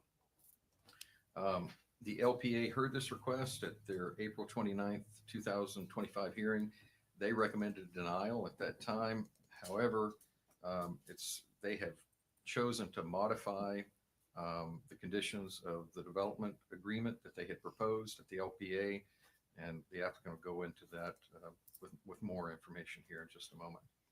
So if you don't have any questions for me, I can introduce Tina Ekblad, who's the owner of Sage Entitlements. She's the owner's agent, and she could provide some additional detail. John, you have any questions for Jason? Not currently. Vice Mayor? Not at this time. Councilor Wilson? I'll wait. Councilor Sapper? I do not, but I've got 2 Scrivener's errors I'd like to just take care of on page 559 of our packet. in the, I think, section 4A, it says the site plan dated May 1st, 2025. That's not correct. Is it because they've changed the parameters? That is correct. I want this thing clean, so can we get that fixed? For, Okay. for the record, Tina Ekblad, the exhibit B and C, which are the site plan and the rendering, those are dated May 1st, 2025. We submitted them, I believe, on the 2nd or 3rd. Oh, okay. So my mistake. So it was after the LPA meeting. Correct. Okay. My apologies. Is there another one? Yeah, on just the staff report on page 588. In Sarah's summary, the request is for a development agreement with 30 hotel rooms. Right, that should be 31. There should be 31, correct? It does say that under the case name, but Yeah, all other references in the staff report are to 31 units, which is the request. It's just that single reference that needs to be amended. Okay, thank you. I don't have any questions, Jason. I didn't mean to make you get back up. Well, I hate to disappoint you, but Tina's going to go second. I'm going to go first. So it's, again, my name's Joe Madden, and Mr. Mayor, Mr. Vice Mayor, and members of the council. I'm an attorney that practices real estate and land use for 35 years here in Fort Myers and Fort Myers Beach. And I'm here today representing Prasad Properties in this first hearing on a request for a development agreement. Well, I haven't been in front of you recently here. I did serve as your special magistrate for the purpose of code enforcement for approximately 14 years, and enforcing the land development code and other matters that came before us. Even the traffic matters came to the special magistrate back then. I want to tell you, after reviewing today's agenda, I've got to commend each one of you on your commitment for the redevelopment of Fort Myers Beach, because, having been here before, having been here during, and having been here after, I really give you all credit, especially looking at that agenda, including the Lighthouse Resort that came before us today. And it's in such close proximity to this parcel. I see that the council obviously has the vision of what's necessary to move matters forward in Fort Myers Beach. With us today, as I said, is Terry Prasad, representing the ownership group of the parcels. Tina Ekblad as a planning and land use professional in all matters regarding the land development code and comprehensive plan. We also have Tyler Peterson with his background in architectural design. Michael Collins, an associate professor in the hospitality, I think the chair of the hospitality program at FGCU, is here with regard to questions about hotel marketing and finance. Today, we hope that we have an opportunity to review with you the terms of this development agreement that's been negotiated with the town staff. The application has been significantly amended, as was just pointed out, consistent with the LPA discussions, including a reduction of an entire floor from the project. I understand how the LPA works. I was a county attorney for the Board of County Commissioners for 6 years. They're a very important role. But in fairness, the vote that was mentioned to you at 7-0 not to approve, we really didn't get to the nuts and bolts of the development agreement at the LPA level. The testimony that will be presented today will demonstrate that the project meets or exceeds the comprehensive plan and code requirements, and there is rationale for the requested deviations. For our record and purpose of the town, we're going to go ahead at this time and request the staff report, together with the applicant's application as amended, be admitted into evidence for this hearing. I'll skip the next portion because Ms. Nancy took care of it. We'll turn matters over to Ms. Ekblad, and I'd like to reserve time after public comment to address anything that comes up. Thanks very much. Thank you. Tina? Good afternoon, Town Council. For the record, Tina Ekblad, Principal of Sage Entitlements. I know you've had a long day, so I don't want to belabor this presentation, but I do have some, I'll say, details for the record, and also the highlights of the changes that we've made since the LPA meeting that I think it's important to go through. I'm going to quickly summarize the first couple of slides. I think Attorney Madden did a great job. You know that we have two parcels that are before you today. The developable area of those parcels is 0.5 acres or just a little over 23,000 square feet. The legal description included as Exhibit A to the development agreement is limited to that 0.53 acres. That's to ensure that we don't have any negative impacts to the environmentally critical zoning district. This property has been used in restaurant operations for many years. Previously, it was the Topo Mast restaurant. And then in 2014, the Sunset Beach Tropical Grill reopened on the parcel, which had a restaurant, retail, commercial parking, and that consumption on premise on the sandy beach. As was pointed out, we are within the downtown core area, which is identified in your comprehensive plan. And that creates the land use foundation of the property. The downtown core is broken up into multiple districts. This property is within District 2, which is known as the Times Square. And that district is slated to be, quote, the lively commercial tourist center of the town. The downtown core also extends, as you know, from the bay to the Gulf, with Old San Carlos Boulevard providing a Main Street corridor. The property is also within the pedestrian commercial future land use, which is identified as the commercial district, and that land use is applied to the intense activity center of Times Square. For purposes of this presentation, when we say the words Times Square, we're going to be talking specifically about District 2. And I will try to add the words pedestrian plaza when we're talking about that area immediately fronting the properties that are subject to this application today. Just because the future land use element does kind of use these terms interchangeably, I'm trying to create some clarity as we go through as to what we're referring to. Back when the comprehensive plan was adopted in 1999, it included a plethora of supporting data and analysis. And while that is no longer required to be attached to a comprehensive plan, it is still part of the documentation. And it described at the time the objective of District 2 in the Times Square.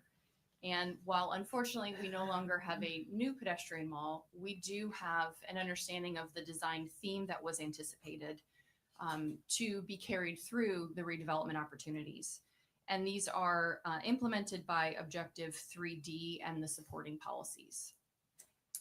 Objective 3D at its core promotes the revitalization of the Times Square area, that District 2 that's identified.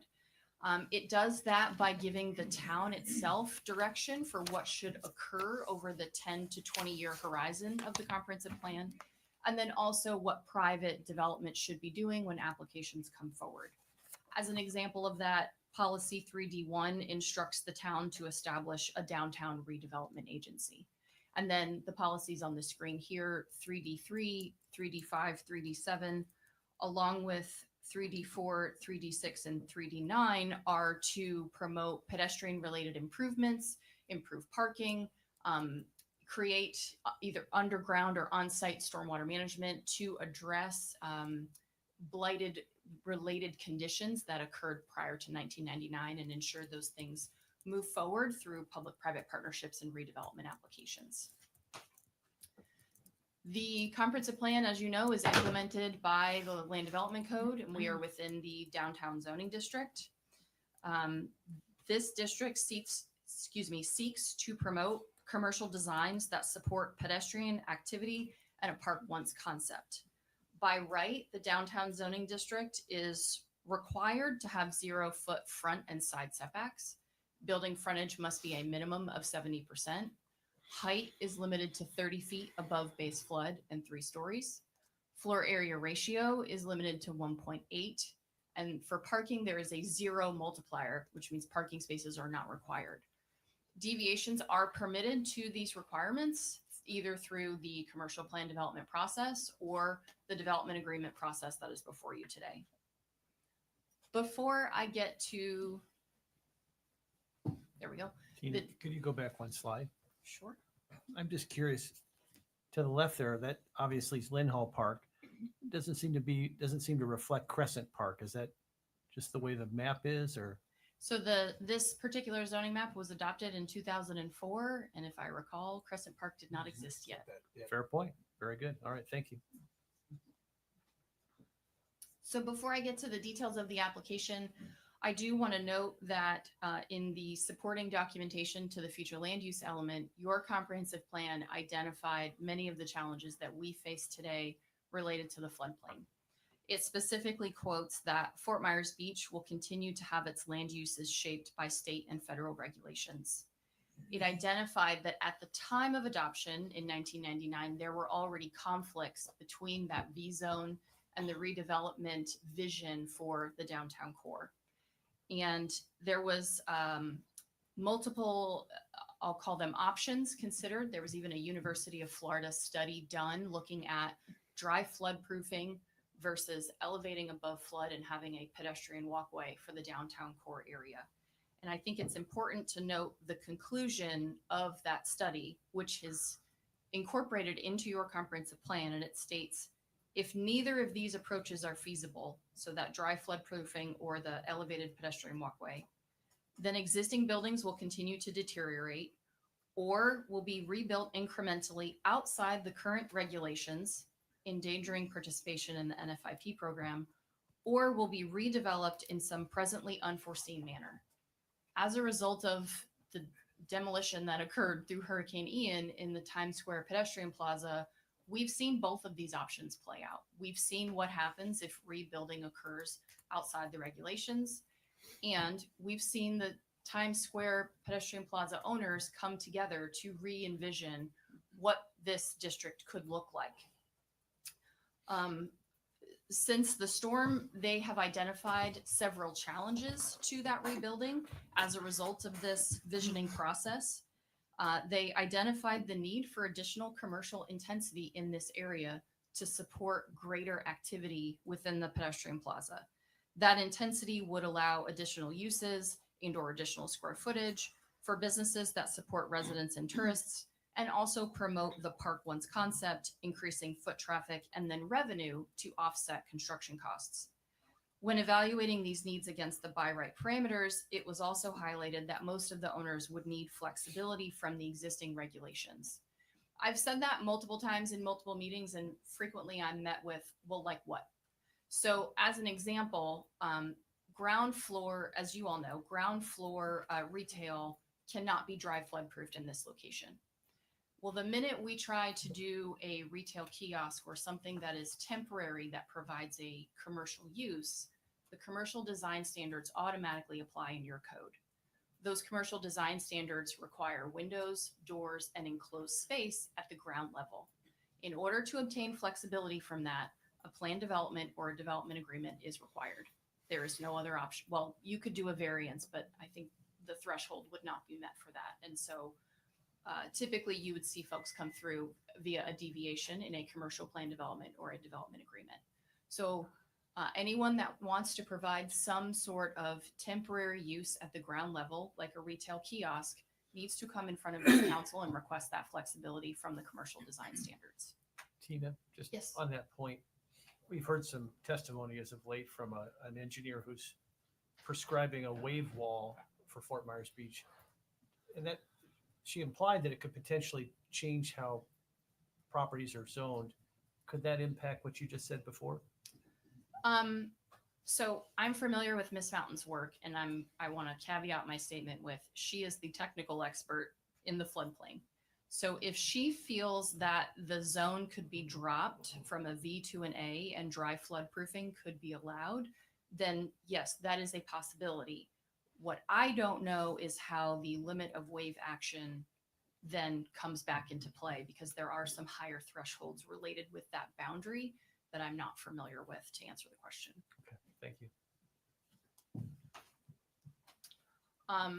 So while the Times Square owners did work together on that redevelopment concept, each one is responsible for going through the detailed design and application to achieve the redevelopment that they desire. And so we submitted a request for a development agreement. We have made several changes along the way prior to the LPA meeting. As a result of some feedback that we received, we made some changes in architecture. We made a minor reduction in height. As a result of the feedback received at the LPA meeting, we have eliminated an entire floor from the structure that has brought the height of the structure down by 10 feet. It also eliminated a floor of rooms. I believe there were 18 rooms on that floor. And then as a direct result of that, bless you, it has reduced the FAR from the previously requested 2.5 to now a 1.8 for enclosed commercial space. And there is a deviation to allow the parking, which is now private parking, to be eliminated from that calculation. And I will get into the details of that on a future, the very next slide, I believe. So what would, quick question for you. So you're going to cover what it would be if that deviation wasn't, if you didn't need that deviation, what would the FAR be for the rooftop and the parking? I am not, but I'm going to ask Tyler to look it up behind me. Hopefully he has access to that. I might be able to get you that if we take a break at some point. I just don't have it in my binder here. Yeah, it doesn't have to be right this second. Okay. And then the other thing that we did to address the LPA comments was we reconfigured some of the benefits that are provided on the ground floor. So I'll get into the locations and details of such on the next slide, but we added a ADA access, ensuring that folks with mobility issues could utilize that pedestrian walkway, and then added a mat between the concrete of the structure and the sandy beach to provide them access. And then we also added the public restroom trailer that I saw in the staff report. They wanted to clarify that it was a temporary trailer, but provided permanently. And we agree with that change. I think that language we're just all kind of tripping over, but we understand that it needs to be there in perpetuity. But if there's a natural disaster or the threat of a hurricane, it needs to be removed. Tina, in your, I thought I read that the 10-foot path was going to be on the west side of the building. This looks like it's on the east side, or is there one on each side? There's only one, and I'm going to get to the exact location in the very next slide. Okay. What we did in this rendering was we removed all the potential landscaping from the east side of the structure so you could see what was proposed with the murals and the architecture and the color and everything. So actually what you're seeing that's kind of, it looks like pavement here is Crescent Beach Park. Okay, so that is right up to where the parking lot is now, up to the furthest east side of the property. Correct. So this is 2 stories over flood or 3 stories? It is technically 3 because of the rooftop bar. So the rooftop bar counts as a story? Yes. What we did not change was the uses that are proposed. So we still have retail, restaurant, the 31 hotel rooms, and the rooftop terrace with the service bar. We did, as Councilman Stafford noted, we did provide detailed floor plans and renderings. And then in the text of the development agreement, we tried to sort of outline the square footage associated with each use. We heard the comments that the development agreement didn't provide enough detail. So we were trying to add that in so that it was very clear at the time of development order and building permit exactly what was allocated to each use, and to aid those reviews and ensure that there wasn't any movement between uses, or if changes occurred, it was a decrease, not a swapping or an increase. I mentioned that the parking that you see here on the corner is included in a deviation to eliminate from the FAR calculations. That is because that space is no longer for commercial pay parking, but it is now private to support the hotel use.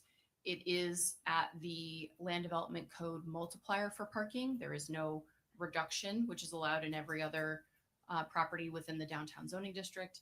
And that is to ensure that the impact of the new hotel uses is addressed with those stackers. There will be valet service, and the entry point aligns with the existing entry to the paved parking. So there's not a change in configuration there. It's still going to be a direct access right off of Estero Boulevard as it is today. So Tina, if Yes. you were to build by right, you could build up to where that railing starts, and you would be able to build by right there, and it's the railing that gives you that additional ask. Is that, I'm just trying to understand that correctly. From the perspective of height, yes, there is also enclosed space supporting the elevator, restrooms, and stairs to that sunset terrace. And then you'll see later in the presentation, we did add services for the public. because we felt that having additional opportunities for shade and service was appropriate because frankly, if folks didn't want that, they could just go to Crescent Beach or Lynn Hall. But I can get into the details of that. It's just my very last slide. So it's up to you if you want me to jump ahead. No, it's fine. Well, I'll wait. Well, just Okay. for clarification, you mentioned by right. I want to make sure that the record's clear. By right, if you were to eliminate, I think to the Vice Mayor's point, if you were to eliminate that top floor, if it was just the railing, you still couldn't build that by right without asking for a deviation. Is that correct? I clarified that my comments were related to height. I did not answer the question related to uses, floor area ratio, and setbacks. That is correct. Okay. And I haven't gotten to those details yet. We're jumping all over. You guys like to do that to me. It's okay. Keeping you I on think your- I'm keeping up this time. Keeping you on your toes, Tina. So let me go back very quickly because we are jumping around. So ground floor, we do have retail kiosks. We do have public space. We do have the valet parking. The second floor, we have the restaurant and 12 hotel rooms. Third floor is strictly hotel rooms. And then the rooftop, fourth floor is the Sunset Terrace and the service bar we were just talking about. So from a big picture overview, that's what we're working with. What we did on the ground floor from the perspective of kind of the building envelope and setbacks and such is we tried to immediately pull the building off of Times Square. As you all know, prior to the storm, there were instances where retailers could lease space into the pedestrian plaza. There were instances where we had bikes chained up to palm trees and clocks and light posts. So we tried to provide bicycle parking to eliminate that. And we felt like pushing the building back would just ensure that that plaza remained free and could promote additional movement between pedestrians and cyclists. We agree with the staff report in the sense that that 10-foot setback should be enhanced for shade or seating or something else. And we would appreciate hearing what the priority is for that improvement and working through that either in next steps or as part of the development order. And then the second floor, we've incorporated open air patios, which allows us to further push the enclosed facade off the pedestrian plaza. Same thing with the third floor, and that ensures that the building doesn't create a canyon effect or overshadow the pedestrian plaza. So Tina, go ahead. just so I understand, again, we see the yellow story. Mhm. That would be the limit as to what you could build by height. I'm sorry, by right with respect to height. Is Correct. that correct? Okay. Yes. And so it's that blue area. Is that a restroom up there? Is that what on that next floor? Yeah, it's actually the Elevators, elevator elevators, shaft. So elevators. once the request came in to provide public access, it needed to be ADA accessible. And so the elevator had to go up that extra story. It has to be enclosed. And that's what trips that fourth floor. And then is that the 10-foot pedestrian walkway you're talking about on the bottom? On the Correct, right-hand, that you're farthest right, seeing on the closest. farther westerly side of the building. Yes, and we tried to keep most of that architecture open so that you could still have light and the view of the Gulf and such through that ground floor. But for the retail, we have to provide something, or they don't get, those kiosks don't get any kind of I want to say safety, but thank you. Protection. Thank you very much. I wanted to say safety, but that wasn't right. So from a site plan perspective, Mr. Mayor, you were asking about that walkway. I've tried to add the arrow with the line in here, identifying where that 10 feet is. That is proposed to be placed under a perpetual access easement, ensuring that the public always has access from the pedestrian plaza to the sandy beach. We have added that ADA access from the concrete of our foundational structure to the sandy beach to improve that access point there. The other thing we added, as I mentioned, was that temporary restroom trailer, which is kind of hiding behind the retail kiosks, so it doesn't impede the view to the Gulf. We have the pedestrian benches and the refresh station still behind the retail kiosks, but immediately adjacent to the pedestrian walkway. And the point is here is to provide a space for the public coming off of the beach, set their stuff down, get cleaned up, get organized, and then go out and either get a bite to eat or go back to their cars, whatever. The reason for this is in the previous condition, pedestrians were coming off of Estero and walking straight through the commercial parking lot with no specific safe access point to the beach. And so we wanted to relocate that to a place where Number one, we've agreed to use the same material and color pattern of the pedestrian plaza paver replacement. And then we've also agreed to put signage in so that pedestrians are directed to that safe enclosed space and then the other amenities that are proposed for them under the building. And Tina, would the restroom trailer be maintained by the applicant or would it be? Yes, so that is why there's no, I'll say, donation to the town, is so that it is our responsibility to do maintenance and upkeep, and the town can expend its funds at some other location. The other side of the structure is the private parking that we were talking about, which does utilize car stackers, so we can get 66 parking spaces, and it's valet only. And the intent there is that the valet can move the cars more efficiently, but then also aid in directing traffic and addressing those pedestrian crossings that may occur into the plaza. On the second floor, we have a restaurant with an open air patio that we've already talked about and 12 hotel rooms. What I'd like to point out here is we have included an option for a future elevated pedestrian walkway into that outdoor patio from the north. The reason that that's not included, other than the possibility of, is because it requires another property owner in Times Square to submit their application. I know there's been kind of an unveiling, but I don't know exactly the timing for that application. We have agreed to work with that property owner. We've also written into the development agreement that should there be alignment on that pedestrian walkover, it will be constructed without any expense to the town. And so that will start to create that connection that was talked about in that University of Florida study, where we've got the pedestrian plaza on the ground level, and then we're also creating connectivity in that elevated walkway. Just to be clear, it's not to the Dairy Queen property, it would be to the La Ola property? Correct. Okay. Correct. The hotel rooms do have a slightly decreased setback from the pedestrian plaza as well. And there are approximately 12 rooms on this second floor.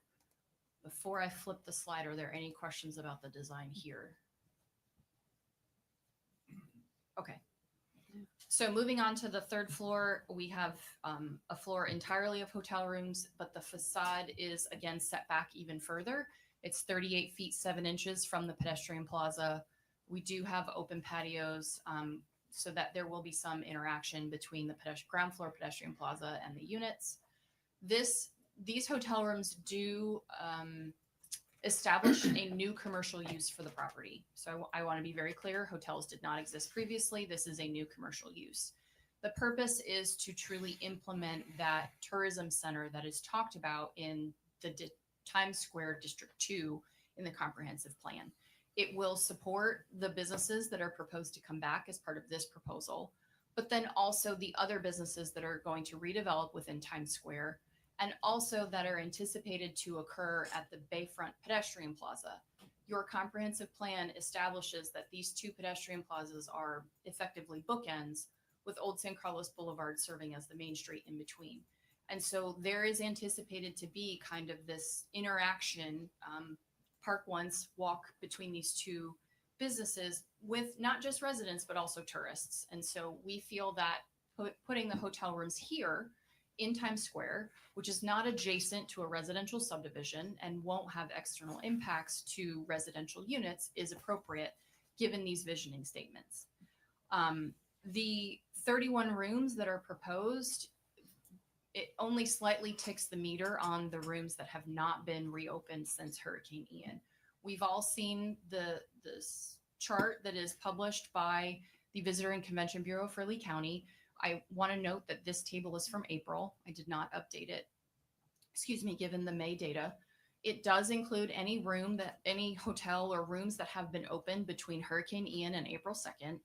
And it demonstrates that we're still down 50% from what we had previously on the island. Now, as I mentioned during the LPA meeting, I understand that additional rooms have been approved. It is appropriate to consider those rooms. Specifically, Myerside was approved as a CPD for 45 rooms. Neptune was approved as a CPD for 148 rooms. And the Pink Shell amended their approval to increase their room count by 40. So That's 230 approved rooms. The Arches development is under consideration and will come back to you, I believe it's June 2nd. They are proposing 263 rooms. And then the Lighthouse, which will come back June 16th, I think I heard, proposed an additional 75 rooms. So that's 338 rooms proposed. Once a decision is made, we'll know that exact number. Combined, that's a potential for 571 rooms to be replaced on the island, which is less than half of the number that remains unopened. So there is still, opportunity for additional hotel rooms to be established on the island before you meet that pre-Hurricane Ian threshold that was previously established. The other thing that we talked about during the LPA meeting was looking at the downtown core specifically. The comprehensive plan identifies the pedestrian commercial future land use and the downtown core, which have almost the same boundary, as the location where commercial should be placed. Specifically, tourism supporting commercial, which is hotels. While some of the hotels that were damaged have been replaced within the downtown core, there are many that were demolished that have not come back. There are at least 62 rooms that were destroyed that have not been built back. Some of them are subject to a special exception for commercial parking now. So there's questions as to whether or not that hotel could rebuild under the build back. And others are still evaluating what they can and can't do and are on the market for sale. So the request for the 31 rooms, again, does not realize the entire inventory of destroyed rooms on the island and also within the downtown core. The location of the 31 rooms does not conflict with residential neighborhoods like you've seen in some of the other proposals, and it supports the recovery of the tourism base for the Times Square businesses. One of the things that we heard in the LPA during public comment was testimony that we have like 3 rounds of folks that come to the island. They come in the morning, they come in the afternoon, and they'll hang out on the beach, and then they leave. And every once in a while, we get that 3rd round for dinner. A hotel would boost that 3rd round because they'll be here in the morning, they'll go to the beach in the afternoon, and they'll stay at night to support the other restaurants, retailers, and event venues that occur in this area and then across the beach. And so adding hotel rooms to this district is appropriate given the demand and also the need. There's a demonstrated need to replace these units. It makes sense to do it in the most intense location in the town. Remember, 1.8 FAR by right only exists here. Tina, is it your testimony this afternoon then that the success of the restaurant is contingent upon the 31 hotel rooms? With respect to customers? That is not my area of expertise, so I'm not going to use the word success. I will say that the hotel rooms will support the restaurant, but the combined uses will enable the owner or whoever ends up constructing the building to offset their financial expenditure given the construction practices that are necessary related to the floodplain. It appeared, just watching the LPA meeting, that the hotel rooms were, the premise behind the hotel rooms was to further the success of the restaurant. Not necessarily create revenue for the overall project, and that may be a side benefit, but the thrust of what they were proposing was these hotel rooms are critical to the success of the restaurant. And I just want to make sure that I understand your testimony correctly. So what the hotel rooms do is they create that 3rd area of the tourism that is not presently existing or that may be occurring in Times Square and is faltering. And so, yes, it does support the success, but I don't want to indicate that that's the only reason. Redevelopment of Times Square in general will also support the restaurant and the other businesses that are going to redevelop. But you're not saying then that the success of the restaurant is contingent upon the approval of the hotel rooms? That it is not my understanding that is once constructed and open. It is not my understanding that the restaurant requires the hotel rooms. I think the combination of uses is necessary from a financial perspective to make the building work and to have that perpetual, not perpetual, that's not the right word, to have the 3rd base of patrons to make it viable. Makes sense. It's just a little bit of a different thrust than the LPA meeting, but I appreciate the clarification. And then the other thing I would note is that the rooms would be supported by, yes, the proposed restaurant on our site, but then the other restaurants in the area, whether it's Times Square or Main Street or across Estero Boulevard with the other resorts that have been constructed. And then, there we go. For our last story, the fourth story, we have the rooftop. We talked about this a little bit earlier in the presentation. We added the Sunset Terrace through the staff negotiation process to expand the public benefits. As I mentioned, once we increased the elevator to the fourth story to provide that access, we added a fourth story.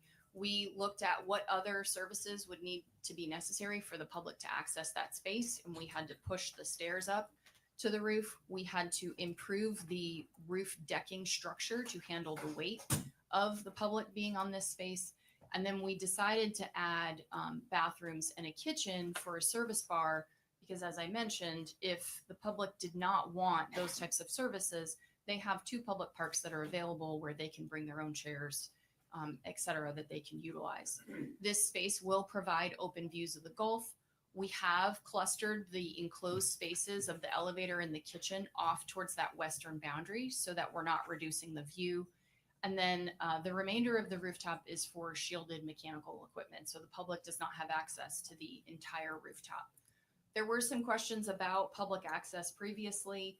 I will state here what I stated at the LPA. Public is allowed to come up to the Sunset Terrace and not utilize the kitchen and not order drinks.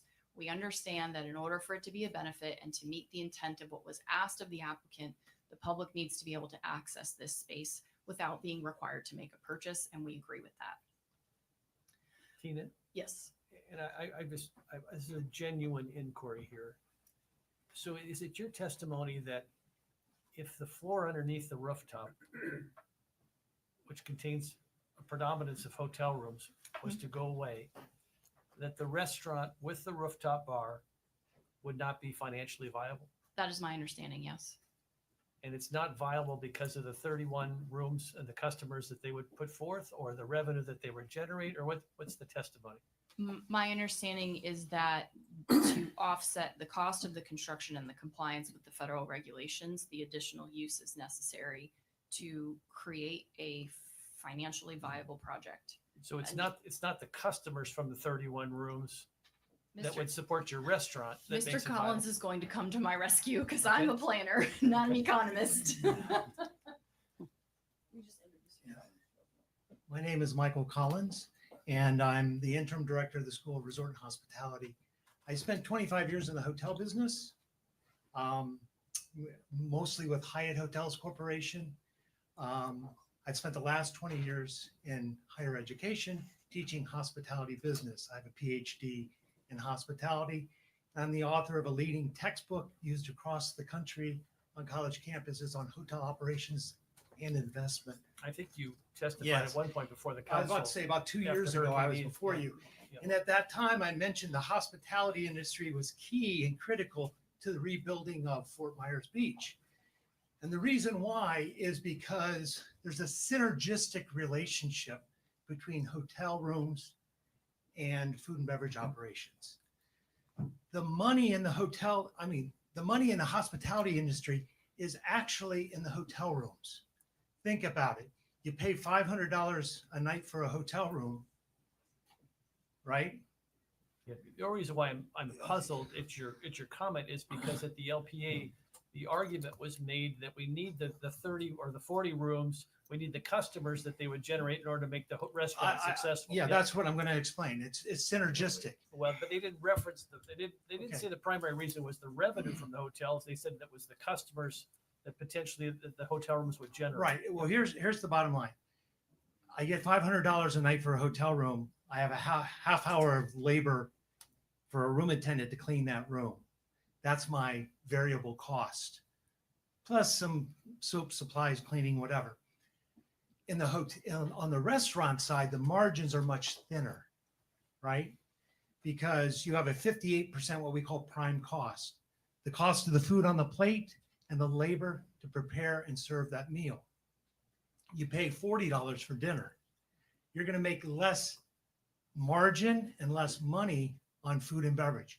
You could not build, if you take the hotel rooms out of this, you can't, with a restaurant and bar operation, you can't generate enough cash flow and profit to give a return based upon the value of the land and the cost of constructing the restaurant and the bar. So that's So the hotel rooms make it all viable.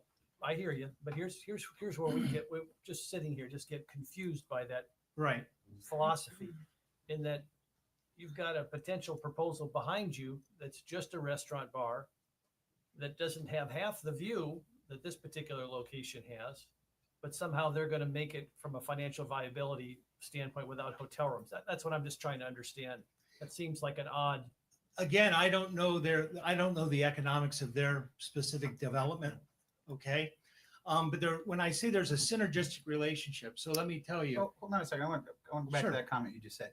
You said you don't understand the economics of their proposal, but you just said that you can't build this economically without having those hotel rooms. And then you mentioned land costs.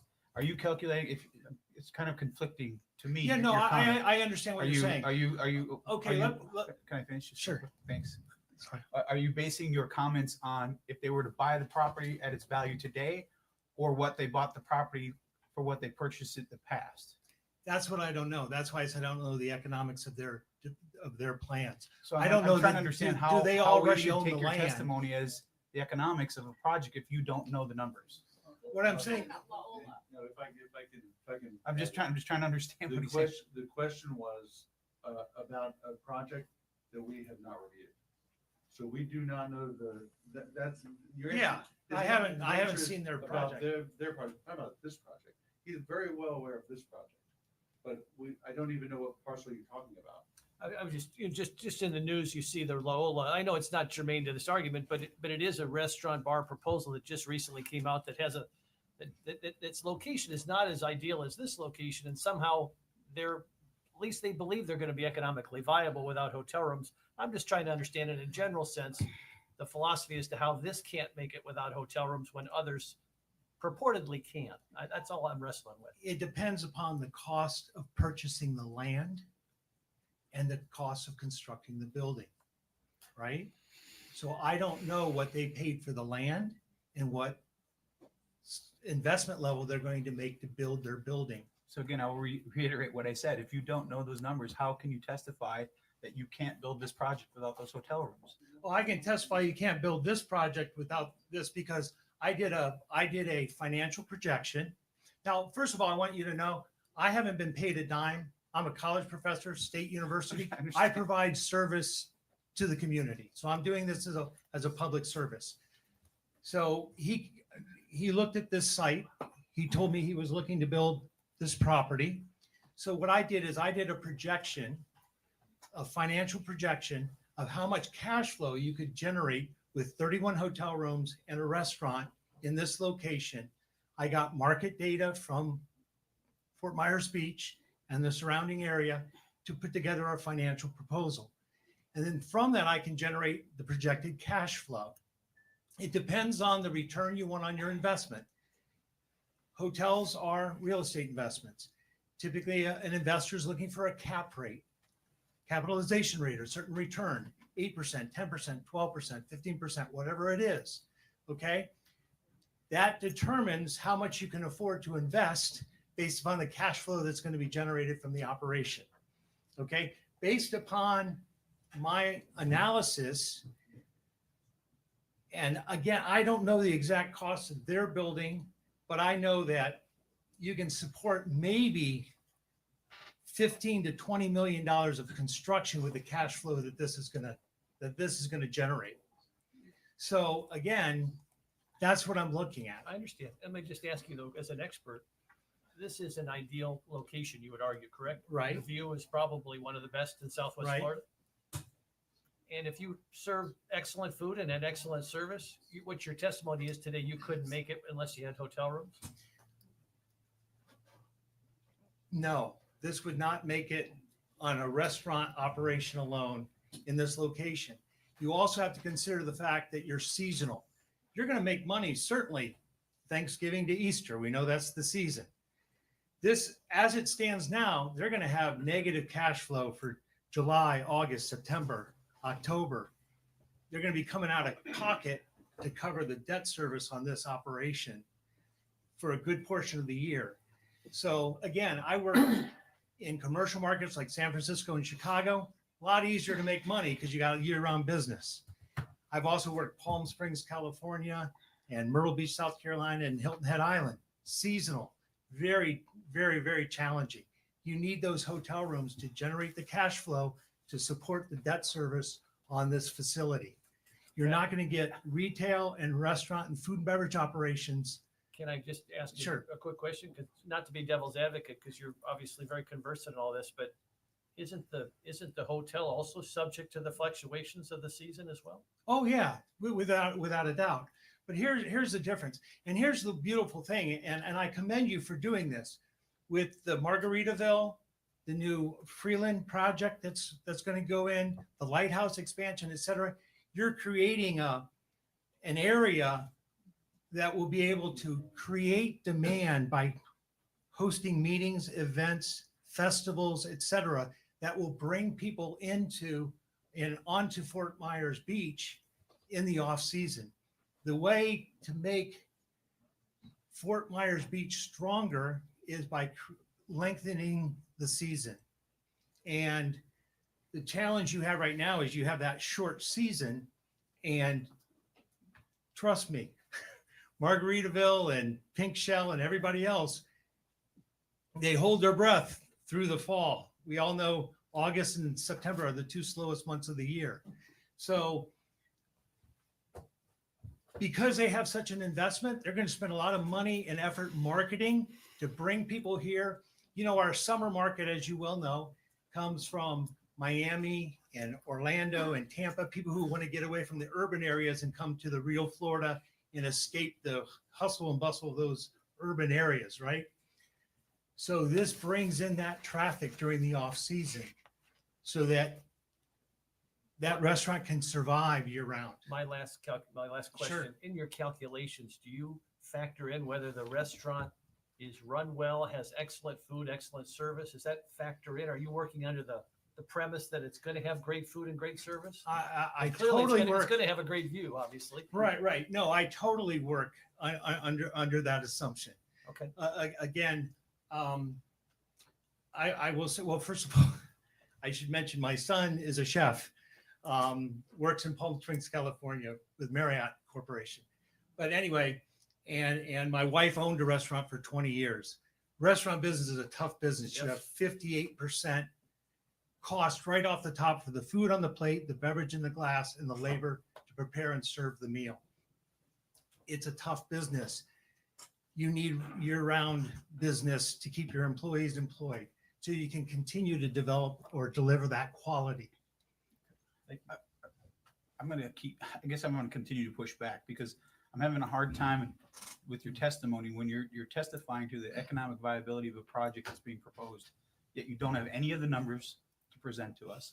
You're making this, let me finish. Sure. You're making an assumption. You don't know what the cost of the property was to purchase it. You don't know what it's going to cost to build. You don't know what kind of food they're going to serve. You don't understand. You don't have what the furniture is going to cost. You don't know how many employees they're going to have. You don't know any of that, but you're testifying that this project cannot succeed unless it's approved the way it's proposed. Sure. Well, can he answer? I mean, he's the one that. No, he can't, because I think He I made the think we're testimony. confusing things. When he said I don't know what they paid for the property, it's the Lola project he's talking about. He has no background in the Lola project.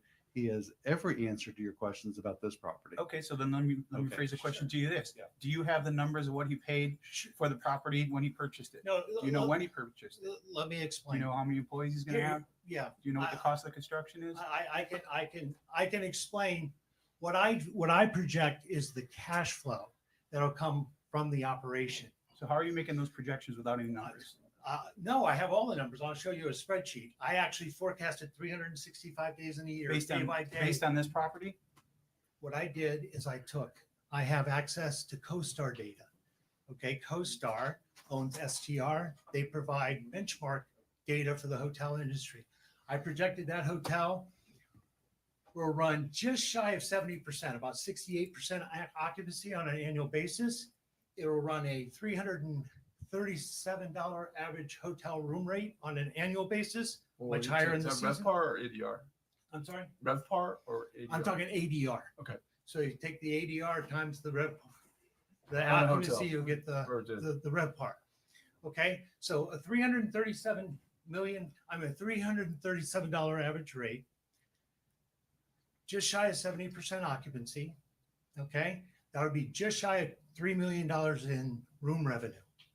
I then calculated breakfast, lunch, and dinner, how many covers it would do based upon industry averages plus the size of the restaurant.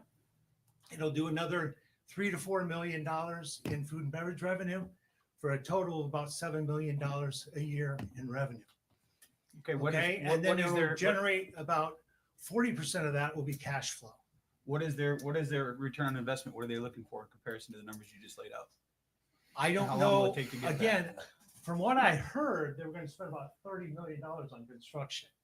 And quite frankly, I didn't allow for any cost of the land because I understand that he already owns the land.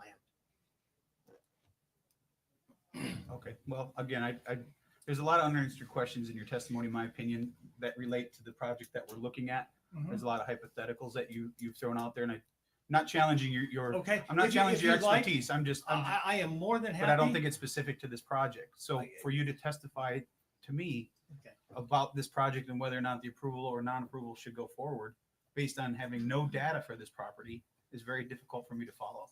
Sir, I am more than happy to give you an Excel spreadsheet that has I have literally occupancy day by day, average rate day by day for 365 days. I have the number of breakfast meals served, lunch meals served, dinner meals served, etc., based upon a study of similar hotels across the country in seasonal markets. Again, 45 years in the hotel business. Again, I'm not I can challenging do your, I'm not challenging your, projections. do you know if they're serving breakfast at this location? They're going to serve breakfast because they have hotel rooms, and about 56% of guests will eat breakfast in the restaurant. Did they tell you that? That they're No, gonna I serve know that breakfast? from knowing the industry. 56% of guests will eat breakfast in the Again, you restaurant. keep referring to the industry, and I understand that your expertise is in the industry. But what is your expertise on this specific project as it relates to your testimony? Again, statistical analysis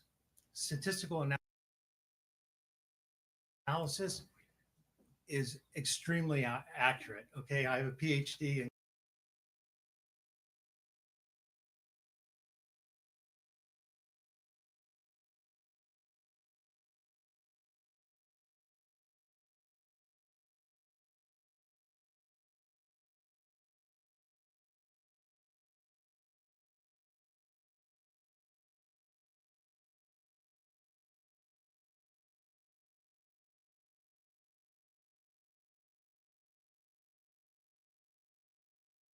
quantitative psychology, quantifying human behavior.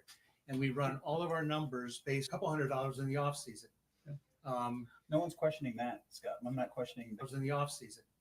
No one's questioning that, Scott. I'm not questioning that. I'm questioning how does that relate into what the building costs, the food costs, the construction costs, the operating costs? How does that number relate? You to price what your they're- menu what they're- based upon the food costs. So you're going to make the margin on the numbers. You run about a 30 to 32% food cost. Okay, you run about a 15% labor cost. Okay, thank you. So, because I just project cash flow, then it's up to them. It's up to the owner. Is that cash flow going to support the construction and the value I tied to the real estate? But is that okay? So then, just for the So it's up record, to them. under your expert testimony, you testified you don't know what the cost of construction is. You don't know what he paid for the land. So how can you project that this can't be a viable project if you don't know those numbers? You still haven't answered that for me. The reason I'm not talking why is industry because it standards. doesn't generate enough cash flow to make a return on a over a 30, $40 million investment. I know he mentioned to me that he was expecting to spend about $30 million to build the building. And so this will support, this would not support a $30 million investment without that $337 average rate, that 70% occupancy, and all that $3 million in hotel room revenue. Okay. Does that make sense? Thank you for your testing. Thank you.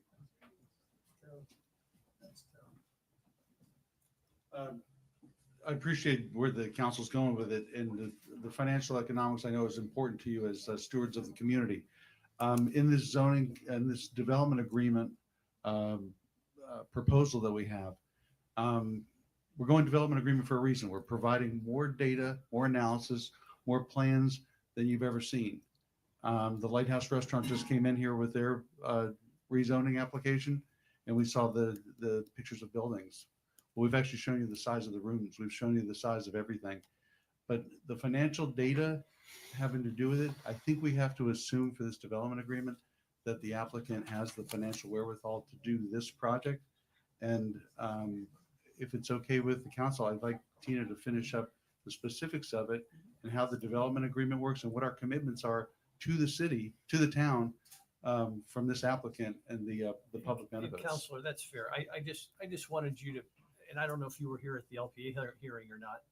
I have a recollection of the conversation that was said, and I don't think that the answering of the questions was I don't think they understood what was being asked and didn't interpret it the way you're interpreting it. I understand exactly what you're saying. That's where I got confused, because I at the LPA hearing, I was led to believe that the primary purpose of the hotel was to have some additional customers for the restaurant to make it economically viable. Right. And I understand how you got that from the conversation. The key for us here is, and what we'd like to impart to you all is, this is a mixed use project. This is retail, this is restaurant, and this is hotel. Heck, they could do a hotel by right here. The downtown zoning district gives them hotel by right. There's no development agreement necessary, no anything necessary.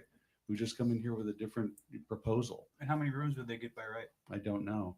But the idea that this is a mixed use development that meets or exceeds the codes and the plan, I think that's what we're hoping to look at. And that's why I say I hope to go through this development agreement with you and see what the ownership group is proposing as assets, because we've got to start the redevelopment of Times Square somewhere. And this sure looks like a great first step to me, but if it's a will of the council, we'd like to finish. Come on. Tina's used to us jumping all over. I wouldn't call that jumping. I've had worse. I'm going to be honest. I don't remember where I was in the whole rooftop conversation. So I'm going to ask if y'all have any questions about the proposal. And if not, I'll move on to height. I do have one question, because I didn't realize, I thought it was just going to be a rooftop bar, but then you mentioned that there's also a kitchen. So there will be the ability to eat up there as well. Correct. As the whole restaurant as well. Correct. Okay. So the floor up there, Tina, one is obviously to deal with the elevator situation. Is there restrooms up there and a kitchen? Yes. Okay. And that's the extent. There's no hotel rooms on that floor? No.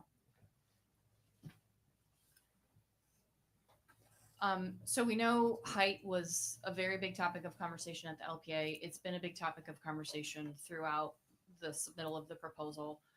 What is before you today has, as I mentioned, has been reduced by a story.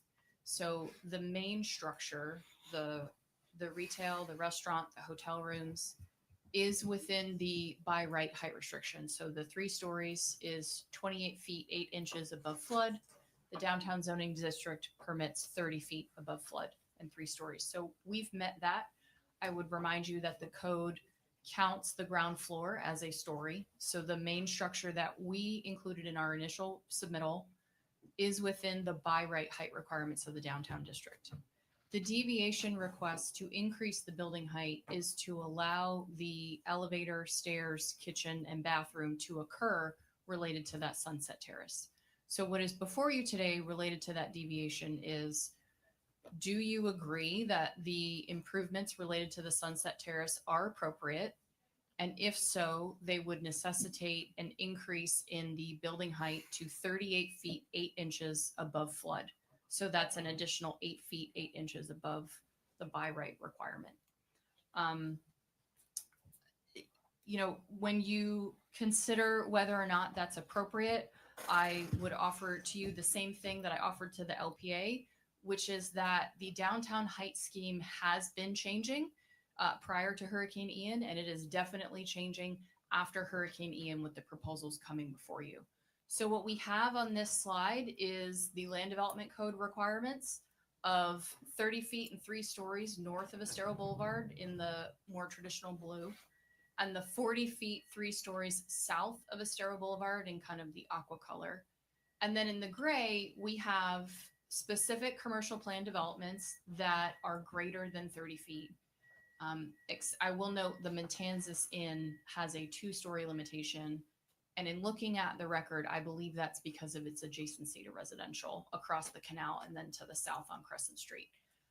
But the other commercial plan developments have a height that exceeds 30 feet. And then, as you know, the Arches is coming forward at a maximum of 81 feet. So the dynamic within the downtown core is changing when it comes to height, not just by the text amendments that were done to the land development code, but also by these plan development approvals and specific deviations. And so I would offer that to you when you consider the Sunset Terrace and whether or not it's appropriate that there is some changing conditions in the area that would make this consistent with those other proposals.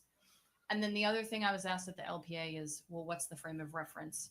And so I would note that the 2 plan developments closest to us range in currently approved, the lighthouse is at 37 feet.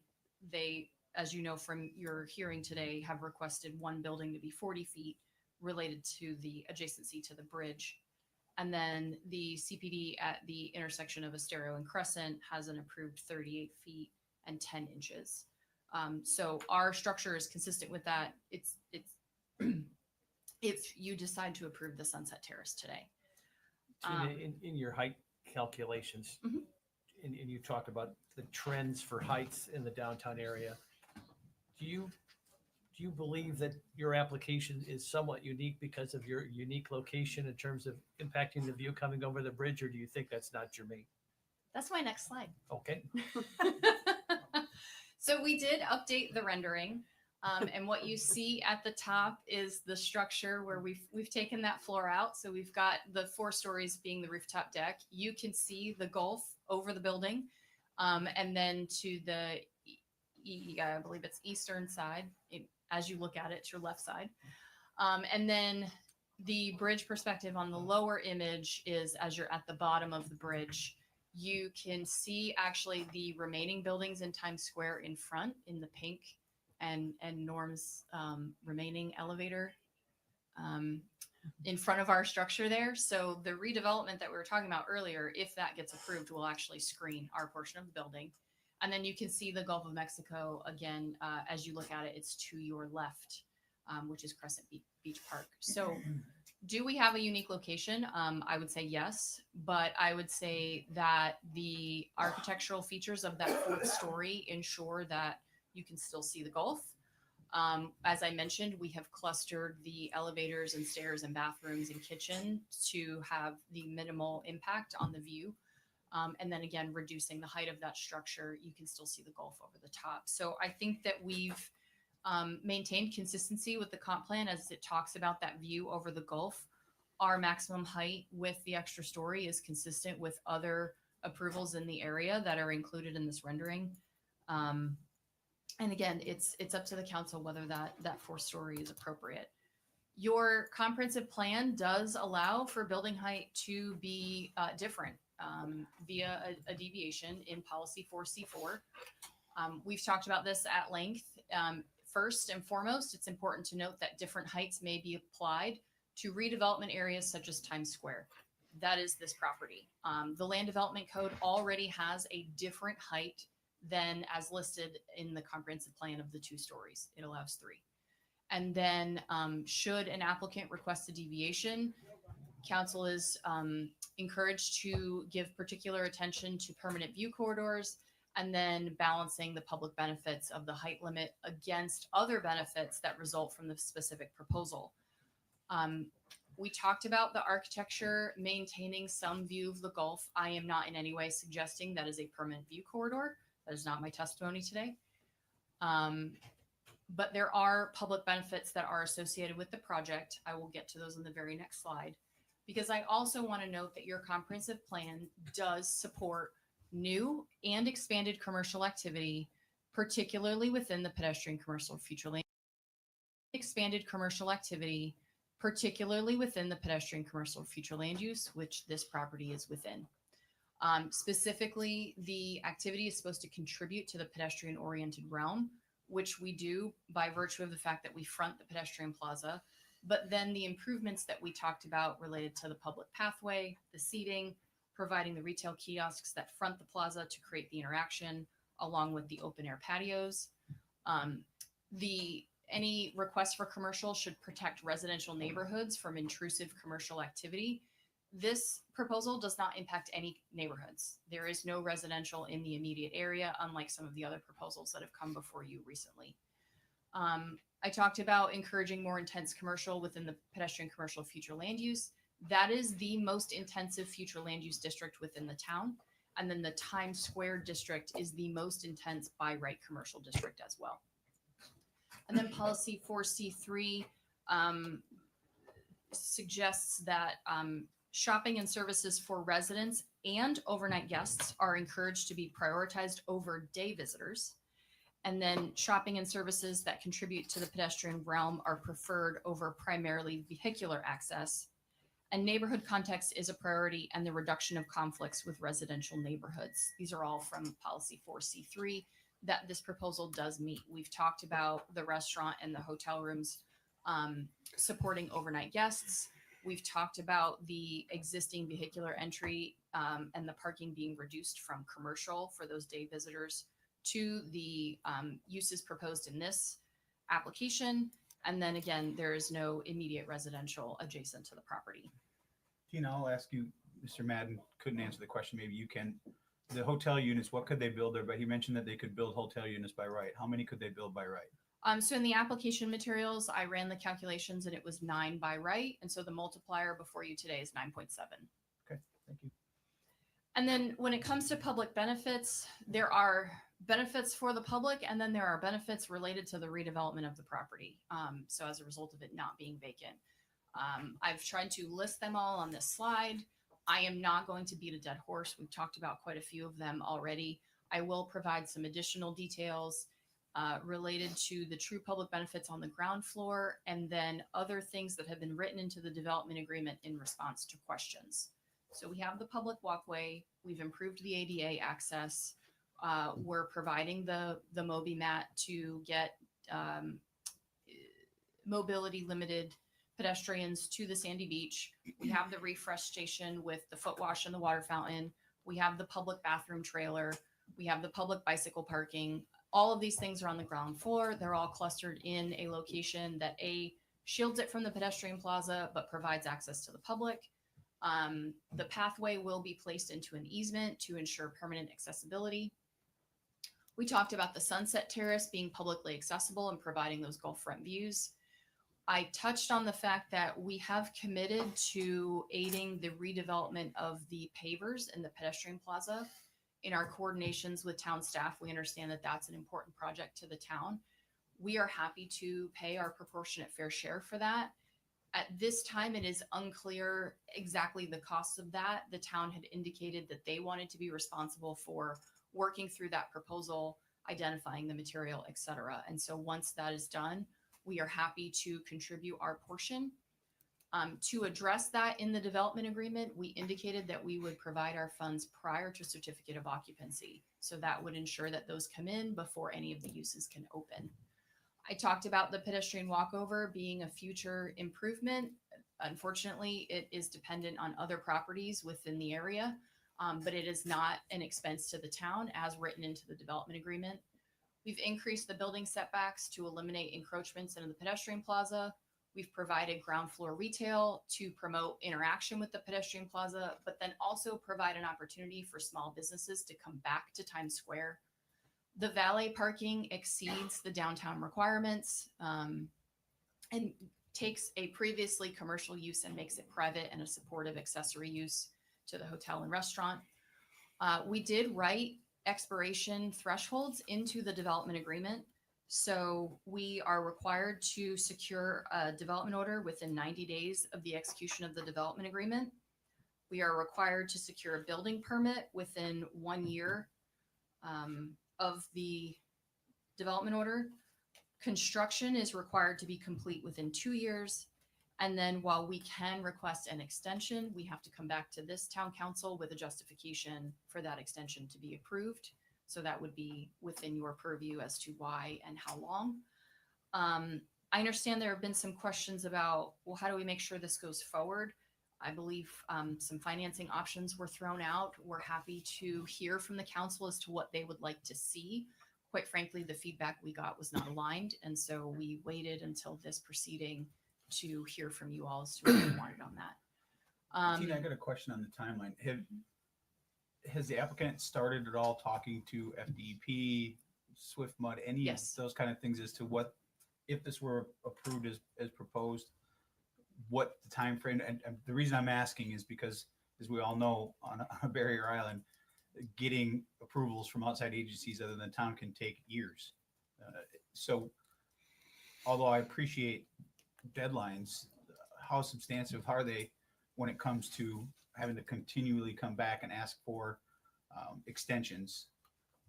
Benchmarks are great, but if you've got to come back for every single one and ask for an extension because the time it takes another agency to do something that wasn't factored in, what are you really gaining?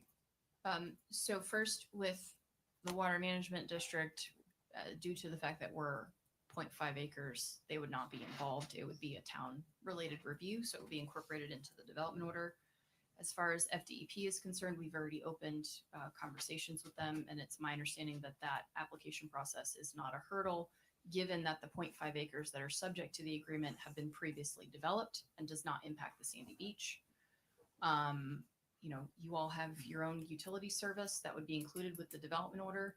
The development agreement identifies that any improvements related to utilities are at our costs, but that evaluation would be done with that application.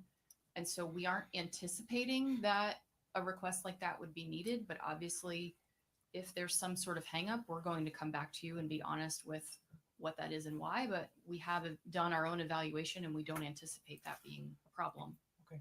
So that agreement expiration, is that as tight as a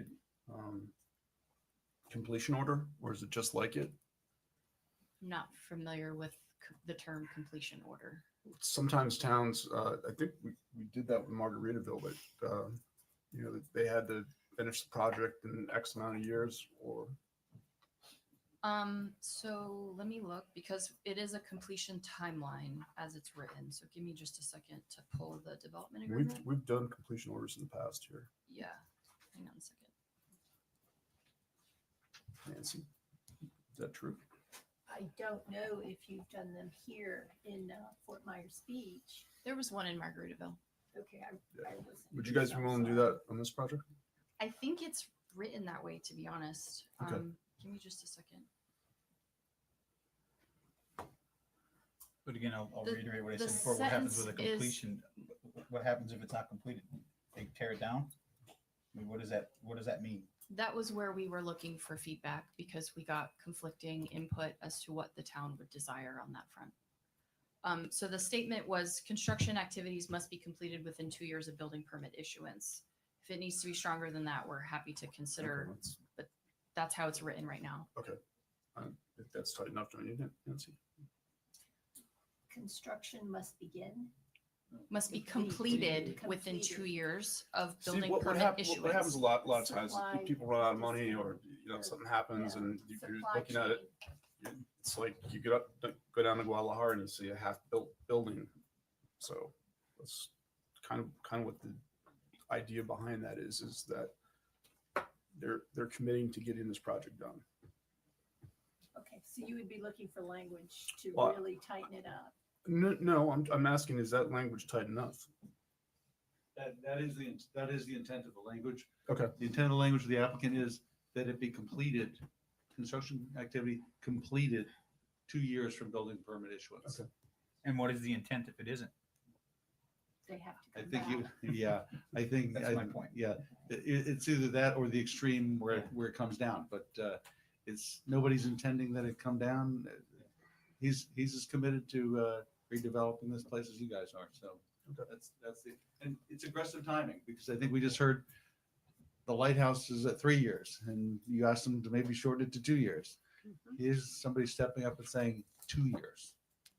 So that was one of the incentives to help jumpstart. I'm sorry, I sidetracked you. Oh, that's fine. I was done. So I'm happy to take questions. I'm happy to sit down and we can let the public speak. It's up to your purpose. I just have one question. I don't know if you know the answer, but I think made the comment that the project is looking at 30 million to rebuild. What would it be if you did it, and I'm just asking the question, if you did it without any hotels that cut a level off and you had basically restaurant and rooftop? I don't think we know that. No one's coming to my rescue. I don't think we know that. I definitely don't know that. Well, I think it's been made very clear that we don't have any numbers for anything. So it's kind of hard for you to stand up there and field these questions when you don't have any numbers to be able to go back on. And it's a difficult thing. That's, this isn't a CPD. This isn't something that they've already drawn out and they have true hard construction costs. So I don't know that, unless you want one of your team to try to answer her question, I don't know how you're going to. I think we stand by the we don't know. Okay. Johnny, have any questions for Tina? Nothing currently. Vice Mayor? Nothing for right now. Thank you. Well, I have a question. These timelines are very aggressive. I think, as Mr. Madden had said, how many projects like this has the applicant done in the past to be able to commit to such a tight time frame? I'm just looking for past experiences to be able to commit to something that we've all agreed is very aggressive. I don't have that information. I will tell you that the applicant has a civil engineer, an architect, and a structural engineer already working towards the end game. As it relates to submitting a development order and a building permit, that's all I can share with you. Okay, thanks, Tina.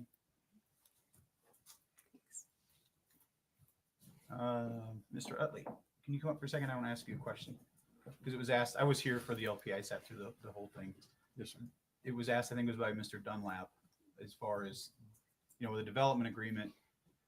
I believe the way he asked, and I don't want to speak for him, I don't know what word for word, but basically he asked, is it staff? This really doesn't give a recommendation for approval or denial. And I believe he asked it in a way that, is it fair to say that the staff has taken this negotiation as far as they can to this point, and therefore that's why it's now in front of the town council? My understanding, obviously, I'm new, but my understanding is that the development agreement was being pursued as opposed to the CPD because of the geographic location in the downtown area. And there are those 5 deviations that are being requested that staff had negotiated with the applicant, and staff was leaving this up to the council to decide the level of public benefit that would be derived from the proposal. Staff does recognize that this is a redevelopment parcel. It's 2 small parcels. There are inherent challenges with redevelopment of parcels. Staff recognizes that the downtown area needs redevelopment, needs to be kickstarted, and we need to have this rebuilding occur for the economic viability of the tax base, the promotion of tourism. But some of these questions, I don't think that the technical staff can answer. It's more the vision of the community that the council has to decide, is this the appropriate placement for the proposed use? Basically, what I'm asking is what he asked. So this is not necessarily a recommendation of approval or denial. This is just that this is where the negotiations are at this point. Yes, and this is just the first reading. So if there are discussions, that was what my understanding is. That's the applicant was proposing with the LPA that they were open to continued discussions. They did make revisions to the proposed plan, bringing that back to you guys for the first reading. And then if there are additional, I don't want to speak for you, Tina, or for the applicant, but my understanding is if there are additional provisions, additional modifications that need to be incorporated into the development agreement, that they are open to that. Thank you. Any other? Could I just go ahead, Jason? Just you. I just want to make sure I understood you correctly. Are you saying that because it's in the downtown districts, a development agreement is preferable over a CPD? Did I hear you say that? I think the downtown district promotes the most intense development, the highest density for the town, and I think that there is some optionality that the applicant can take advantage of through a development agreement that they might not be able to with the CPD. Is that is the thought process? Can you give a couple examples, Jason? Just I'd prefer that. I mean, they're the ones submitting. If you don't mind, I'd prefer that they address that as to why they chose to. The staff, we just evaluate the applications that come in. But as far as the determination as to what vehicle that the applicant chooses to try to obtain their entitlements, that's really that's their decision. No, I appreciate that. You had said just sort of rhetorically that the development agreement gives them optionality that a CPD wouldn't in the downtown district.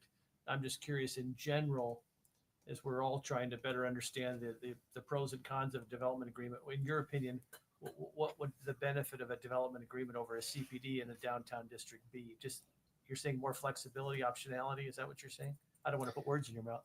Well, I just think for this area where you've got if you want to come up and help me, you've been here for longer than I have, but I just think because of the welcome aboard, Jason. Thank you. Appreciate it. I'm getting the life raft here. But I think with this being sort of the CBD or central business district or the area of greatest intensity, the highest order of magnitude of type of development, from my understanding, in the comp plan and the land development codes, if you're going to build something of the highest order intensity, this is the area where it's going to occur, in the town. And so as far as the specifics, maybe Judith can help me on that. So just when the application first came in, we did have some discussions, to give you a little bit of insight. We did have some discussions with the applicant about whether the development agreement was the right vehicle or whether a CPD might be better. They could have gone either route. They preferred the development agreement. It does have a little bit more flexibility, is not the right word, but in discussing like the timeline, for example, that's something that typically wouldn't be in a CPD that's a straight rezoning, because you're negotiating specifically for the project with the owner. They can provide you with more detail than you would have in a rezoning. So the timeline, which the applicant was pretty insistent upon from the beginning about having a tight timeline there, the proffering of the cost of the pavers in front of it, that's something that we could, discuss and negotiate as part of a development agreement that staff wouldn't necessarily negotiate in a CPD that's just a straight rezoning. So they're a little bit different. To the first part of your question about the negotiation, I hesitate. For what we're doing at the planning level is not really necessarily a negotiation. What we do with any applicant is discuss what the possibilities are. We make suggestions, recommendations based on what else we've seen. And that was part of the process. Certainly there were a series of meetings with the applicant, with Sarah, the town attorney, myself. And then once we had a framework, then with the community development director as well. So So that's how we got to this point. But again, my question was, I thought very simple. It's just, this is not a recommendation of denial Correct. or approval from the staff. Correct, because That's all I wanted. that's what the resolution doesn't call for us to make a recommendation. Right. That's all I wanted to do. There is a recommendation, however, at the time prior to the adoption that's given by town manager on the Right. proposal. Right. Yeah. Okay. Well, I just was reiterating the question that was asked at the OPA level. Okay. Just to make sure it was on this record as well. All right. Any other questions for these guys before we go to public comment? I've got some questions for staff, yeah. Oh, okay. Which staff member? Whoever wants to. The emails I've got against this all are anti a hotel in Times Square. What does the comp plan or the LDC say about hotel rooms in Times Square? My understanding is that they are allowable in Times Square. Hotel rooms are permissible. Yeah, so the comp plan calls for a variety of commercial uses in the area, including hotels. It's a permissible use. I don't know if that's on. It is. Is it? You can hear. Just not close enough. Okay. Yeah, a hotel is a permissible use in the, I mean, when we're talking about the comp plan, we're talking about the future land use, which is the pedestrian commercial. So it calls for a variety of commercial uses, including hotel, motel. Thank you. I heard in the presentation that staff had asked for the Sunset Terrace, I guess I'll call it, to be open to the public. Is that correct? Or yes. Yeah, so we initially, I mean, the first iteration just that they showed us didn't have anything on the rooftop. And we kind of felt that that was a missed opportunity right there on the beach, not to have that kind of public-private space to be able to use the rooftop. Sorry to interrupt, but I did want to clarify when we're talking about height, we were talking about what would be allowed height by right versus what they're proposing. You can have open air roof deck. It's the part that's covered that then becomes part of that height. So you could have it wouldn't be practical, but you could have an open deck with, if they had no kitchen and no bathroom, just an open deck, and that wouldn't necessarily count towards the height. You're allowed to have like an elevator overrun that's maximum 250 square feet. So the code does allow within that 30-foot height some additional rooftop things, but because they're adding that the kitchen and the bathroom to really make it functional as a restaurant, then they have to include it in the height. But just a rooftop with no roof and no walls, providing access alone does not necessarily take them over the height limit. It's the roofed enclosed space that we're counting. thank you. That's it for me for right now. Jim, any questions while Jason's up there? Scott? I'm good. Okay, thanks, sir. All right, I'll now open up to public comment. Are there any members of the public who wish to comment on this matter? If so, please come forward to the podium and identify yourself, provide your address, and whether you were sworn in. Come on up. Good afternoon, everybody. My name is Erica Jacques. I live on this island. My address is 7920 Buccaneer Drive, Fort Myers Beach, 33931. Good afternoon. Okay. Have you been sworn in? And Have you been sworn in? at the LPA, yes, not here. No. Okay, we're gonna have you get sworn in real quick. All right, if you raise your right hand, do you swear or affirm that the testimony that you're about to give is the truth, the whole truth, and nothing but the truth? Okay. Get real close to the mic so everybody can hear you. Okay. Thank you. So I just want to say, first of all, that I'm a very lay person. So I don't have numbers.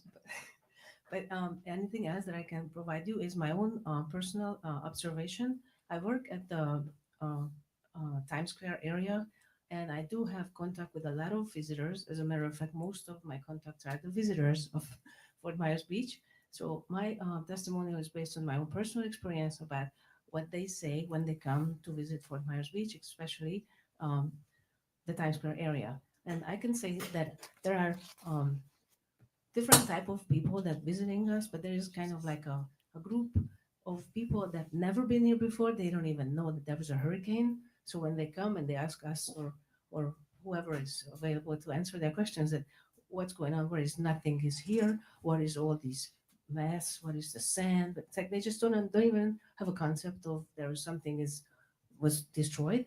They just want to have something there. So they come, they look, they spend some time, they maybe go to the beach, come back, and then they leave because they just don't know what else to do here. Like it's a big void for them to see the way it looks, the Times Square. The other group of people that I can identify is people who've been coming here. They don't live here. They're visitors, but they are coming year after year after year, like 10 years, 15 years, 20 years. They bring their kids.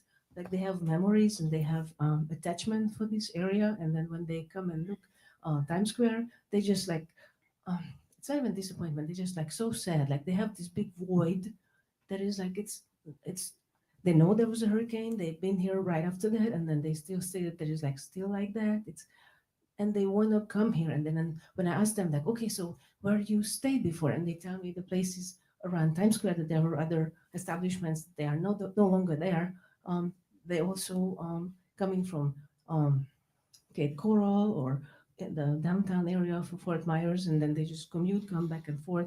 So that's other group of people that they just devastated, I would say. And then there's another group that people actually who lived here before or they're just emotionally very they don't want anything to change. They just want to want it as it was before, and that's just never going to happen.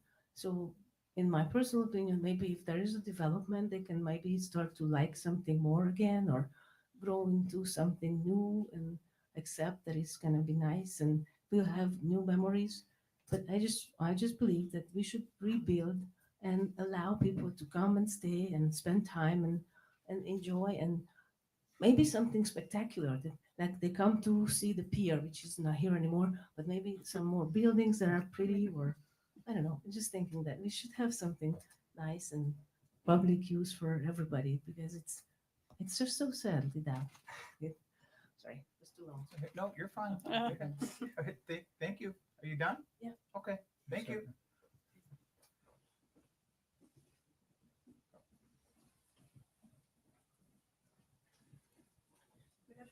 Good afternoon. You need sworn in too? Do you swear or affirm that the testimony you're about to provide will be the truth, the whole truth, and nothing but the truth? Okay. Hello, my name is Natalie Stickland. You can pull the mic down a little bit, Natalie. There you go. Hello, everybody. My name is Natalie Stickland. I'm a glass artist and owner of 3 Escargot, currently operating at 1028 Estel Boulevard. I've been in Times Square for over 20 years. Come before you today in support of this project, and thank you for the opportunity to speak. Times Square is a very special place to me and to many people as well. Over the years, I've seen many beautiful sunrises and sunsets. I've met many wonderful people. I have many return customers who bring their children along, and I've seen them grow up year after year. Less so now. The Gulf side is barren and desolate. The pier is gone.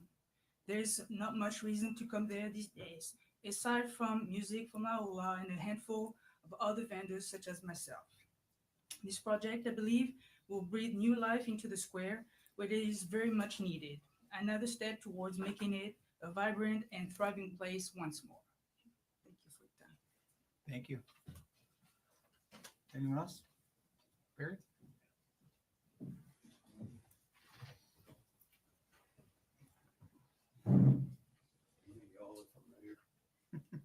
Hi, Barry Frank, resident, and you lift that up there. Okay, and You can't take not, break it, not Barry. real good with the microphone. However, I am an expert at anything my wife wants. So I get sworn in for that for sure.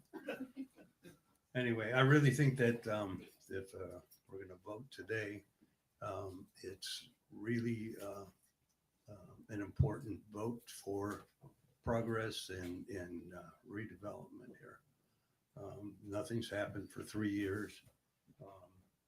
I've been out there with Erica, who spoke earlier, for the last 2.5 years, talking to people, and it's time to get something going.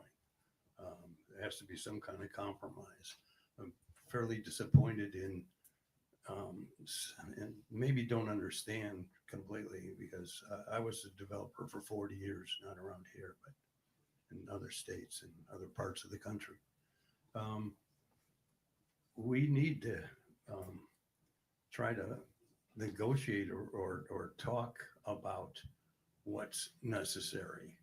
And I don't understand that we would want a developer of any kind or any size to downgrade what they're doing when they're trying to enhance or improve what's going on.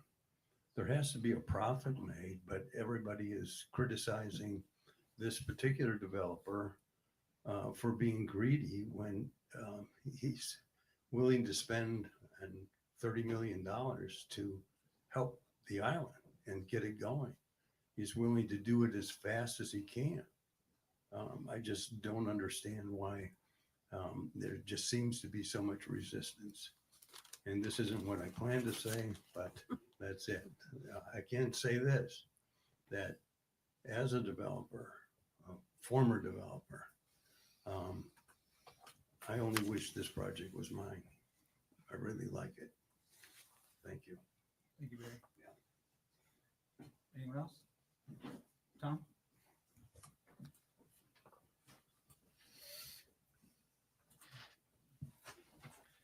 Tom Torgerson, Ian, a business neighbor to Terry's project in this immediate downtown area.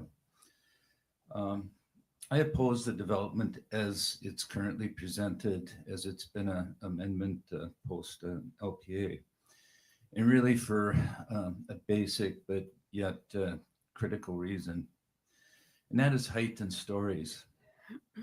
You know, I fully support in this district the people's rights to develop and develop to the height and stories that they're allowed.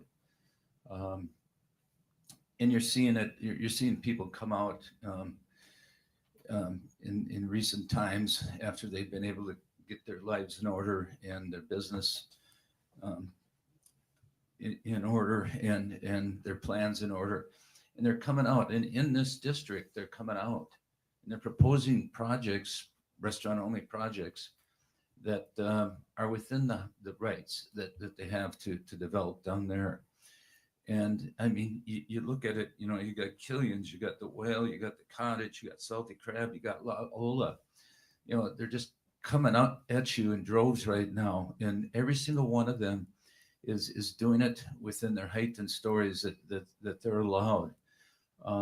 We, you know, with our project, we transferred our density and height off of the seaward side of Estero Boulevard, just for the reason of keeping the Gulf views and keeping the interaction with the view corridor at pedestrian grade, halfway down the bridge when you arrive down at the base of the bridge onto the island. And we gave up tremendous lands on Crescent Street, Fifth Street, Estero Boulevard, and you know, several areas. You know, we donated lands to the jurisdictions to provide public benefit. Now, this project comes forth, and they're asking for something that nobody else in the district is asking for in their redevelopment, and they're offering up public benefits that are really, in my opinion, insignificant, kind of disingenuous to the process to even suggest some of these things that, you know, a Moby mat or a bike rack or a pedestrian access that serves customers, that serves their customers as public benefit. Then in exchange to grant to go higher than everybody else in this particular area. And so that is really why I oppose it, to, you know, allow this development higher and more stories than they're right, with minimal or almost no public benefits. Some of the benefits I think could be described as public detriments. I just think is the wrong precedence to set. And it does set a precedence.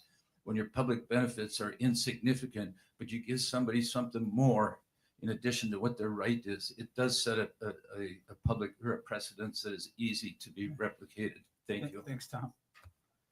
Anyone else? Come on up.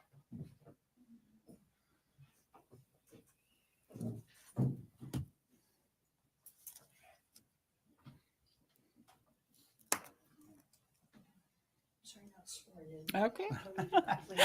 She's getting the hang of it. You're good. That's right. I can almost recite it by heart now. Do you swear or affirm that the testimony you're about to give is the truth, the whole truth, and nothing but the truth? I do. All right.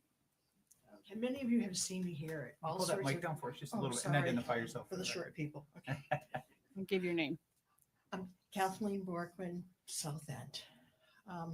Many of you have seen me at many of these meetings around town, LPA. I sit in the back and I stay quiet and I listen.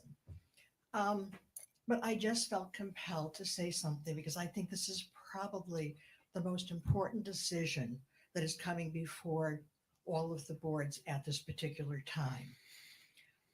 I've been here for about 15 years or so, and what brought me here is the same thing that brought all of you here, the view coming over the Matanzas Bridge. And right now, the view of hope for us is Norm's Tower. That is just a beacon in the redevelopment of Times Square. I certainly don't feel we can ever go back to what we had before Ian came. We need development.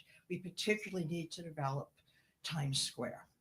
I remember it. I remember the Sunset Tropical Grill, which was a wonderful restaurant. We've all been there too. Great food, great happy hour, great views, great music. And for the life of me, I don't understand why it needs to be built higher and include the hotels that it never had before, as everybody has said. And I could not agree with Tom Torgerson more than what he said. We're coming back. The restaurants are coming back. The hotels are coming back. And people are back trying very hard to rebuild what they had before all of this happened to all of us. So I think what I would do is just politely request that the restaurant portion of it is fine. It was there before, it did well. But I really hate to see everything on the island that we all love become so high and so much bigger when it maybe doesn't need to. We do need restaurants for sure. People need to eat. I'm from the South End. I know that better than anybody, that we need places to eat there. You can't eat past Publix unless you want to go to 7-Eleven and get a hot dog. I mean, that's it. So I just felt compelled for the first time to put in my 2 cents worth. I feel for the people who come to Times Square. I know what they're saying.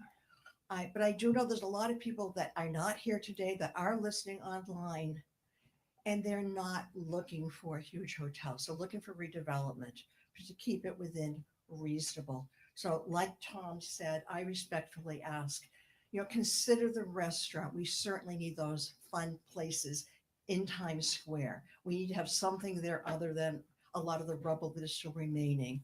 But if you could just kind of put the old, kibosh to the hotel piece, I just don't think it's the right place. We've never had hotels in Times Square before.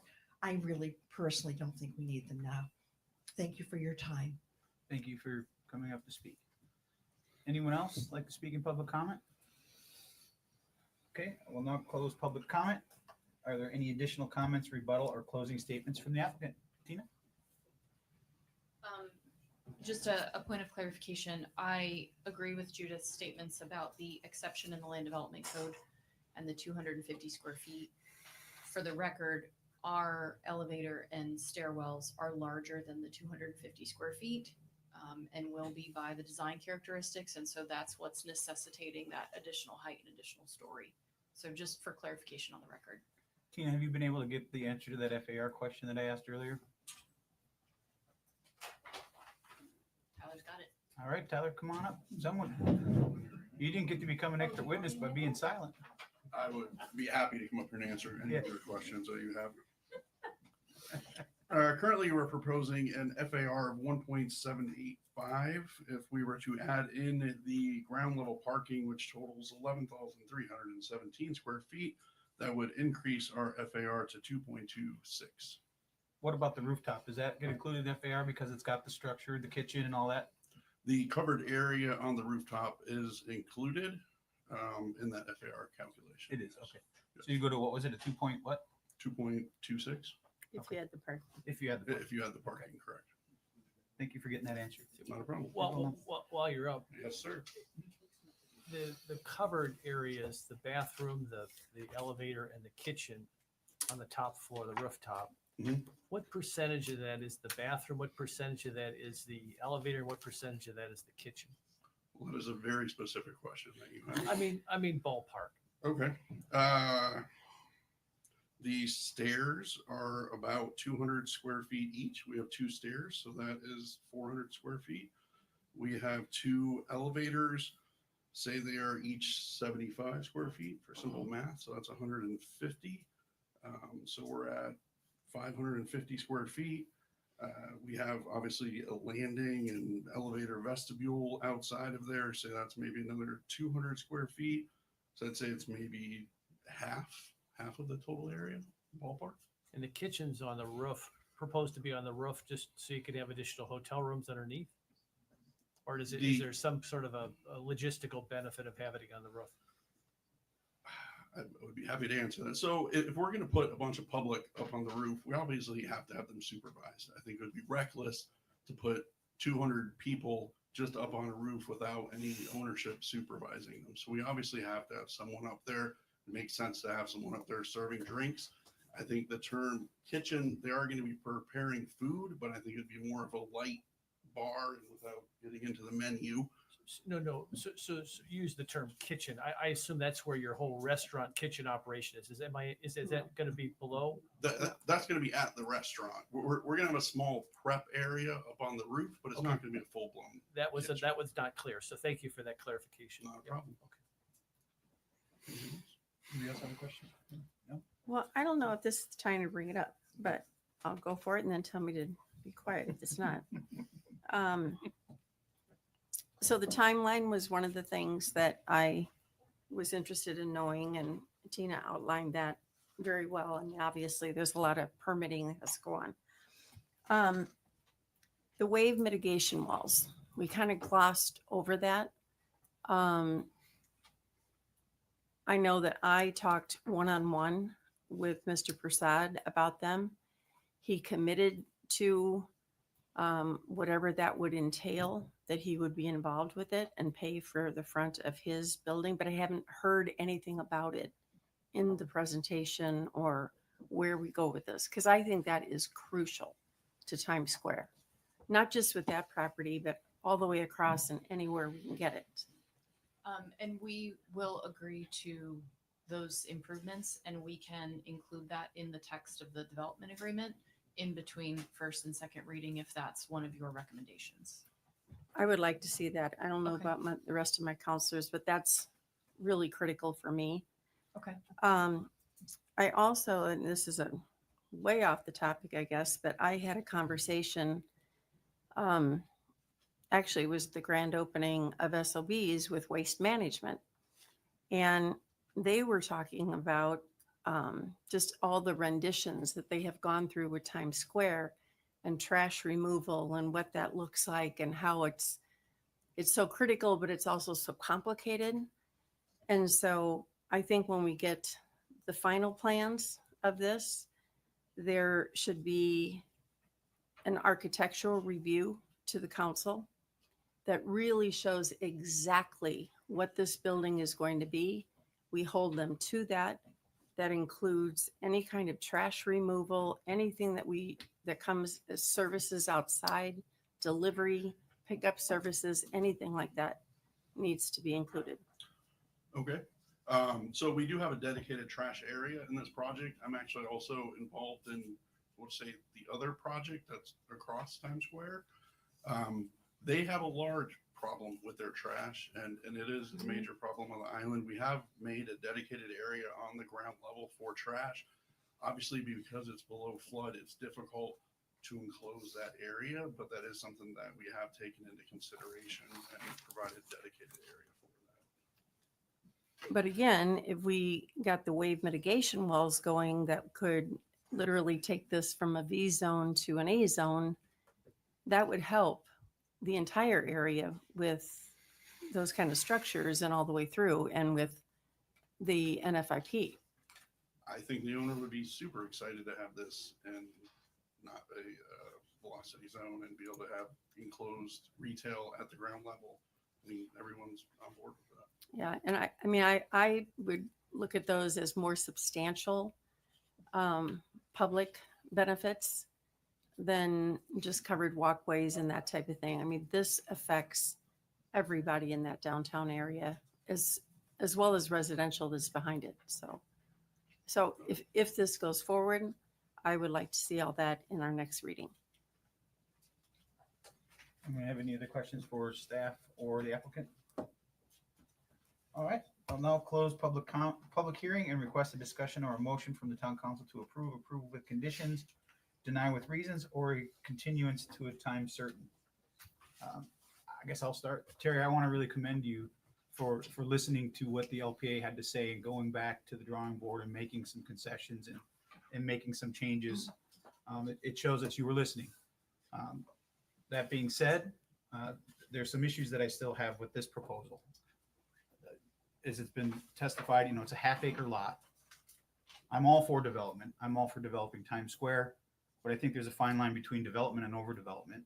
And being a half-acre lot, trying to squeeze a 2.2 FAR, which is the highest to date request if you don't include the deviation, including the hotel rooms. You talk about the mitigation wall. To me, there's just a lot of unanswered questions. If there was a mitigation wall in front of that, would your property then go to an A zone versus a VE zone? And if so, would it then be able to be dry flood proof and the extra story wouldn't be necessary and wouldn't be having this? You could have your kitchen and things at the grade level. Questions that we don't have answers to. My wish is that you would have taken this back to the LPA to vet out some of these things before it came here. But the way it's proposed, 9 dwelling units you're allowed to do. I'm not a huge fan of hotel rooms in Times Square. I don't think that's what the vision was. However, if that's your property right, that's your property right. But to ask for over a 300% increase in that density gives me great pause when you consider the public benefits that you're proposing to do that. It's very, I agree with Tina about the use. If there is going to be a higher density use, that is the area. But this is overdoing it by 300%. That's a huge increase in density, in my opinion, to go from 9 to 31. You asked us to consider the economic viability, but you're not willing to provide us any numbers to do that, even though we're not required to do that. If that's going to be an argument, I would like to see the numbers to back up the claims that this is not a viable project without having this. I certainly understand the cost. I know how expensive it is. I cringe when I hear people say, we've got to get Times Square moving. Well, we haven't done anything to stop Times Square from being developed. It's the asks that are being proposed to us in this development and other ones that are delaying the process, in my opinion. When you're asking for the maximum for something, you should have to give up a substantial amount in public benefit. I don't see that balance. I'm all open for discussion, but as this, excuse me, as this is proposed today, there's way too many unanswered questions for me to be able to support your ask based on what is being offered as a public benefit. So with that, I'll listen to anyone else's discussion would like to discuss. Vice Mayor, you're leaning in like you want to say something. No, I just, this is odd, but I think 4 of the 5 members up here were served on the LPA, and I served on the LPA for a number of years, and I just feel like from a process standpoint, the LPA was circumvented. The LPA process was circumvented. I watched the entire LPA hearing. They offered a litany of suggestions, and I thought graciously they offered the applicant the opportunity to come back to the LPA and incorporate some of those suggestions, and that request was not honored. And you all came back with a project with what I would argue substantive changes, but those changes are substantive. So it would be my preference to remand this back to the LPA and go through the proper process, because I believe it's in essence a different project, particularly with some of the suggestions that my colleagues have proffered. And my preference would be to remand this back to the LPA, go through the proper process again and continue these discussions and see if we can find a compromise. John? I asked Terry to go back when I met with him to the LPA as well, because I think that's where it needed to be. And so that's where my head is right now. Here, Councilor Woodson?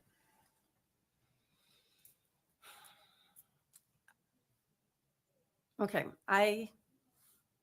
yes, I believe we have to get Times Square going. Having said that, you're right. No one's really come forward with this until right now.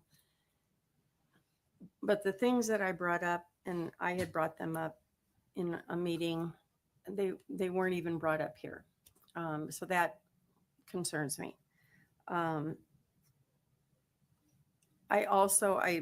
forgot to say this before, but I would like to see what it would be without the hotel rooms, so that we would have a choice in economic development and that type of thing. I mean, every email that I have gotten on this is all about Times Square being sacred ground. This is sacred ground. This is our place that we are known for. And the view corridor is one thing, and change is another thing, but it's always been restaurant, bars, entertainment, retail. We still have no retail on this island. I mean, it's the prime place for retail. We do have hotel rooms coming back, right? They're not all going to come back, but we have other places that are bringing more hotel rooms back. The more I think about it, I think the right way to do it, quite honestly, is to go back to LPA, get some of these details put into place, and then come back to the council, because I think then it is going to be a much more clear picture. I think there would be much more agreement in everything instead of all the open questions that we still have.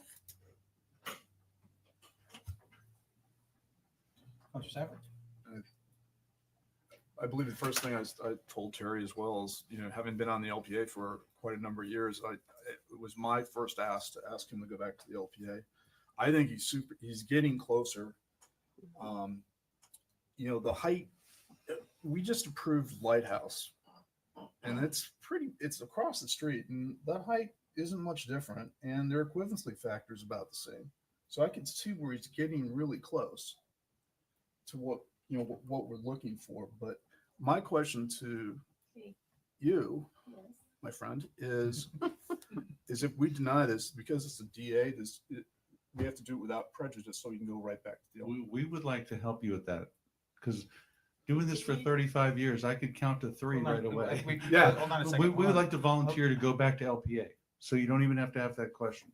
Okay. We would like to, as the applicant, we would like to ask you to remand it to the LPA, not necessarily for the June 10th hearing.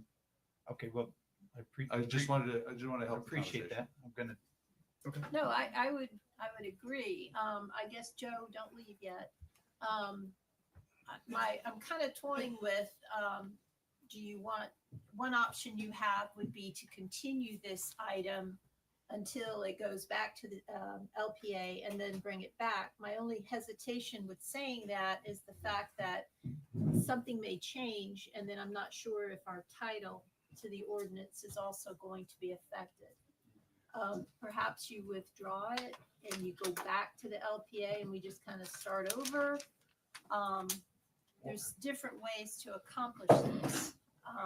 We want to make sure that whatever we do, we've dotted our I's and crossed our T's so that everyone's due process rights of the community have been respected.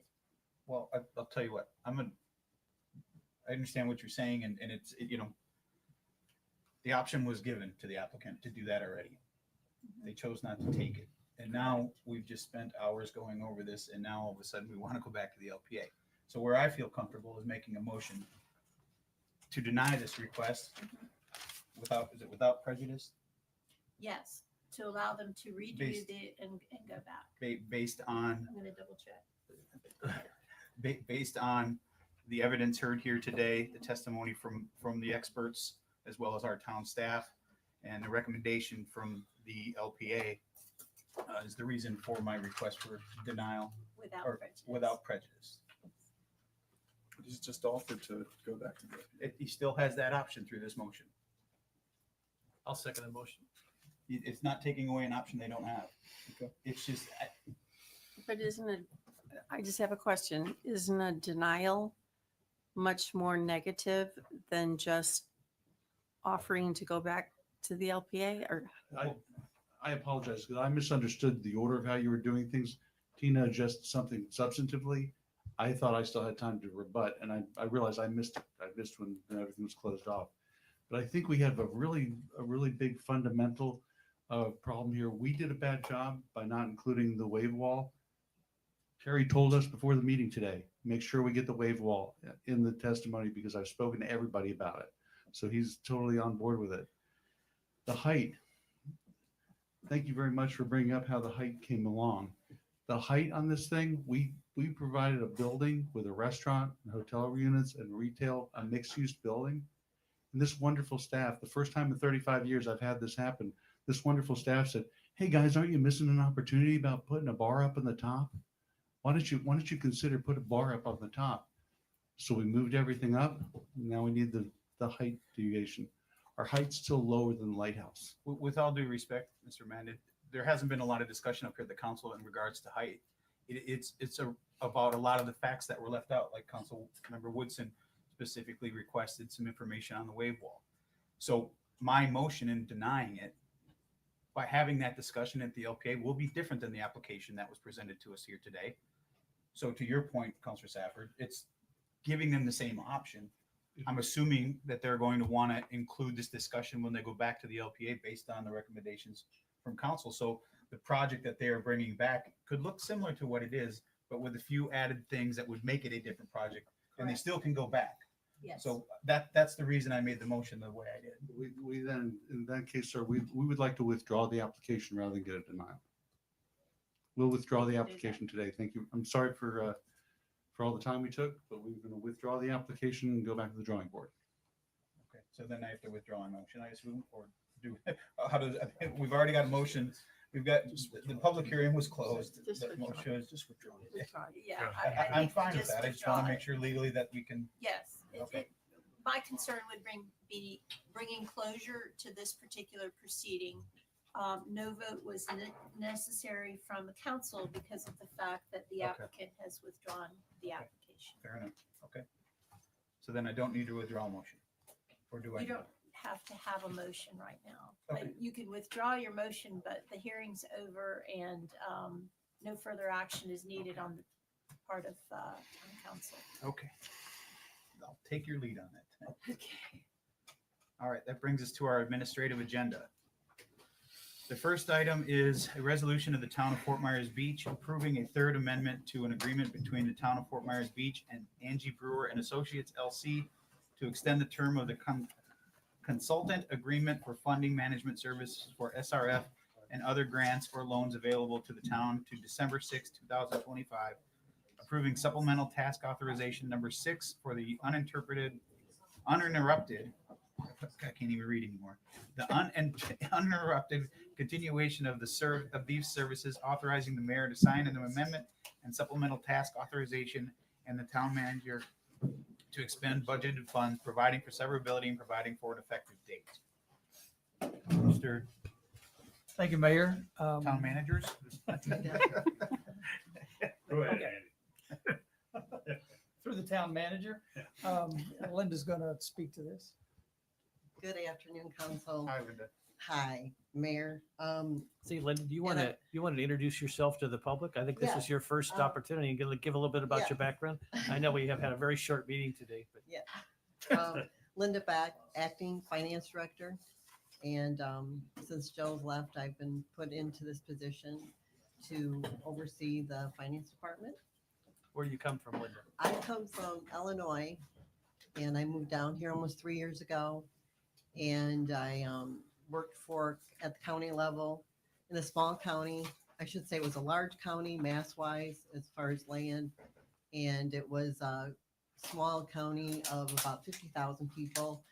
And I was there for almost a little over 16 years. And I was in the treasurer's office as chief deputy treasurer for 12 years. And then my boss decided to retire. So I ran for county treasurer. So I was there for 4 years. You served one full elected Yes, term as county yes, treasurer? I was appointed and then I ran for another 4 years. Very good. So I stayed in that position, but due to personal reasons, had a home down here already and decided to kind of pursue retirement eventually, but knew I wanted to come back down here to work. It so- never works. I Retirement. know, it doesn't work. We've heard you It can't doesn't retire work. on this You know, island. and of course, I come down in July of 2022 and guess what? Ian hits. So you have all that going on and with all that, but I started with the town 2 weeks before Ian and it's been a lot for me to digest. And of course, family, I don't have really any family down here. I have a son in Colorado and he's up in Fort Collins area. My daughter's in Central Illinois. She's married to a farmer and she has my 2 grandchildren. And, but I try to see family. Of course, family loves to come down here. So they get away from the cold and want to come down here. So I spend a lot of time with them, but I've enjoyed the time here at the town. It's been a challenge, and believe me, I love a challenge, but it's been a lot. It's been a lot.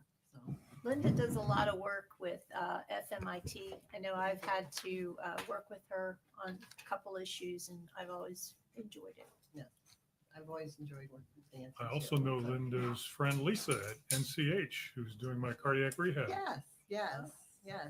She is a wonderful lady. Wonderful lady. We've kind of met through our music. So, Nice. yeah. And unfortunately, Linda's last day is this Friday. Sorry. Yes, No, I was made aware this morning. It's just been a lot for me to drive all the way down here. I've had 3 accidents Oh, no. driving back and through. None of them my fault. Of course. So it's just been a challenge. It's been a challenge. Looks But, like I once you caught know, a fish this big. And it's just been a lot for me. And I've been looking forward to just more or less an ease into retirement and just getting a little bit slower. So what can you tell us about the Angie Brewer? Oh, Angie Brewer. Okay. Why we're here is we want to get this authorized to continue their grant administration for the Tier 1 related funding sources. They provide the grant management administration services to the town, specifically related to the stormwater and water infrastructure projects. And that involves several grants as well as the state revolving fund. And so we need to continue their contract expires on June 8th of this year. And the town has been utilizing them as a piggyback agreement with Collier County as the basis for their agreement. What they anticipate is providing an additional $225,511 of services for the town as indicated in the STA number 6. The reason for this is to the Tier 1 project has accelerated so that the amount of time required to administer the grants and SRF loans. They are anticipating investing more time bringing the new finance director up to speed with the grant and SRF loan funding of the stormwater and water projects, which is Tier 1. There's additional work associated with securing additional SRF funding needed for the project. And also there is additional grant through the Resilient Florida Grant Program that has administrative requirements on, they will also be providing data for the utility rate study that needs to get in progress. So. John, you have any questions for Linda? Well, one serious and one not so serious. The funding is from the stormwater and water fund grants. I'm seeing. Yes. Okay. And then I see Joe Onzek's name on here with created, initiated on 5/13, which I think is kind of impossible when he left in April. He put it together before. Okay. So we tried to get it on at the last council, but it was too late. So, Correct. And the Correct. system hadn't been updated since. so, I just remembered his name. yeah. You, I You don't don't. remember us. You don't. I don't know about. How important he was. Anything else, John? No, thank you. Vice Mayor? No. Council Woodson? No, I mean, I barely got to know you and now you're leaving. So. Sorry. Well, congratulations and good luck. Yeah, best wishes. Councilor Safford? We're gonna have an audit committee meeting next month. I will be here, but Sure, they can have one.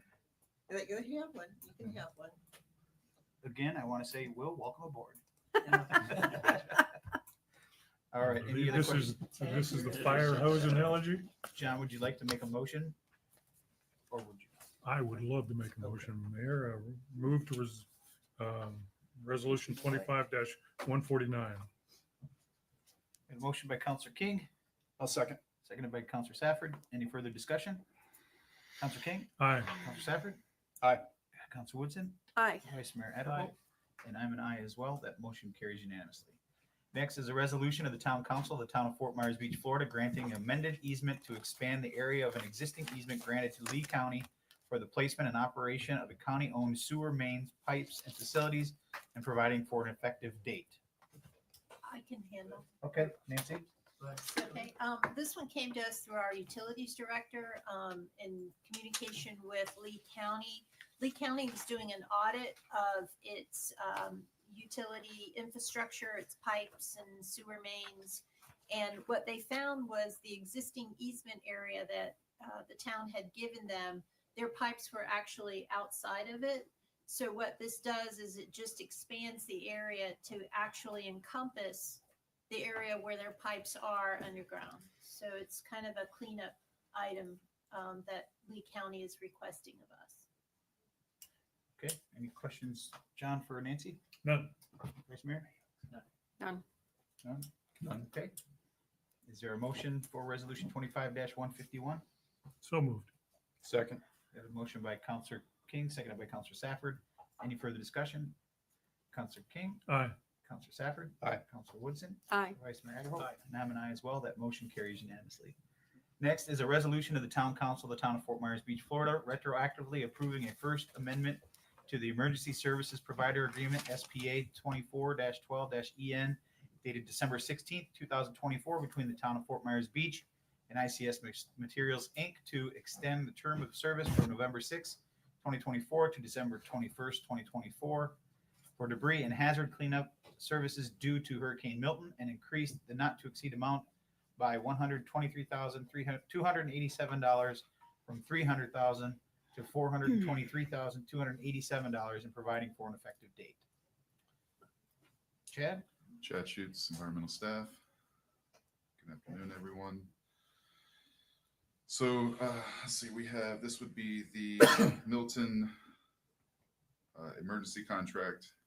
Whenever we're doing these emergency contracts, it's important to have a scope that's in alignment with the FEMA guidelines, that the rates are in line with industry standards, and that we have a not to exceed amount. It's very tough to estimate that not to exceed amount. We're in the middle of emergency, so apologies for having to come back for this, but both the Helene and Milton storms were cleanup and overwash sand were greater than we anticipated. No need to apologize for things you can't control.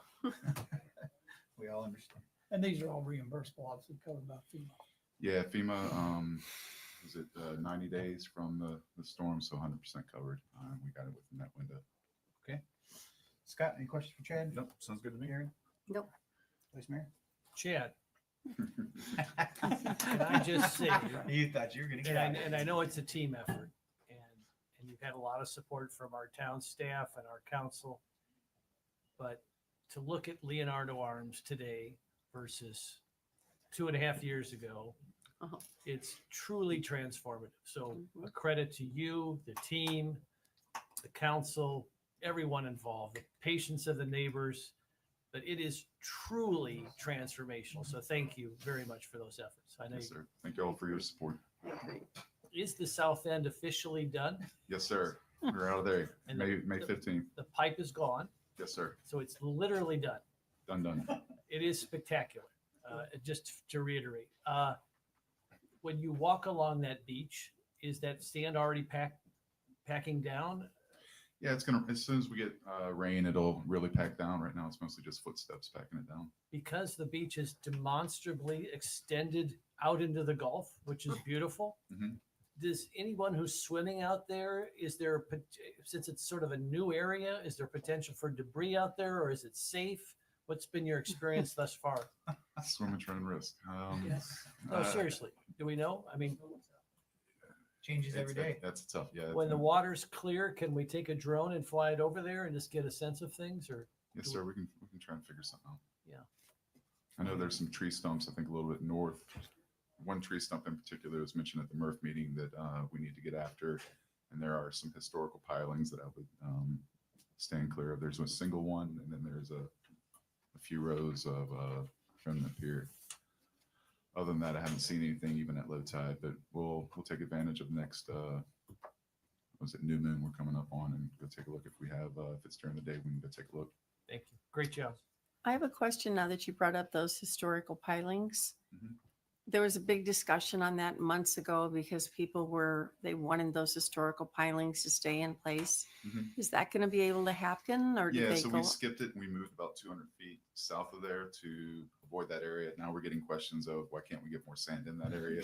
The sand will migrate. The beach is going to look different come November after storm season, and it's going to, shift north and south. That R204 at Leonardo Arms is it's all take. It goes north, it goes south, it doesn't stay there. So the sand will migrate and accrete in other areas. We'll assess the lateral access where the mangroves are basically on the shoreline, north and south of there. And we've already applied for funding, so we need to get it in our budget if y'all find fit to budget for some extra sand and restore that lateral access if we need it come November. And Chad, I'm sorry. Go ahead, Scott. Oh, I'm sorry. No, I just you're on was. a roll. Yeah, Oh, just wait, thank I you. had one more question. Oh, please go ahead. Did you shorten your beard? Yeah. I think it grew last night. No, it was. No, wait, it was maybe a I just lot. combed it. I tried to comb it a little bit. I'm new to this whole beard thing, so. Just had to embarrass you a bit. Thanks, That's all. Mr. My question is the Newton Park area. What's the time frame looking like? So right now we are in front of the old Junkanoo and moving south. They should be done with that by the end of this week. I was getting questions. Everybody's wondering where we're going to be at for Memorial Day and are we going to ruin their weekend? So I think we will be pumping at Lanark and working our way south to north. So I haven't been very good with timelines on this project. We keep, Yeah. for obvious reasons. I know. I can talk to Michael and see when we're going to be at Newton Park. See what, it's basically a calculation and everything's kind of assumptions based on So that production. based on what you're saying, that Newton Park's going to be the very last thing, probably. Just south of Red Coconut is going to be the last thing. Oh. But yeah. So we're pumping there, then they're going to jump to Lanark and come back to. Oh, I got you. Okay. So it'll be, if we're saying it's maybe halfway in between, so mid-June. Okay. Thank you. So Chad, I think it's important for the record to state, and our engineer, Mike Poff, who's phenomenal, Yes. had predicted this early on, that even though the beach on the south end is demonstrably wider, Mhm. it will naturally accrete. In other words, get smaller as a result of the currents and the tide. So nobody should panic. So currently we're at how many yards from Leonardo Arms? How many yards? Or feet out? 95 yards.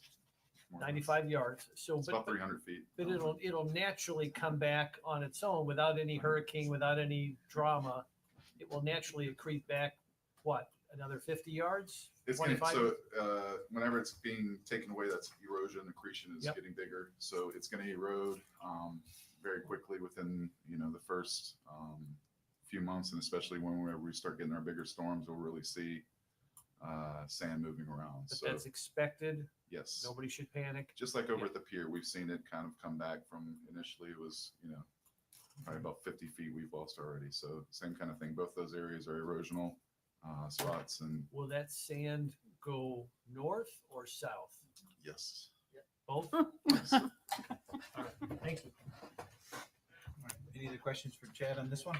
Well, I guess we're off topic, and we have been for a while, but I'll follow suit then.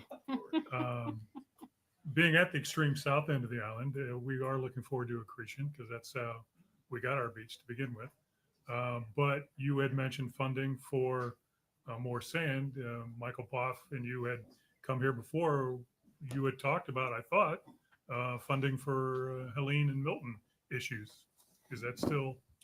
So we're waiting on the legislature to hopefully give us a Nicole and Ian, our Helene and Milton bill similar to what they did for Ian and Nicole hurricanes. So I'm not sure where we're at on that. Maybe we talk to our lobbyist or see if if anybody has their ears on the track of where they're moving towards that, if it's going to happen. Having said that, we do have hotspot maintenance in our beach renourishment project permit, but that's only inside those permitted areas. If you remember, the very south end, Big Carlos Pass Beach, Big Carlos Beach, that was a one-time placement, all landward of the mean high water, so we didn't have any property erosion control line issues there. Having said that, I think what we've talked to our coastal engineer about is applying for an emergency permit to perhaps put sand waterward of the mean high water, which it also would require U.S. Army Corps approval on that. So we are working on that. Having said that, we're talking about putting sand in an area that's already accretional. So, in terms of beach management, something to consider, but maybe just some, touch-up work to get the beach, and restore that access for y'all to be able to walk the shoreline, even at high tide. We can look at that. Okay, thank you, sir. Thanks, Whiskers. You're welcome. Chad, will the plantings begin before the central region is done, or will the plantings not begin until the whole project's completed? I think it's safe to say the plantings will begin after. I think we're coming on June 4th to award the plant contract. I'm hoping we get it done before y'all go out to recess and don't have to wait another couple extra months and get it done. But it probably won't start until July or August, just depending on readiness of the plants. All right. If there's no other questions, is there a motion for resolution 25-146? So moved. I will second. Any further discussion? Vice Mayor? Aye. I'm an aye as well. Counselor King? Aye. Counselor Woodson? Aye. Counselor Safford? Aye. That motion carries unanimously. Next is a resolution of the Town Council of the Town of Fort Myers Beach, Florida, retroactively approving the First Amendment to the Emergency Service Provider Agreement SPA-24-10-EN dated October 4th, 2024 between the Town of Fort Myers Beach and ICS Materials, Inc.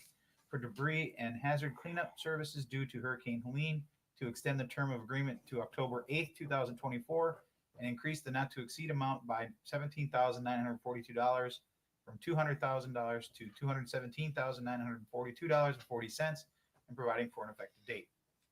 Chad? Yep. So this is the Helene emergency work again, same as the number 12 contract. Any questions on this one? I have a question. Sorry. You're extending the term of the agreement to October 8th. Is that just to cover the 90 days, or should that say 2025?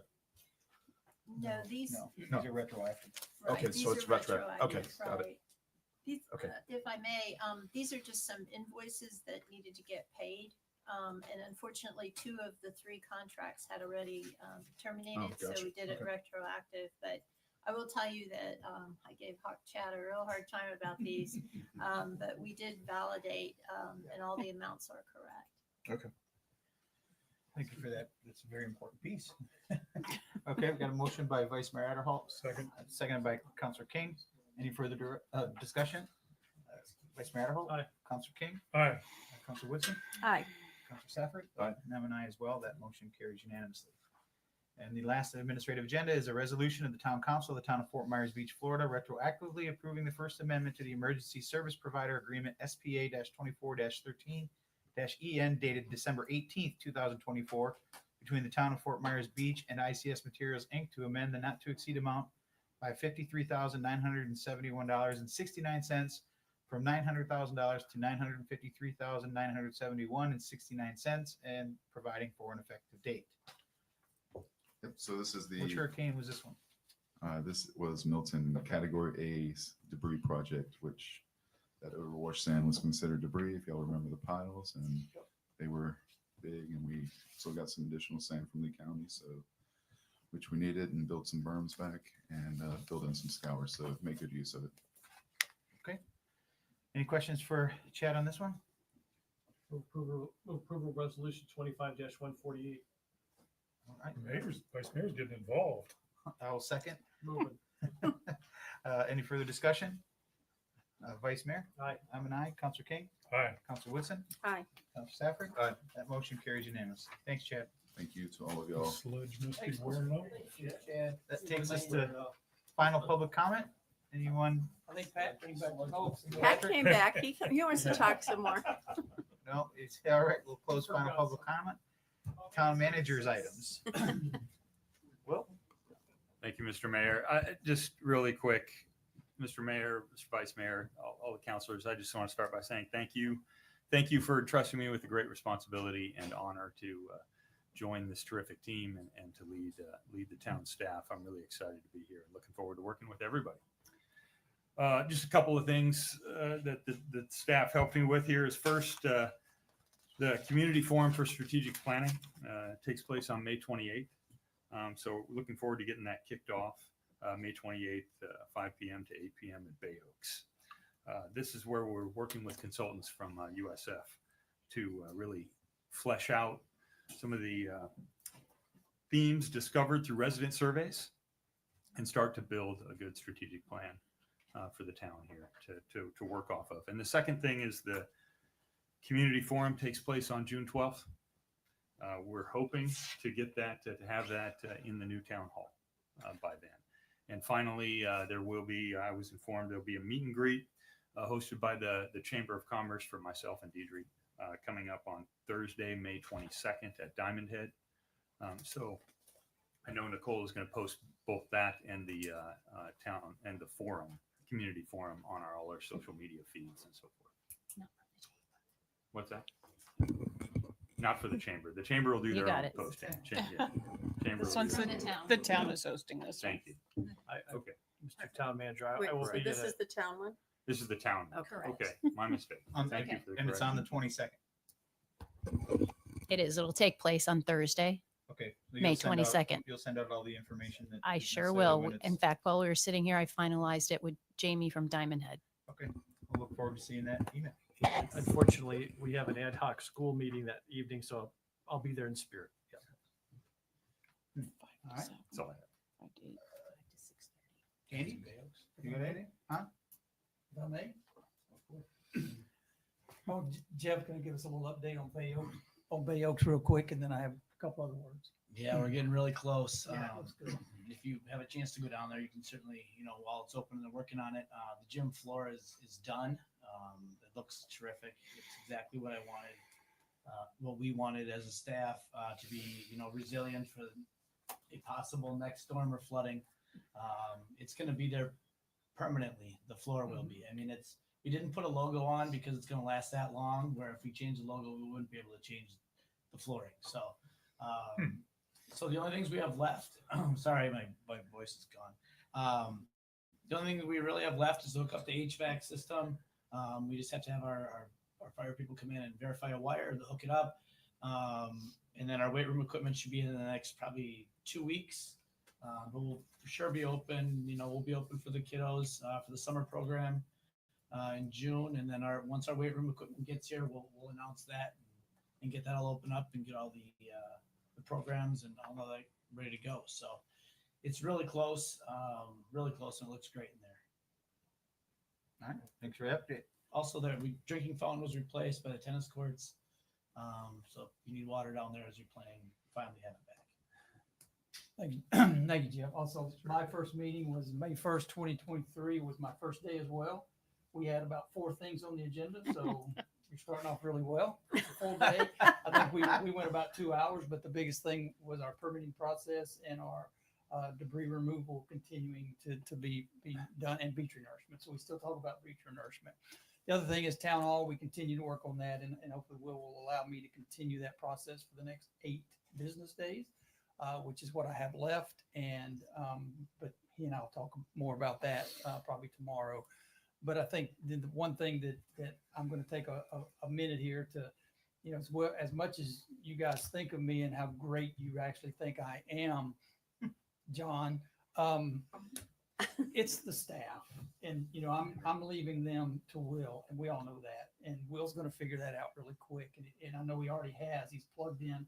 We've had him plugged in at least 2 times as a pretty good group, and I felt like the transition that you asked me to initiate and be part of, I think it's been pretty good. I think it really has gone about as smooth as I could have anticipated. I appreciate the fact that Will has accepted me as the former town manager, and We've all accepted has that. been cordial. He hasn't known me like you do, and to be as cordial to me as he's been, because that's not usually an easy thing to do when you have 2 type A's like this sitting 2 feet from each other. It's really a battle of wills at some time, no pun intended. But we have you made a great choice. I think you obviously know that. So I'm excited for what he's going to continue to do. I would be amiss if I didn't say that the last 2 years, we've done a lot. I mean, I don't have a list, but I don't think we need a list. We could have a list and we could go down that list, and then it's like, and somebody to add to the list, but we know what the list is. I mean, we've seen it. One of my biggest things was getting everybody in a new home. And the first day I was here, it's like, that's 25. I mean, you and I talked about it, Dan. It's Mayor, $25 million or whatever the number was going to be, 3 to 5 years. We've just been talking with developments and trying to get people to hurry. And we just knew it had been, 3 to 5 years. And we just didn't have that luxury.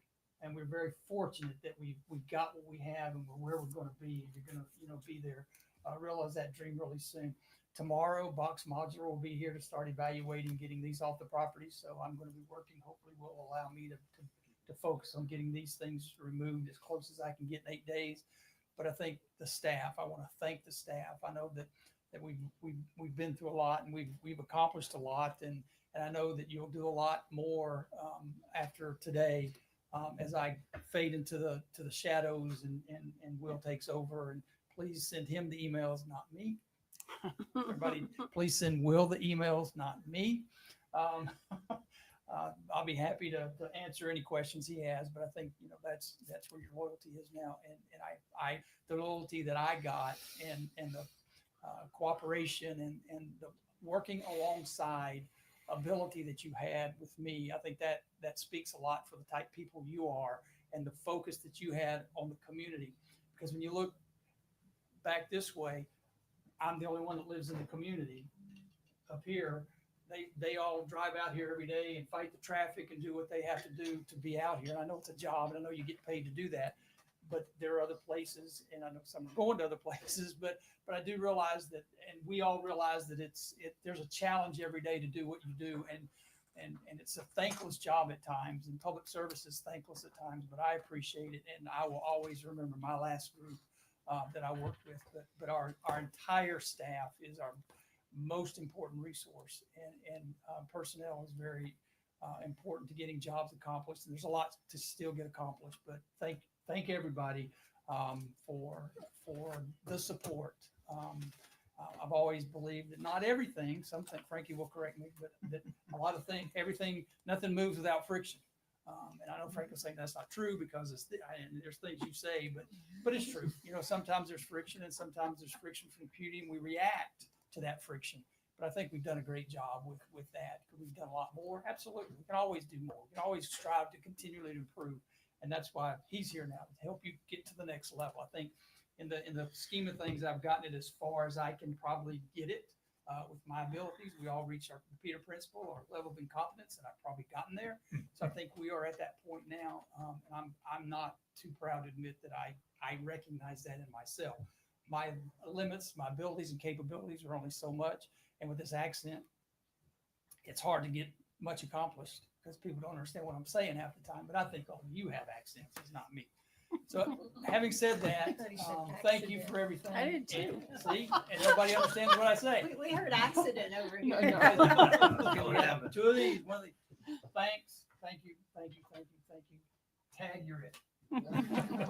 You're not done yet. I got a question. So one of the last things that I asked you, I haven't had a chance to talk to you privately about it, but I asked, there's been some requests from people when it's coming to the comp plan discussion and the potential changes of that. Now that most of our residents, or a lot of our residents have left, they would like an avenue through the website to be able to comment on, make it very easy for them because they won't be able to attend, you know, these in-person charrettes or whatever you want to call them. So if we can get something as soon as possible on the website where they can comment on what it is that they want to comment on in regards to the comp plan, because they can't all be here. And once you and I discussed that, I passed it along to Nicole and talked to Tracy about it so that we have a process that we can help. There you go. I'm working with Civic Plus, who is our website provider, to get possibly a question answer area right on the website where you can submit a question. It shows up on the website and we're able to answer that. So you can go through and see all of the other questions as well. I'm not positive if that's an option, but if not, there is another way where people could submit questions. We have it go to an email and then somebody would be able to just go and respond to each of those questions individually. Which I think is great, but I think if someone just wants to say in regards to this part of the comp plan, here's what I would like to see, or here are my recommendations. It doesn't have to necessarily be a question answer type thing, but just a If place where it's- people can submit a comment. If Yeah. it's just submitting comments, we can definitely do that now. If you want question and answer, I just need to look into it a little bit more.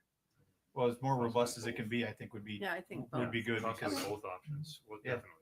Perfect. Yeah. all right, Sounds good. because they want to be involved. They just can't physically Right. be here to, Okay. and not everybody feels comfortable being here physically Yeah. talking to town staff. So. I'll go ahead and get the form part ready where they can just submit comments and we can have that on there right away. And then I'll continue to work on the question and answer part. Okay, thank you. Anything else, gentlemen? No? Okay. Town attorney items. I have three. Okay. So the first is welcome, Will. Andy, I'm going to miss you. That's number one. Number two, just to go ahead and jump right into it, the status of temporary residential housing post-emergency disaster. That's the next item on your agenda. I did pass out a copy of Florida statute. It's 166.0335. Basically, let me just give you a little history too.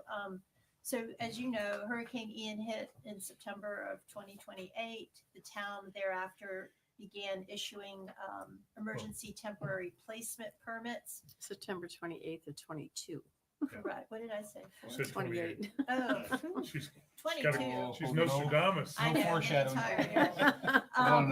So anyway, the town issued these emergency temporary placement permits to residents as well as to commercial establishments.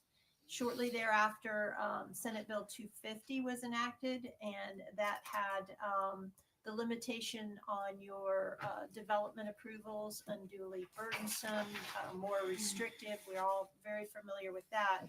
But it also had in it embedded some flexibility for individuals who had to have some type of temporary shelter. After SB 250, the Florida legislature in 2023 adopted the statute that I have provided you a copy with. And what that did is it codified and through its codification preempted your ability to do, to limit temporary shelter that people may need. The operative paragraph is paragraph 2. After the initial clause, it reads, following the declaration of a state of emergency issued by the governor for a natural emergency, during which a permanent residential structure was damaged, rendered uninhabitable.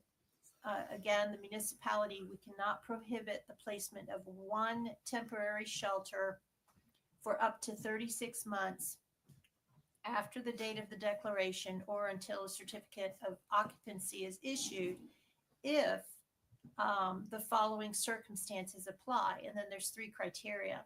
The resident has to make a good faith effort to rebuild or renovate the damaged permanent residential structure by applying for a building permit, submitting a plan or design, or obtaining a construction loan. That's number 1. Number 2 is that the temporary shelter, the travel trailer or camper, is connected to water and electric utilities and does not present a threat to health, human safety, and the resident actually lives in the temporary structure. So thereafter, you all, FEMA, this happened, and then FEMA came and we had our whole issue concerning the NFIP program. You adopted a resolution at FEMA's request that you would not be issuing any more temporary placement permits. And the question had been lingering for a while, and Andy kept asking, and we didn't get an answer until February of this year. And that you can find in the FEMA letter, which is in your material on page 837. And on page 2, the question is asked, remove the non-compliant structures that were incorrectly permitted and should not have been placed in the special high hazard area. And then the follow-up question was, do temporary housing trailers such as recreational vehicles, park trailers, or other similar need to be removed from the special flood hazard area to the town to come into compliance with the letter dated 11/21/2024? FEMA's response was temporary housing for disaster survivors that has been permitted by the town of Fort Myers Beach is acceptable. So having those travel trailers remain there is okay for FEMA, assuming that they meet their definition. We do have the state preempted language, so you would have to comply with that. Working with Dr. Kohler and staff, we've determined that there's about 156 or 155 temporary housing units. And so basically those would be permitted if they hit the qualifications and the requirements that are in the statute. And I don't think that analysis has yet to be performed. Once that analysis is completed, if they don't satisfy those criteria, then there is no legal right for them to continue to reside in those structures. Now, bear in mind that it's following the declaration of a state of emergency. We've had several state of emergencies because of the multitude of storms. So it's possible that on September 28th of this year, someone's permit would have expired because they've been in there since Ian. However, subsequent to that, we had Helene, and they may still require temporary housing because of Helene. And then that would be in Milton as well, and that would go up to the 36 months. So From the date of the initial state of emergency. Declaration, yes. Declaration. So my recommendation to you would be that, working with the town manager, that we look a little bit closer and do more analysis on each one. And that should give members of the public some assurance as to where they stand. Well, I think, if I may, Councilman Woodson, you were very concerned that September was approaching and that people didn't know, is the town going to come and ask me to move and relocate? I need to make plans. So again, my recommendation is that they take a look at that statute. I'll repeat the number, 166.0335. And then we will start our analysis here. And I'm certain there'll be a courtesy letter that's given first, you know, to give them further understanding of where we are. My question is with item C, the resident lives in the temporary structure. As we're seeing out there, there are people who are Airbnb-ing their trailers. That would They're not they're using qualify. it as their second home. How are we going to verify that they're not living in it? Because we know there's a lot of them out there doing it. I think one of the opportunities we have with the new Rentalscape software is that if that RV residential vehicle is being advertised as such, we'll be able to pull that in through our Rentalscape software, and there will be a designation for us But to what follow up on Rentalscape that. won't pick up are people who have a lot that have a trailer That is a construction correct. worker is living in, but they're not living in it because it's not their residence. That would be correct. How are you gonna navigate that? The only other thing we could do, like we did with our town tour spreadsheet, if you recall, when town manager, myself, and Miss Nicole went out and looked, not that we'd be able to tell by a drive-by kind of opportunity, but that would be a second place, and then we'd have to pursue that through code. I would think you could also issue a citation and it'll come tell you really quick if they're living there or not. Or even an affidavit attesting Yeah. that they are living there. I Mhm. mean, those are things that need to be built, but these are going to have to be looked at on a case by case basis. Sure. There are 155, 56 of them. So it's not going to be something that, you know, the town will be knocking on your door tomorrow, but nevertheless, it's Well, good maybe- to let the public know. Maybe that course of to help alleviate staff, maybe asking anyone who is living in their trailer to sign an affidavit Yeah. saying that would diminish your numbers quite a bit. At least you'd be able to focus in on a certain number. Well, and then number 2 is item A, that they have to be in a building process in some way, shape, or form.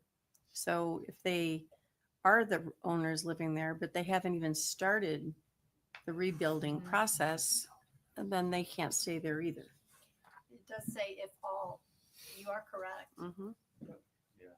There's ways around that too. We'd be able to tell based on permitting, if they've come in for a permit, what date that permit was applied for, and then trace that back to the temporary use permit.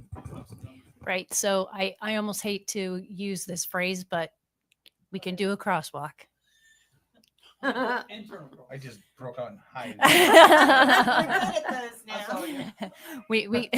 We can do a matrix. We can do a matrix analysis. There Yes. we go. There we go. We can do Matrix that. Analysis. But I hope that is some information that answers your question that you Well, I mean, had. the fact that you reiterated it's all three of these, it's not just one of the three. That They is have to meet all correct. three It of does them. say if all of the following circumstances apply. Yeah. That's So they in the have to have all statute. 3. Along with this agenda item, I just briefly wanted to make a couple comments about SB 180. You heard them at the beginning or during some of our discussion today. But it does extend the prohibition on you to enact any type of change to your comprehensive plan or to your land development code, which is more restrictive or overly unduly burdensome, I think is the term. And again, that kind of puts you in a holding pattern per se. There are a lot of other things in SB 180. My understanding is we're still waiting for the governor to sign it. And then what I intend to do is to work with the town manager and go through it line by line and determine what we need to do as far as staff.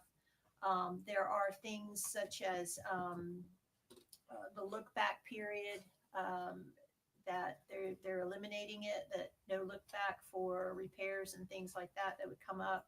There is an impact on the homestead assessment. There's a requirement for annual hurricane readiness. There's just a lot of things, but I wanted to go ahead and let you know that is coming down the pipe. So that was number 2. Okay. Number 3, since I'm on a roll, is the last item that was added to our agenda today, which was a discussion on the school board issue. And my notes go. I just wanted to add a couple things. I have looked at the school interlocal agreement. I understand that there is an amendment to the one that was provided. So we're hunting that down. There's also another interlocal agreement involving, I believe, a land exchange, hunting that one down as well to make sure we have that I have an understanding of the entire picture of what's coming up. The interlocal agreement that was in your packet basically talks about a default condition in the event that you suspect that there is a default. I would term it as an anticipatory breach. The provision in the existing agreement suggests that you go to mediation to try to resolve it.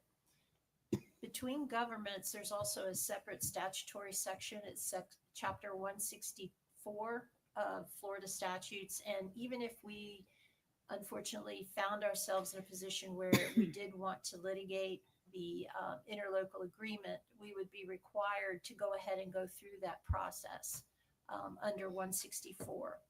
And it has timelines in it, and I recognize that, you know, time is very, very short. So I have some specific recommendations to you, which you could agree with or not.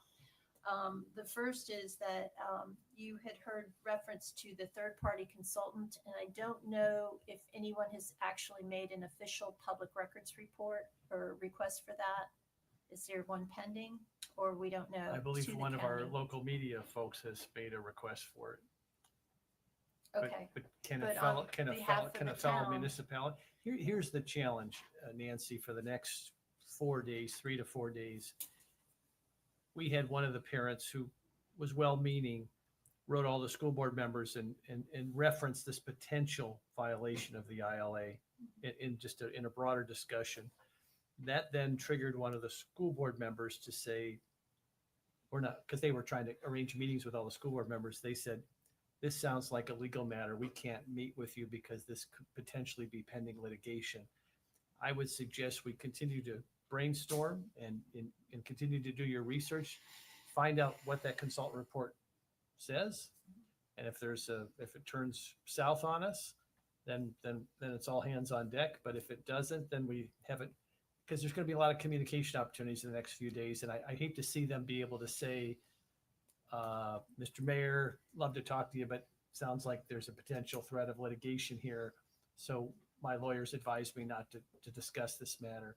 I just want to avoid that, at least for the next few days, so we can keep those lines of communication going. Sure. But I totally hear you.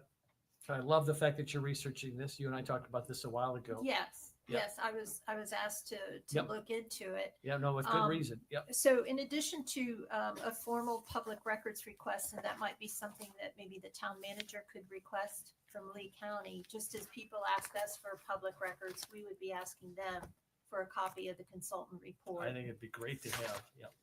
The second possible item that I would suggest to you, because if we do find ourselves having to go down the Chapter 162 or 164 mediation process, it does require a resolution to be adopted by the town council. And because of the timing, you may want to consider having a special meeting, perhaps after the school board meeting, and then figure out what we need to do or want to do. Let's all continue to hope for the best, but prepare for the worst. Yeah. And that would be my my suggestions, my recommendation on it. Yeah. I don't have anything else. That was my number 3. Yeah, I'm done. that's a good one.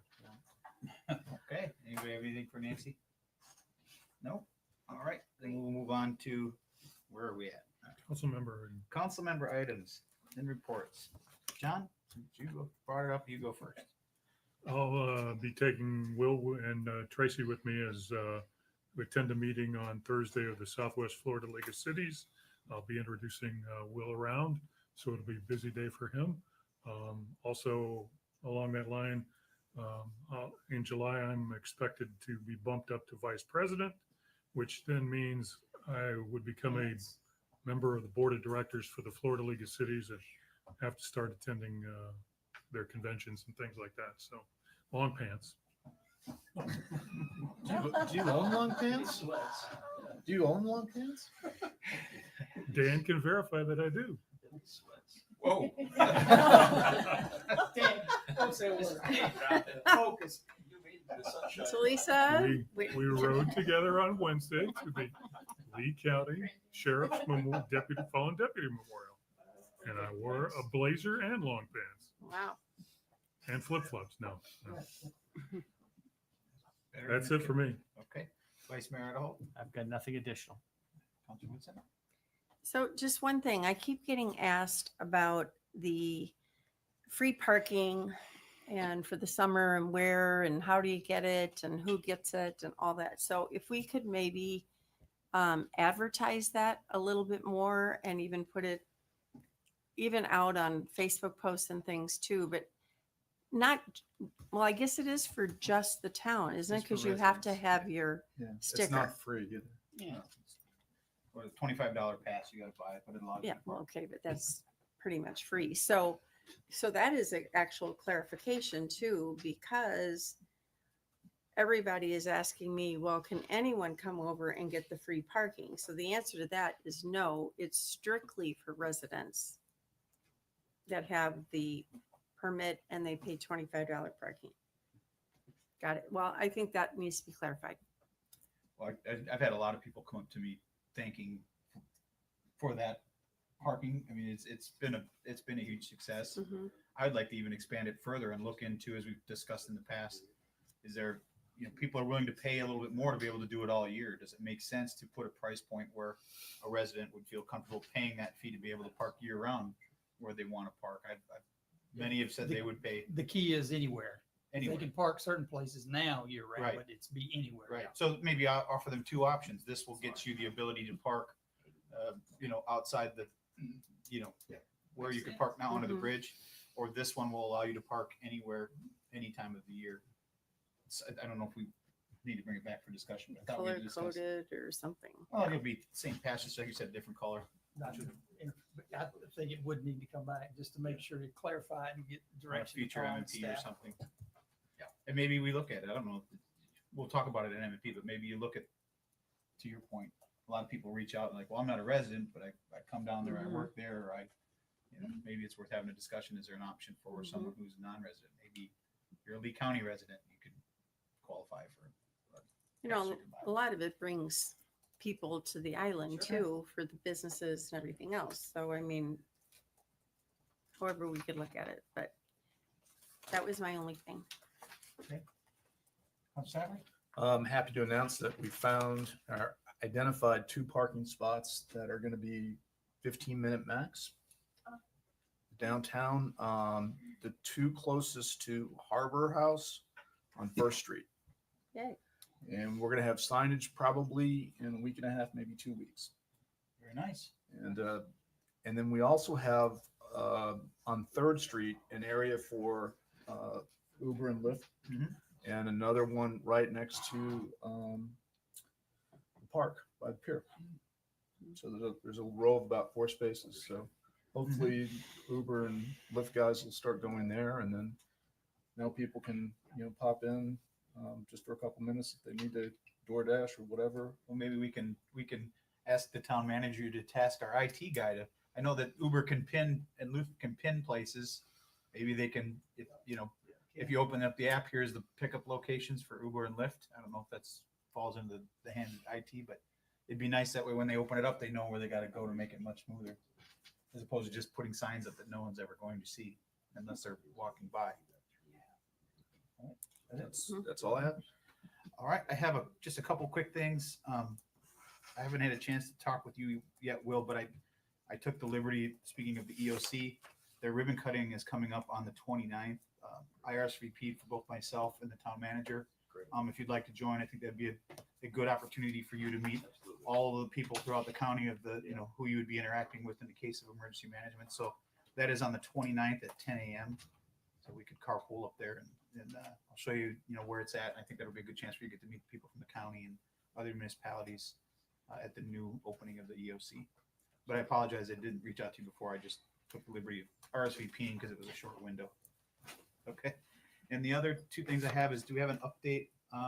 We haven't seen Jason Green in a while on the impact fees. Where is that at? They should be just about complete. So I'm guessing, I shouldn't say guessing. I'm estimating by the end of June, we'll have that a complete packet. to council. By the So by the second meeting in June, hopefully. Okay, yeah, if you could get us an update, a firm update on. And we talked last week and everything was just about wrapping up. So By rather than putting June everything meeting, into that'd be great. formalized. Can I just Absolutely. add on to that, Frankie? As you talk to them or ask them about an update, would you just have them make sure that they reference or sort of explore the option of a wave wall as well as a water ferry, just to see what, if those funds could be utilized for it, Sure. as they do their research? Yeah, I think that's the mitigation wall is a great Wave, suggestion. yeah, Wave wall, mitigation wall, whatever you want to call it. We already talked about the comp plan website thing, so I have nothing else. There's nothing else. John? Move to adjourn. That's it. Kind of dull.